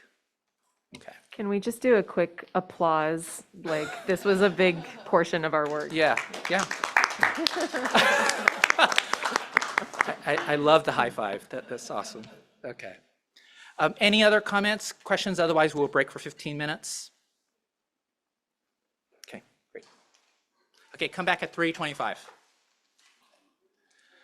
Okay, we're going to go ahead and get started again. And this section, expectations moving forward, there's 4 or 5 topics here that we need to cover. So I'll go ahead and orient you to this slide again, which is the recommendation process. And we've talked about this before, and I just want to emphasize that between this meeting, and we'll send out a meeting summary probably the next couple of weeks, documenting all the conversations for the individual 8 recommendations. The slides will be sent out, all of that will be available to you. Between now and July, that middle column, the review, we'll really be working on forming these work groups, which we'll just talk about in just one moment, and thinking through what we're calling the part 1 of the template. And so for those who might not have seen, both in your inboxes as well as on the DRIP website, there is a recommendation template. A few folks mentioned it earlier as part 0, part 1, part 2. Part 1 is what we'll review in more detail in July. This will be net of the conversations today. Those include some of the topics we briefly touched upon, but we really need to think through what are the other initiatives, who needs to be involved. For example, hard to think about doing a drought definition white paper without having subject matter experts like Janine and others involved. So that's really the idea, is to broaden the tent, ensure it's transparent, public input, community input for these recommendations. That will be the focus of the July meeting.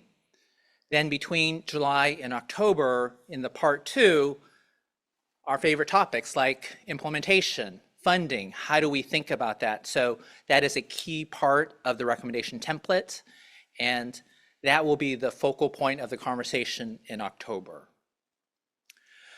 So this next conversation is the work groups. And so we've called this a few different terms in the past.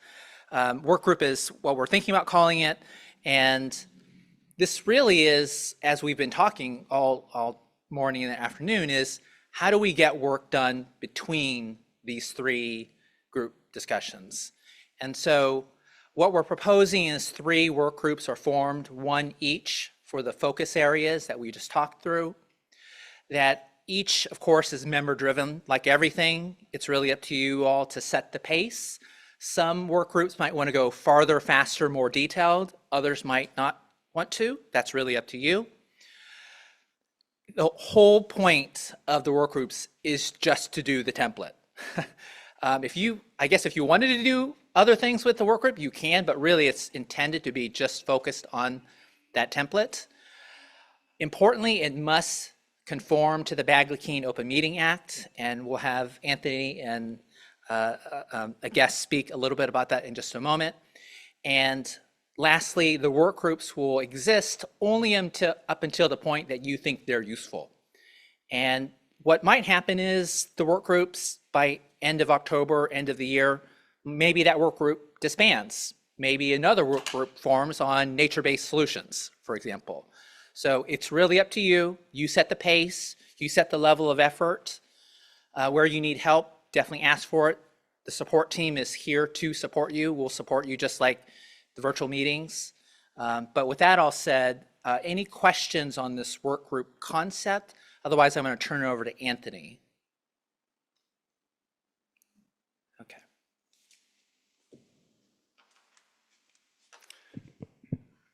Is anyone here football fans, sports fans? You know what an audible is? Right? We're going to audible. So before we develop the formation of work groups, we're going to have a presentation from Sam to talk about how we make decisions in the DRIP. So. All right. So we kind of called an audible, and we're skipping ahead just a little bit here. To date, the DRIP hasn't really had a formal decision on any particular work product. You've discussed problem statements, you've done a lot of brainstorming and provided really great input. There will come a time in the very near future, though, where we're going to ask you to actually go on the record, and that'll be recorded in a variety of ways, to indicate your level of support for a particular recommendation, formal report, whatever it may be. So we wanted to provide you just a little bit of background information on, or more of a suggestion on how we think that should go, and get any questions for you before we actually come to the point where we're asking you for that formal decision. So at the end of the day, you know, a simple polling system is really going to help put your official stamp of approval on any decision points. As I mentioned, polls will be expected for any formal reports and all of the recommendations that you just discussed. And the goal of this isn't necessarily to do an up and down vote. You know, one thing moves ahead towards implementation, one thing does not. You're primarily an advisory body, but when it comes time to start perhaps seeking funding for a recommendation, or you know, if a particular policy change is needed, consensus decisions are always going to carry more weight than lower levels of support. That's particularly true, of course, when it comes to seeking funding. Decision-making through formal polls, at least the way we have it set up right now, are going to be based on this concept of consensus by accountability. And by that, I mean, you know, we're not asking people just to say, no, I don't like an idea, take your ball and run home. We want to actually hear what it is you don't like about a particular idea, or also what you do like about it, what changes you would like to be made, as opposed to just, again, the simple up and down vote. Any feedback from polls that are run in this meeting will be memorialized for the record. You probably noticed, obviously, we record all of the sessions, both the audio and video. We also take very detailed notes. And when it comes time for polls, we'll actually be going around to each individual member to get your level of support. As we were kind of coming up with this, again, didn't want to do an up or down vote, so we wanted to provide you a bit of a spectrum. I've kind of almost arbitrarily selected a 3-point system, where 1 would mean that you have really significant concerns about a particular work product and don't want to see it moving forward. 2 would mean that you have some concerns, but you can work through them with modifications. And 3 meaning that you just support a recommendation or work product as is. So it gives you a little bit more flexibility there, and it gives whoever's developing the recommendation, the work product, et cetera, an opportunity to address your concerns. As I mentioned, for all of the polls, whoever's facilitating the meeting will go around the room to record your level of support. And getting back to that concept of consensus with accountability, members voting with 1 or 2 will be really asked pretty directly to provide any additional clarification on their vote or modifications they need in order to address their concerns. Where this is really going to come into play, at your July meeting, at your next meeting, all of the recommendations that you discussed today that will continue to be refined over the next couple of months, we expect to hold a straw poll on each one of those recommendations. The goal here is less to move something forward or pull it back from DRIP consideration, and more to give the team developing it a really firm sense of where every member sits on it and give them the opportunity to address concerns before we go to that October meeting. In that October meeting, we expect that a final vote will be taken to show the level of consensus for any subsequent reports. We don't know if there's going to be something exactly like the inaugural report for the first year, but you know, very reasonably could see a situation where your votes are memorialized and passed along to whoever the implementing agency might be, whether that's DWR, a local agency, or whomever else. So that's kind of what we're throwing out there as a decision-making structure. Hopefully it's pretty straightforward, but we wanted to pause here for questions before going into a little bit more detail on Bagley-Keene, how that impacts you, and how it might apply to the work groups. But any questions about decision-making? Oh, yes, please. Any concerns about it? All right. Oh, I think I have a question. And, yeah. and just something maybe you can think about, but like, it would seem like there's a different relationship for the state agency members when it comes to voting than the other members, and you know, and I don't. I think, I mean, my opinion is like the other members of the group are more important than the state agencies when it comes to voting. So I'll just say that. But you know, I wonder how that might work. Well, I would certainly look to any guidance from your new DRIP chair on that. So let me punt that to John. Get your thoughts on it. I think Andrew, maybe it's because we have the same name. He beat me to the microphone before I had to share the same concern. So I think there is, whether I realize this may be set up as a group of equals, but there's this perception that probably our two agencies have a different role. So I would entertain, I don't want to say this fits all of the recommendations, but probably an abstention from our agencies might be the most professional way to go forward. Yeah, that's what I was thinking. I was wondering whether we could abstain, so. If you want to have an option for your And polling. abstention specifically for DWR and the State Water And Board? the state board, yeah. Well, let's test this out and go around the table.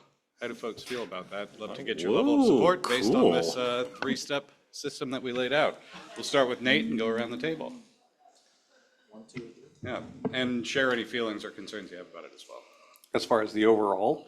No, specifically about the proposal for DWR and the State Water Board to abstain from votes since they're kind of the convening. And before we vote on anything, I would just want to add CNRA and Cali PA potentially in that same boat. I don't know about, some of the other We're agencies whittling away at the represented. membership very quickly. No, but it would be Yeah. putting in the same boat. Yeah.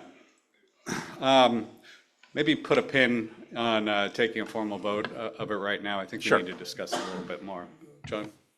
No, let's put a pin in it, and my apologies to the other sister state agencies that I failed that were in the room. So that does get the voting membership, that proposal might get the voting membership down to too small a number. Whatever Suzanne wants, DWR is going to go for, so. Katie, go ahead. Yeah, well, I had a similar question / concern, I guess, just about like KUA being a non-advocacy organizations when it comes to like legislative language and that sort of thing. So I don't know but if too many people abstain, do we not have a quorum? Tim? I'm kind of the mind that the more we get to abstain, the more power I get. So keep it up, guys. No, just kidding. Well, maybe something that we could do, because I had a similar, like technically, if I'm supposed to be voting on anything that could be considered legislation, I need to go to my Board of Supervisors first, and that's just representing my county, not all local government, which I think I do on this body. So maybe there could be some language in this that's very clear that we're sort of representing our own opinions, like, this is what Sierra thinks as someone who's attended all these meetings and not necessarily the opinion of every local government in the state of California, so. I love all the input. But I think, John, you hinted at it earlier on. I think the way we've set this up was that everybody pretty much has an equal vote, right? Except for one, and it's the chair. And that vote is only to break a tie, essentially, right? Because we have 26 members. So the chair would have a vote of 2, basically. And I only bring this up is because we also need to meet quorum. And so when folks want to abstain, and we're talking about other agencies, there are 8 agencies in this 26 member. That's a big chunk of the membership. So I don't want the agencies to abstain too far. So I understand if there's some conflicts, folks may want to abstain, but we still need to hold a quorum for our meetings if we're going to have substantial work being done during our meetings. So, perfect. Okay, good. Yes, Laura. So when I completely understand their hesitation, but I would want to know what they think. Just because at times we're going to be making recommendations that will affect their agencies or will be, because then we're just going to vote for DWR and the State Water Board to do everything. So I think. Another very good point, Laura. Thank you. I think I would want to know if they have concerns about some of the things. So I think, and I think they've been really good at voicing their concerns, before there's a vote. So I understand their hesitation, but I personally would want to know how they're hearing the stuff, the information. And well, just to respond to that, I do think that this is the venue to have those conversations where you can have that feedback in the room. So there's a difference between providing feedback versus maybe making a formal recommendation or a decision, and something to obviously talk more about. John. So let's set that aside. Thank you for the confidence in state agencies to to participate, and I'm sure that Andrew and my sincerely our hesitation was out of respect for our local partners. But let's set that aside. if you could go back to the, thank you, something completely different, fortunately. And maybe it's implicit and I'm just, again, new guy asking dumb questions, but I would assume that between now and the straw poll in July, the working groups are gonna meet.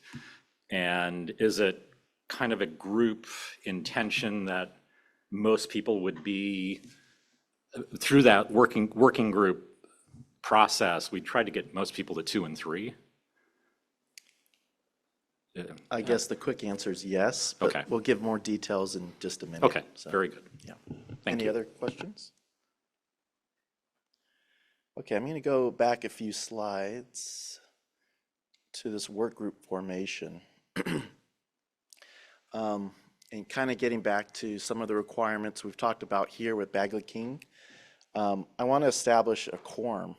So I would like to make sure that everybody who's here is here. If you could just say your name and your agency and just count down 1, 2, 3. Okay, so we know we have at least a quorum here. So Nate, can you start? Sure. Nate Ortiz, Governor's Office of Emergency Services, 1. Katie Landau, Cali, PA, 2. Laura Ramos, California Water Institute at Fresno State, 3. Katie Ruby, California Urban Water Agencies, 4. Tim Worley, California Association of Mutual Water Companies, 5. Justine Massey, Community Water Center, 6. Jason Colombini, Ag, 7. Sierra Ryan, Santa Cruz County, 8. John Andrew, DWR, 9.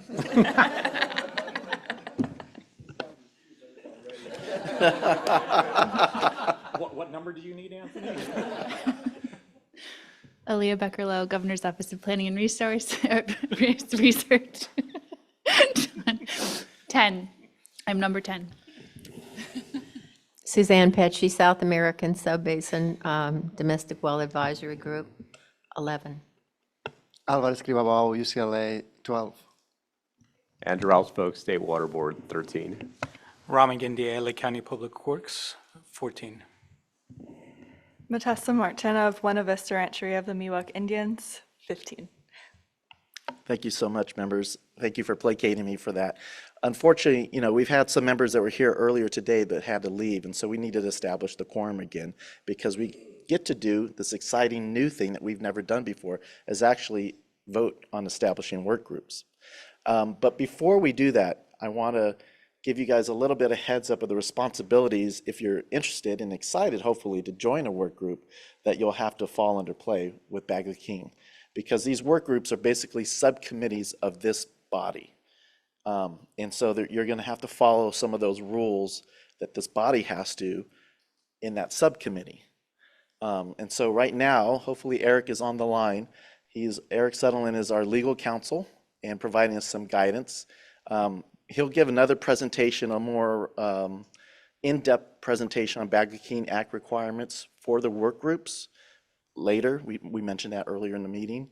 But at least for now, we want to give you an idea or a flavor of some of the responsibilities you might have to take on if you're going to join one of the work groups. With that ominous description, don't worry, it's going to be fine. So, Eric, are you on the line? I am. Can you hear me? Yes, we can, Eric. Please go Good ahead. afternoon. It did sound ominous, but it's just more informative. The thought is, as Anthony mentioned, that as you as a group, as a large group, decide to establish these work groups, they are going to be treated as subcommittees. And all it means is that the Bagley King Act now applies to a smaller group. So really it becomes just to emphasize, it's a numbers game. Some of the conversations that you've had as such a large group, they've most likely, even though I'm not aware of all the conversations, have been okay because it's easy to stay under a quorum when you have 26 members. But as you establish these work groups, I just want to keep in mind that, if you have 5 or 7 or 9, now the numbers to establish that quorum are less. So let's just use an easy number of 5. Now, if you talk with 2 other members, you've reached that quorum, you've hit a serial meeting, and it's not in compliance with the Bagley-Keene Act. So it's just, the thought is these work groups, hopefully they're easier for you all to meet and to meet more often. You'll have that chance to meet remotely. And, obviously scheduling something with 5 to 7 to 10 members is a lot easier than 26. So whatever the number of meetings it is, hopefully it's a lot easier, but those conversations, and this is something that I can talk about more as you establish these work groups, and we kind of have an introductory meeting, is that the conversations are going to have to be careful with who you have outside of those subcommittee meetings. So again, like if you have a sub work group of 5, talking to only one other person is probably recommended, just so you avoid that serial meeting prohibition. So it's just, and then obviously as well, if you have a subcommittee of 5, you need at least 3 people to meet. So if you are going to join a work group and you'd like to become a member of one, then obviously the obligation is that you do meet, because if you have a smaller number, your attendance obviously becomes a lot more important. But I'm only offering that not as far as like professional obligations or your professionality. It's more of just reminding you of the numbers game when it comes to Bagley-Keene. That's all I had. I don't know if I'll leave it up there, and then just kind of an overall. This is something that maybe as the work groups meet, I've not been to one of your meetings, and I think this is probably the first time that you've even seen my name. But to the extent that any of you do have questions with regard to Bagley-Keene and who you can talk to and how many people and all that sort of thing, I just want to let you know, feel free to reach out to Julie or Anthony, and they can pass that question off to me, and we can make sure that you feel comfortable. Thank you. Thank you, Eric. Anybody have any quick questions? Tim? This is Tim Worley with Cal Mutuals. Just a question, or I think a comment, just to confirm my understanding. To take your example of a 5-member subcommittee, one person talking with one other person is fine, but if that same person talks to a third person, not at the same time, but in sequence, that's still a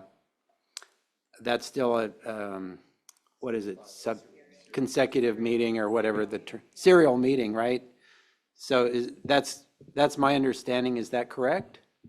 You are correct. So that's just I think as I got invited to talk about this, I think that was just kind of the biggest of note.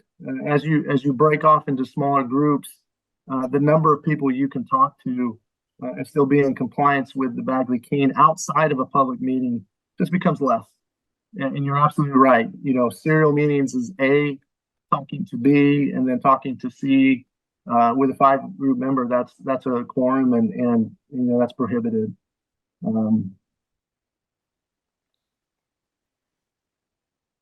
Great. Any other questions? John? With the concession that I think most of my questions today, you've already anticipated that they'd be answered later. I'll try nonetheless again here. But if we have multiple working groups, and I assume multiple people, so you may serve on more than one working group. So do we get into some complications there where we're kind of setting people up to actually have serial meetings, or whatever we want to call it? This is the complication with the Bagley-Keene. It's a pretty simple law, but in the nuances and that sort of thing, it can start getting complicated. But I think an easy answer is, if you want to serve on multiple work groups, then what you need to do when you go to the other work group is make sure that you're not cross-pollinating the conversation as much as possible. I don't know if that's the right analogy, but make sure your conversations are focused on the focus area that you are in, and then as you move to the next one, make sure your conversation is focused on that as well. But it is important that you keep before you talk with someone, I think, as, especially in these smaller groups, I think it's just advisable to make sure that, you both are aware of who else you've talked to and that sort of thing, just to make sure. But, I don't know, I think I'm rambling now, but it's just that the best practice is to keep in mind is, especially as you break out into these smaller groups, just make sure the conversations are limited outside of that public meeting. Katie Liddell? Yeah, this is Katie Landau with Kelly PA. I understand the need to comply with Bagley-Keene. I do just want to maybe make the ask that we think about as these work groups are being formed. What's that feedback going to be between those work groups? Because I think it's going to be really to the detriment of the recommendations as they are further developed if we cannot have that cross-pollination conversation. Like we started off this morning, the topics are all related. So is there a way that we can have that further developed so we can have that cross connection? Yes. Okay, thank you. We'll go a little bit deeper into that. Anyone else? Well, I'm going to take Katie Ruby's aspect when we were talking about case studies and take more of a positive spin here on this whole topic.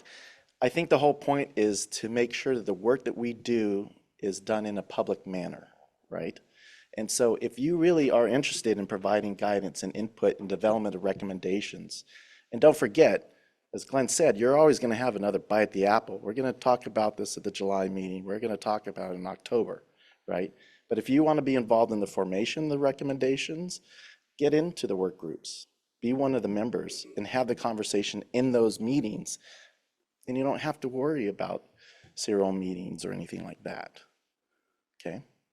And I just, sorry for interrupting, but I would just also say that as you do break up, if you're not on a particular work group, you can attend a meeting of a work group, of another work group. It's just that you can't participate in the deliberative or substantive discussions. You would just monitor it or watch it. And that's something that you could definitely take back with you into your own work group. So, you're not prohibited from hearing the conversation. It's just as you're dividing up, you just, unless you participate in all of them, you just wouldn't be able to participate. And the idea isn't trying to limit, participation. It's really about being able to meet as often as possible and to move these discussions forward as quickly as possible. Great. Anything else? Yes, Jason. Yeah, question, Jason Colombini, Ag. Could we have joint meetings between two of the work groups, or if it exceeded the quorum of the full group, would that not be allowed? You get the prize because that's one scenario we didn't think about yet. Thank you for that. I guess my off-the-cuff answer would be that maybe we wouldn't have those as joint meetings because the joint meeting would be this in-person meeting. So to cut to the chase to Katie Landau's question, each work group would report back to the larger group, the in-person group, to inform and have the discussions. So I think that intersection is here during these meetings. Eric, do you have any guidance on that? Yeah, I think I'd probably just agree, if you're going to get more than 14 people all together in a room under the DRIP group, then just have a meeting and not combine the two. But I will look into, if you've got a group of 10, 5 of each work group, then can you have a joint meeting? My assumption is that you can. You just have to notice it right. Nate, followed up by Tim. So Nate Ortiz, OES. So any Bagley-Keene meeting that we're having as a work group has to be in person. We have to have a quorum in person, right? So the quorum will be based on the makeshift, the membership of that work group. So if we have 7 folks that want to join, then we have to have at least 4 of those 7 to have the quorum for that work group. We could have a work group that has 3, and then you only need 2 members to make that quorum for that work group. But that quorum has to be in person in one location, right? I think Go ahead, Eric. Yeah, my understanding of where the law is right now, and it is a changing law, but for this year and for 25, for advisory bodies, which is this group, the DRIP Collaborative, as well as these sub work groups, that you can meet remotely. That you can all meet remotely. You can also choose a teleconference where a majority or a quorum meets in person. But right now, under the current law, an advisory body can meet remotely as long as there is a quorum present. You have to be on video. There's certain things that we could talk about to make sure that you do that. And there has to be a physical site with at least one staff present. But there is that opportunity for remote meetings currently. And that's the opportunity we're looking to take advantage of. Tim? Well, that anticipated my question, which is just that as a process, I was not recalling whether we have any virtual meetings of the full body between now and our next in-person meeting in July. We don't, right? Okay. Nothing scheduled at this moment. No. Okay.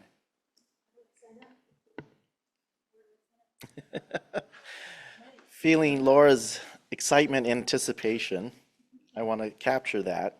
Any other questions? I mean, Eric, I think you're going to still stay on the line if there are any, but we'll move forward. I have a question.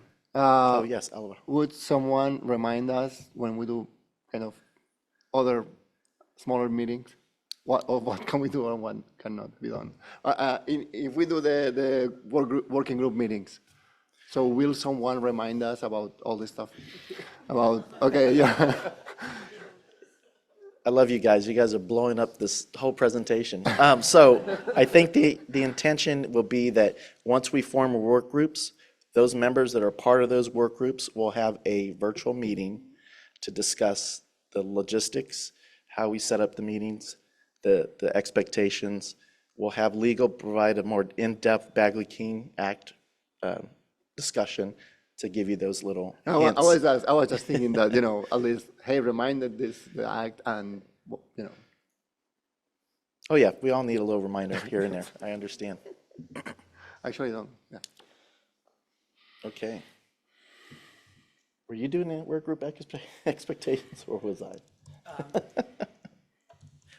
Sorry, we're totally audible. Yeah, so what you see up on the slide is just a simple summary of many of the things we've already said.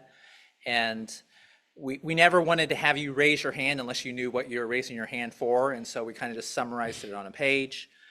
I think all we're going to do right now, is that right, Anthony? We're going to take a vote on whether work groups want to be formed, but we're not actually asking for volunteers for specific. Oh, we are? Okay.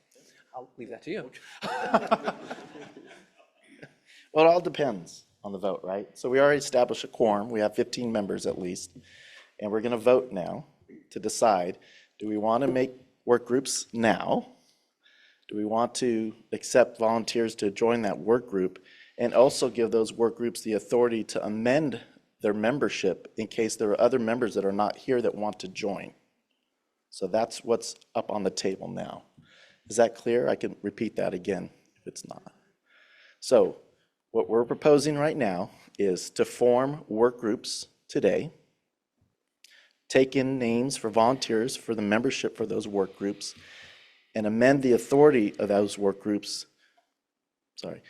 have the authority of those work groups to amend their membership to allow for other members that aren't present today.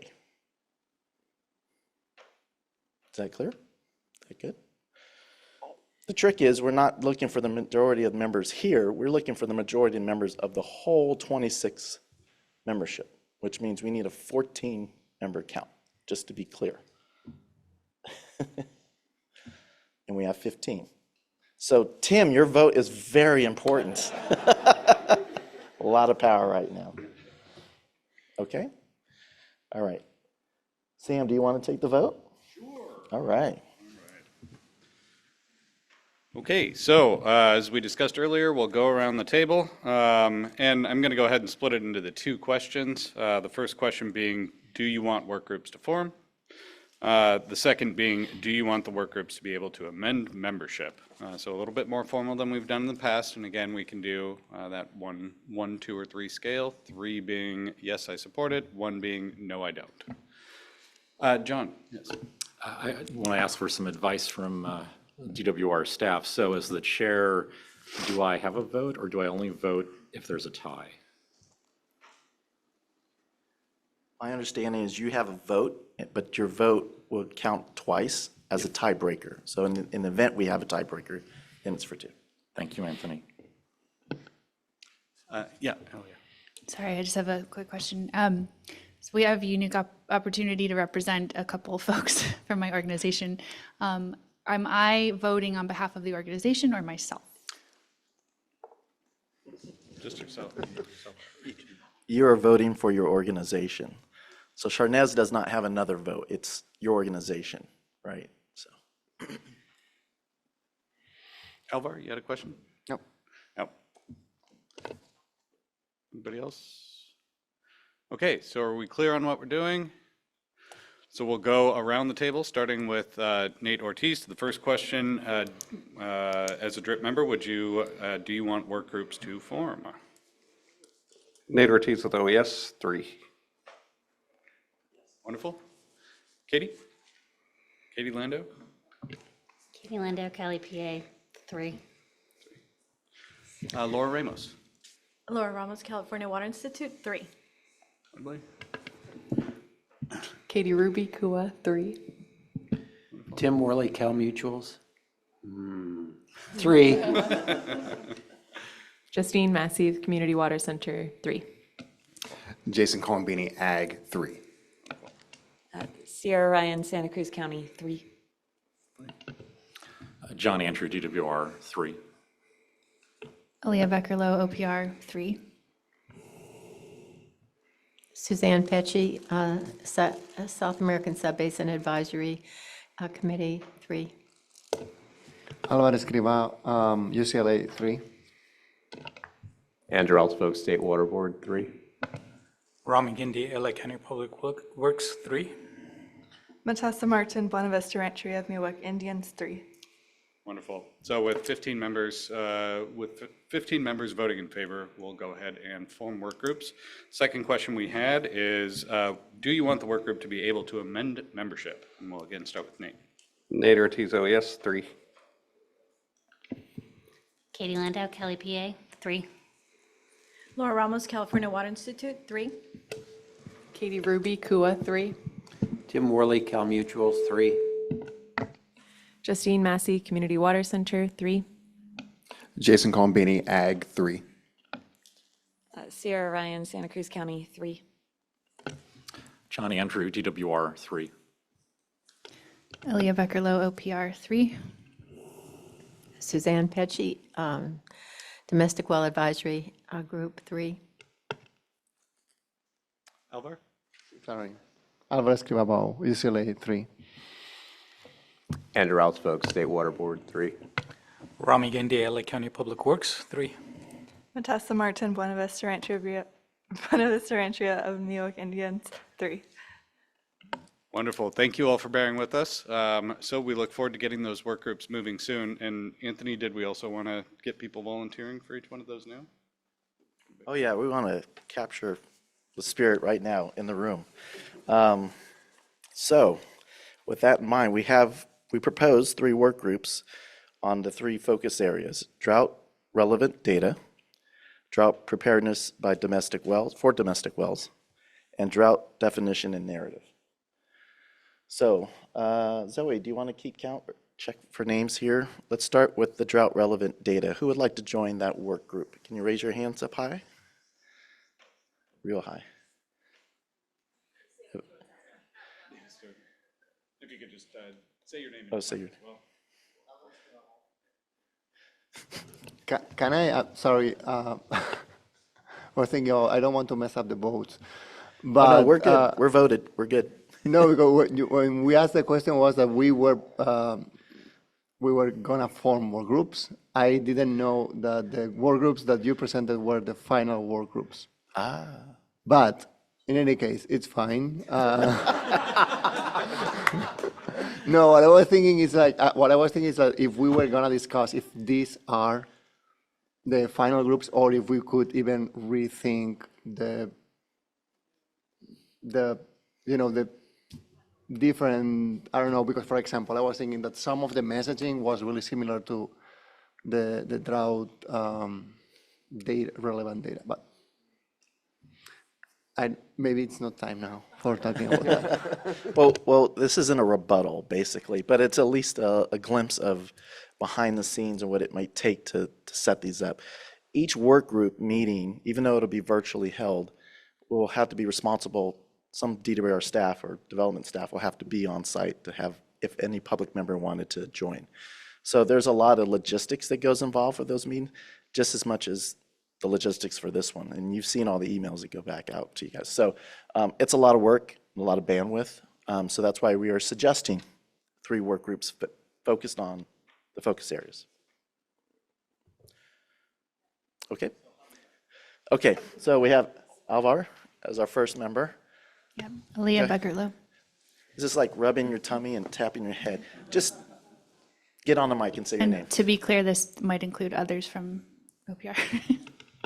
And it doesn't preclude the members to invite subject matter experts. The work groups don't have to be, like the selective group and that's it.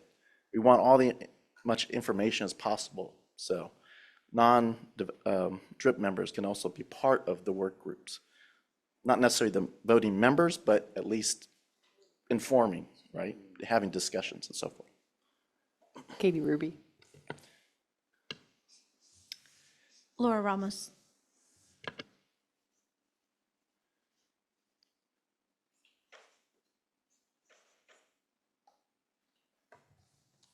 Okay, anyone else? And again, we voted on letting this group amend their membership as well, if somebody else that wanted to join. Next group, drought preparedness for domestic wells. Who would like to join that group? Justine Massey with Community Water Center. Thank you, Justine. Jason Colombini, Ag. Sierra Ryan, Santa Cruz County. Give him a second here. Okay, go ahead. Who's next? Suzanne Petchy, South American Subbasin Advisory Group. We got you, Suzanne. Andrew Outspoke, State Water Board. Thank you, Andrew. And Rami Gindi, LA County Public Works. And I just want to make a comment. I'm not volunteering for this one, but I think that because of some of the earlier comments, there could be a connection with some of our work at OPR. So I want to offer that because we have this amendment opportunity, we can have conversations about that when the time comes. Thank you.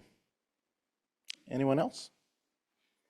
Okay, last group here. Can I have a question? Yes, It's sir. related to that. It's not about this, but I was thinking in the next group. So could a member of the DRIP be in a kind of auditing or non-voting in our group? So I think what your answer, or what your question is. My question could is a that I DRIP will- member be that's not part of a work group, provide input in the work group? Somehow like that, yeah. As an expert? Eric, are you still on the line? I am. So there's My two. question, I'm sorry. Go ahead, Eric. Yes, well, hopefully I'm answering the question, but, so one, as a non-work group member, whoever that you is, can attend the meeting. You're just not going to be part of the substantive discussion. You kind of monitor it. So that is totally okay. And in fact, we'll probably notice these meetings and saying, that there may even be a quorum of other DRIP members present, but they will not be participating in the discussion. It's something to that effect, just so the public knows. Then if for some reason, I don't know, this kind of starts getting a little bit funky, but I actually think this is all okay as well, that if for some reason your group, if you're not part of that sub work group, but the entity that you represent would like to feed into that, would like to provide information to, you can be put on the agenda. And you could provide that sort of presentation. So I think that would also be an opportunity as well. Wait, sorry, can you clarify that? Did you say that members from our organization could present to the work group that we're not members of? You know, I will, I'll confirm this, but I think as long as you put it on the agenda, I think that would be all right. So, you know, because this is the unique thing is all of your agencies, you know, obviously care about all of this. And so maybe your agency has information that would be useful to a work group. And so I wonder if you could be, even though you're a DRIP member, if you're on the agenda, could be a subject matter expert or could be someone that feeds into that during one of the meetings. Did that That's answer? the uniqueness of this group. It's an advisory group that, you know, where all your agencies have specific information. So, you know, we can play that out a little bit, but I think that might be an opportunity. Can I just explain my position? I don't want to feel.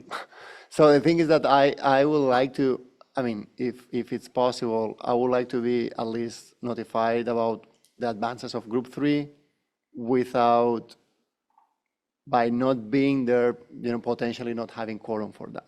You know what I mean? Like, I don't know if I have time for that. So I have time for Group 1, but I'm interested in Group 3, but I don't want just to be there just because I don't want you not to have quorum because I'm not there. No, I understand that, but I'll give you a reminder that every work group is supposed to come back to the bigger group to inform, right? And to provide, getting input from the bigger group as well, so. Cool. Yeah. Thank you. Any other questions? So Leah? sorry. So no apologies a needed. question about the amendment process. I assume that includes not just adding members, but we can also remove ourselves from the group.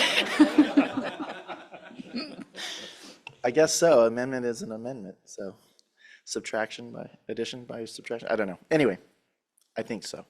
Yeah, we'll leave it up to the work groups. So just a note that both Emily and Catherine, who had to leave, expressed interest in being on this. So just making sure that they'll be notified that this is happening so they can volunteer themselves. Yeah. Anything else? Anyone else? Nope. Okay. Last work group. Drought definition and narrative. Who would like to join that one?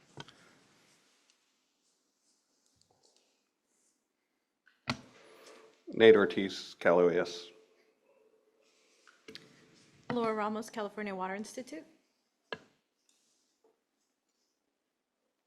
Katie Ruby, KUA. Tim Worley, Cal Mutuals.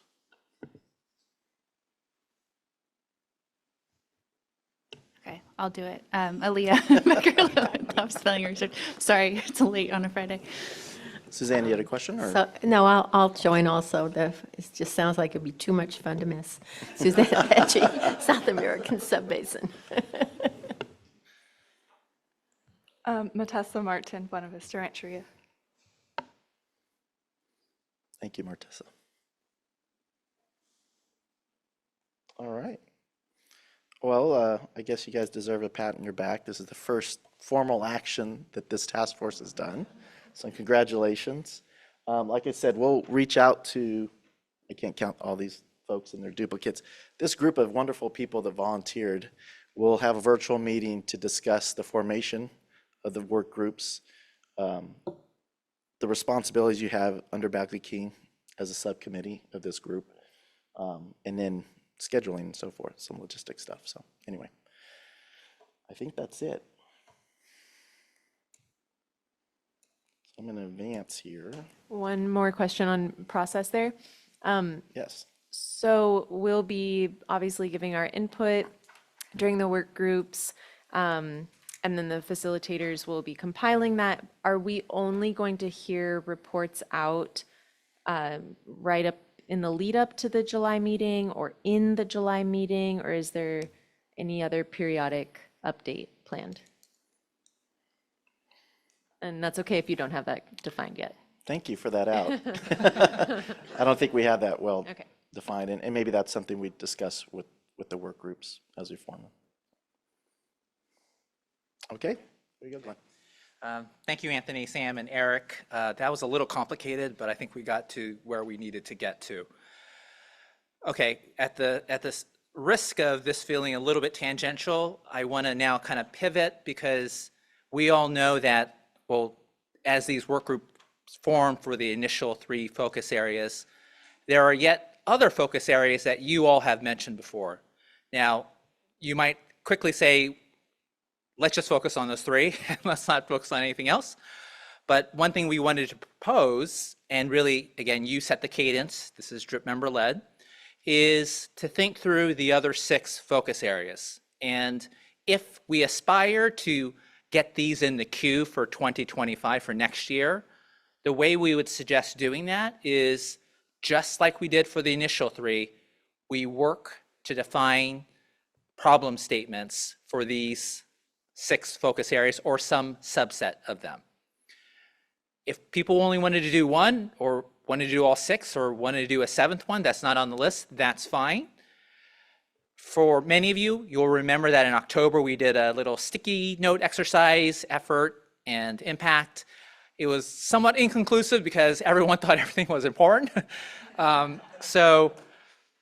But as we've talked, and as Sandy, the commissioner, talked this morning, that white paper, for example, talked a lot about decreasing the ecosystem impacts of drought, right? That was one of the key focal points of that white paper. And so it's kind of teed up nicely for us if we wanted to do it. But there are other really great topics up here, but the challenge is they're broad, right? We would have to put real work in to narrow the scope of some of these things. Ideally, we do that and have a working problem statement by end of October. That would, just like this last year, queue them up so that a year from now, we could have this conversation on recommendations for the next tranche of focus areas. So it would just essentially lag this year's. Okay, hopefully that was clear. Does anyone have any comments on any of these 6? You know, want to make an impassioned plea that, boy, we really should be focusing on this? Anyone want to speak to any of these 6?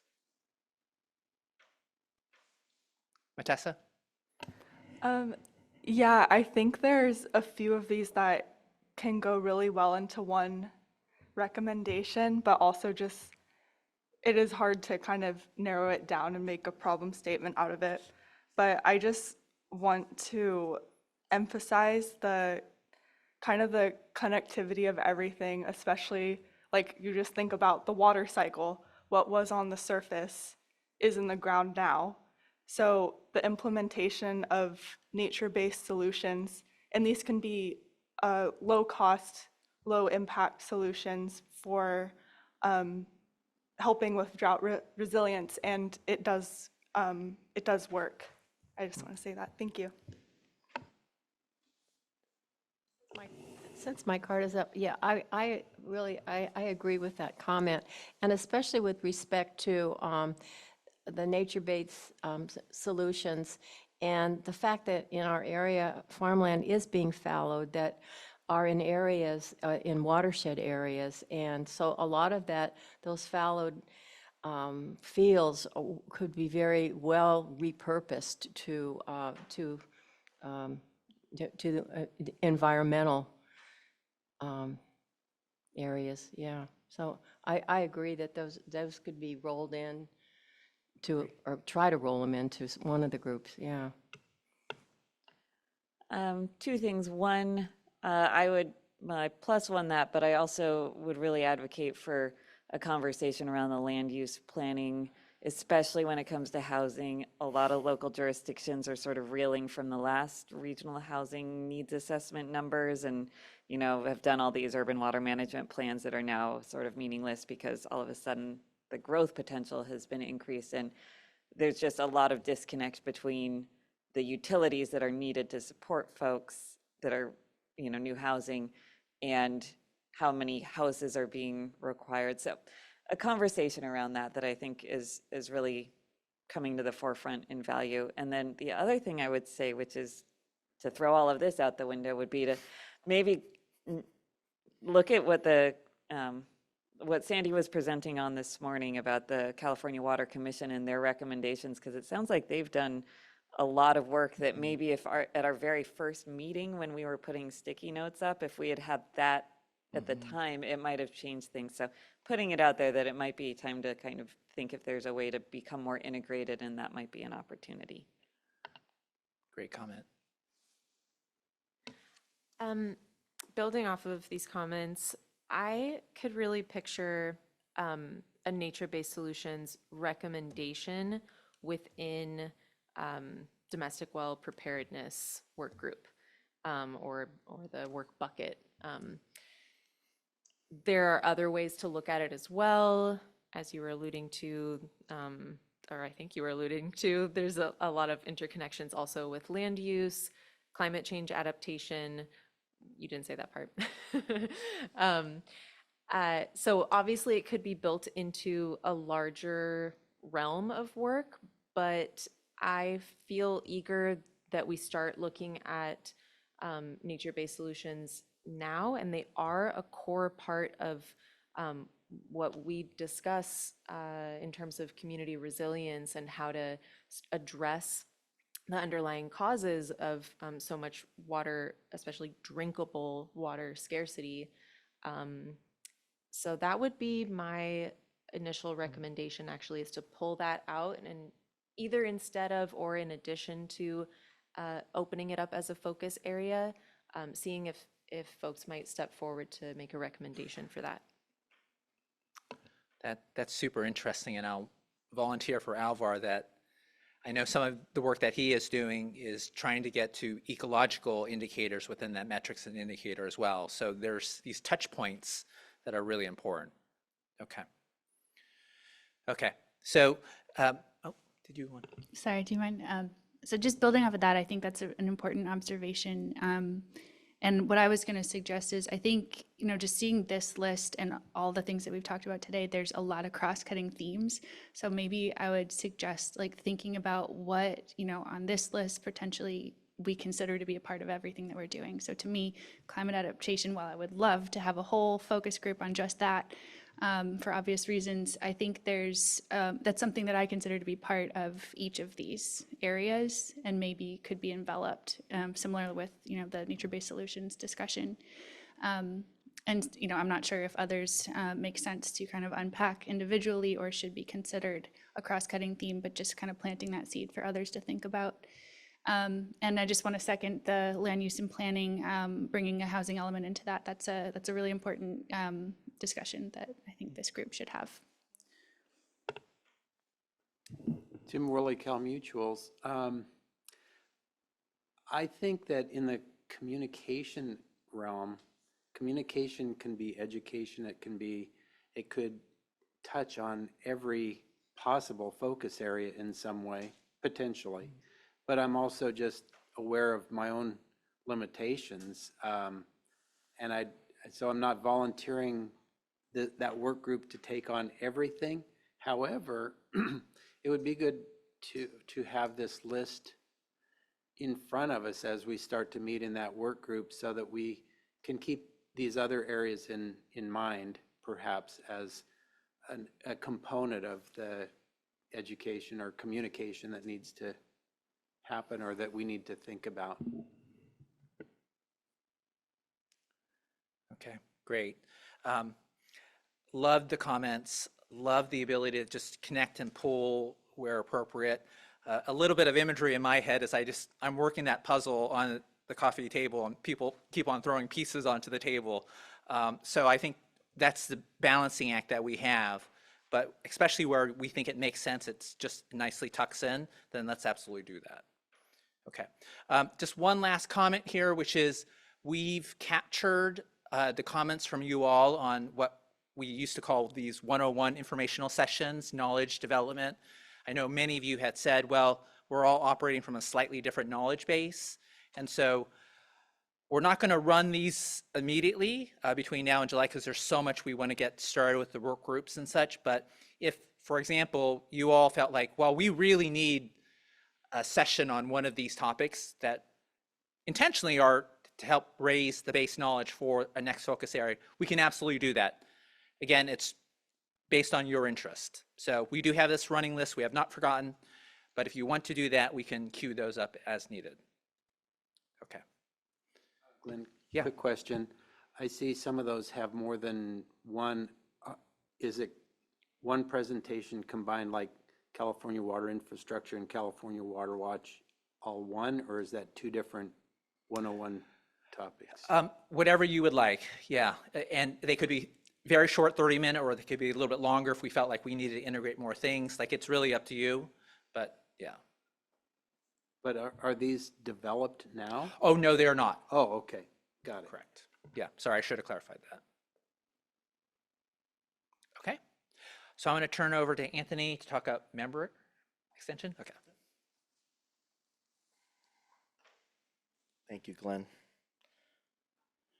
Okay, I'll take a breather. We're going to change perspectives here. If you recall, back in, 2022, when the DRIP Collaborative was being implemented, right? And there was a call out for people to join and so forth. The call out was for a 2-year membership.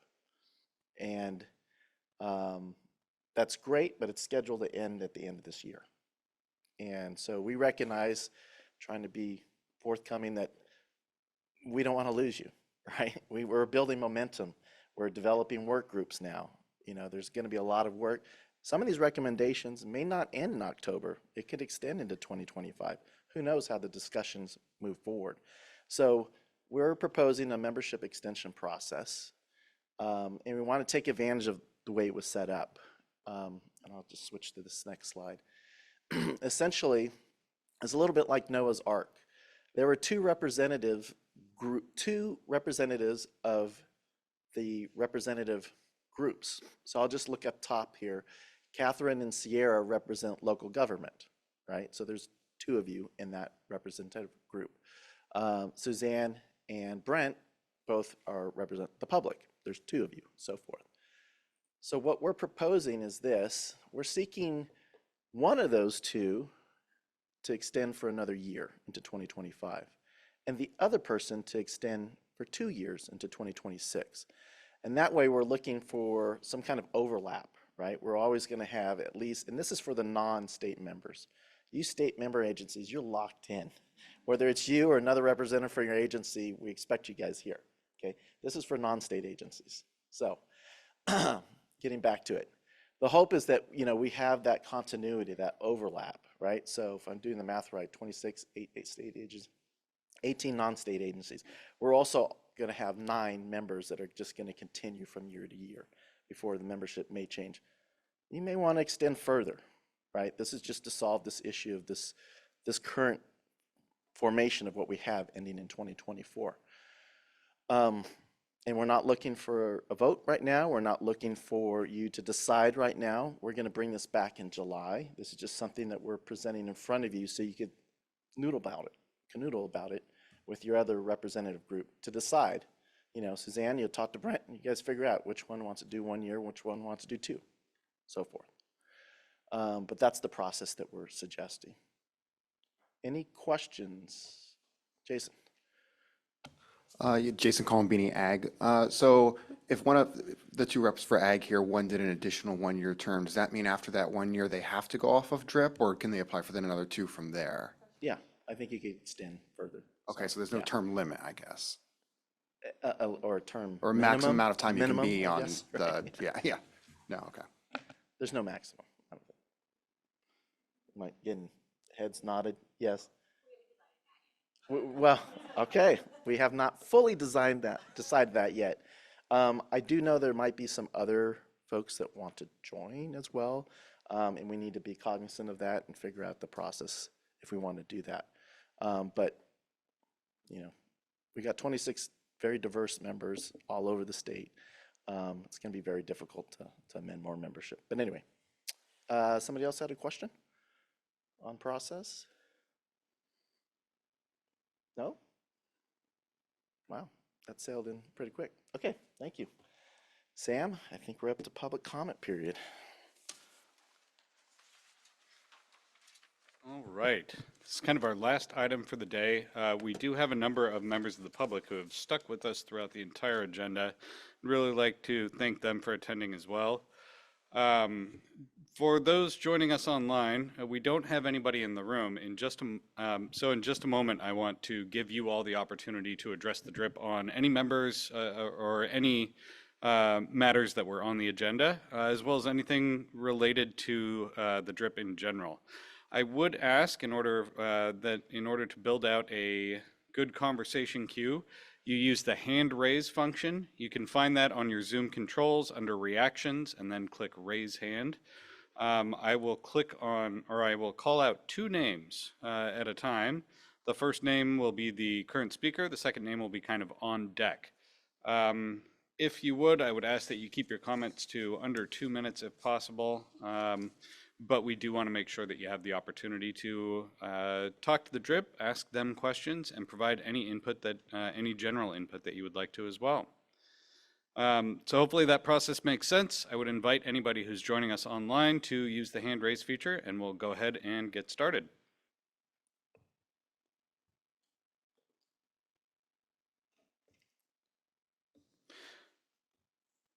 While we're doing that, I noticed one question from Angela Eilis. What were the title of the 4 work groups? So there's actually 3 work groups that have been established. That includes the drought relevant data work group, domestic wells, and drought definition and narrative. I do see that you also have your hand up, so go ahead and unmute Angela, and feel free to make your comment. Thank you so much for clarifying on the working groups. And to all members, my name is Angela Islas. I am the Water Projects Coordinator with Central California Environmental Justice Network, CCJN for short. I just want to appreciate the full discussion today. This is my first DRIP collaborative meeting that I am attending. And just want to make sure that on a certain item related to drought preparedness for domestic wells, I mean, this is something that I'm hoping that I didn't miss throughout the long day. And definitely thank you all members for your tremendous work on the recommendations. But I do want to just highlight real quick about eligibility for domestic wells in the cases of programs that are able to support with some of the wells that are impacted by either drought or even water contamination. I know that that's been a little rocky here in the last couple of years, and especially for our organization supporting a few communities that have faced these impacts. It's something that is pretty vital and of concern for many communities that we're working on the ground with in terms of eligibility to be able to have a new well or to have their well drilled to be able to have access to the water resources in their area. So just wanted to make sure that, 1, I didn't miss that throughout the long discussion today, but 2, to just kind of bring that to the attention of the working group that's going to be working on that item. But other than that, I just really want to appreciate the work that you all are doing in ensuring this vital access for communities that are still impacted in drought, as well as, making sure that they are accessing these resources as best as possible. So appreciate the time, and thank you for allowing me to be able to public comment today. Wonderful, thank you. Any additional comments from members of the public? We'll leave it open for just a moment here.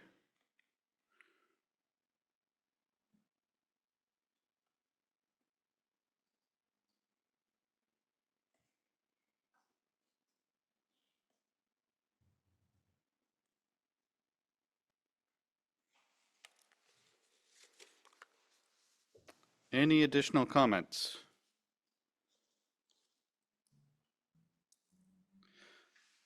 Okay, well, thank you very much, members of the public, for joining. As with all of the DRIP meetings, we'll make sure that a recording of the session as well as presentations are posted to the DRIP website following the meeting. Before we close out, I wanted to run through a couple of action items, and then I'll turn it back over to Anthony and John for any closing comments. For DRIP members seated around the table, in your meeting packet, you have a meeting evaluation form. If you wouldn't mind filling that out, it should be quite brief, but we always want to hear how we did and to see if we need to make any improvements before the next session. So I really encourage you to take a very quick look at that. You can also email your responses in if you don't have time to fill it out today. A couple of other quick assignments and action items that we had as well. Related to the work groups, as Anthony mentioned, we will be holding a virtual meeting with each one of the groups to give you a more thorough understanding of Bagley-Keene requirements as they apply to each one of your groups. So expect to see communication and an invitation to that. I have actually several for Eric, legal counsel for DWR. Eric kindly offered to follow up on whether member organizations can have agenda items even if they aren't necessarily on that specific work group.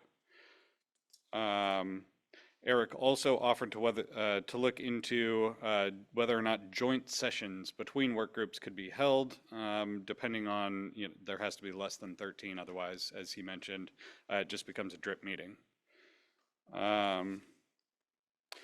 If you have additional topics for the list of 101 topics that Glenn shared, please make sure to bring those no later than the July meeting so we have a good sense of what you'd like to hear about this year. And finally, oh geez, sorry. I think that may have been it. That was the extent of the assignments that I had. Zoe, Julie, or Glenn, did you capture any additional action items or assignments? You have your worksheets. Just oh, thank you. Please give those to us before you depart. Yeah, the worksheet for the recommendations. If you have those filled out, please make sure to hand them in before we leave. Anything else? No? All right. Let me hand it over to Anthony and John for any closing comments. Yep. Yeah, before John gets an opportunity to close this out, I just wanted to thank everybody for their attendance. It ends up being a long day. We always have a packed agenda, but your enthusiasm, your spunkiness, we really appreciate it. So thank you again. John? Well stated, Anthony.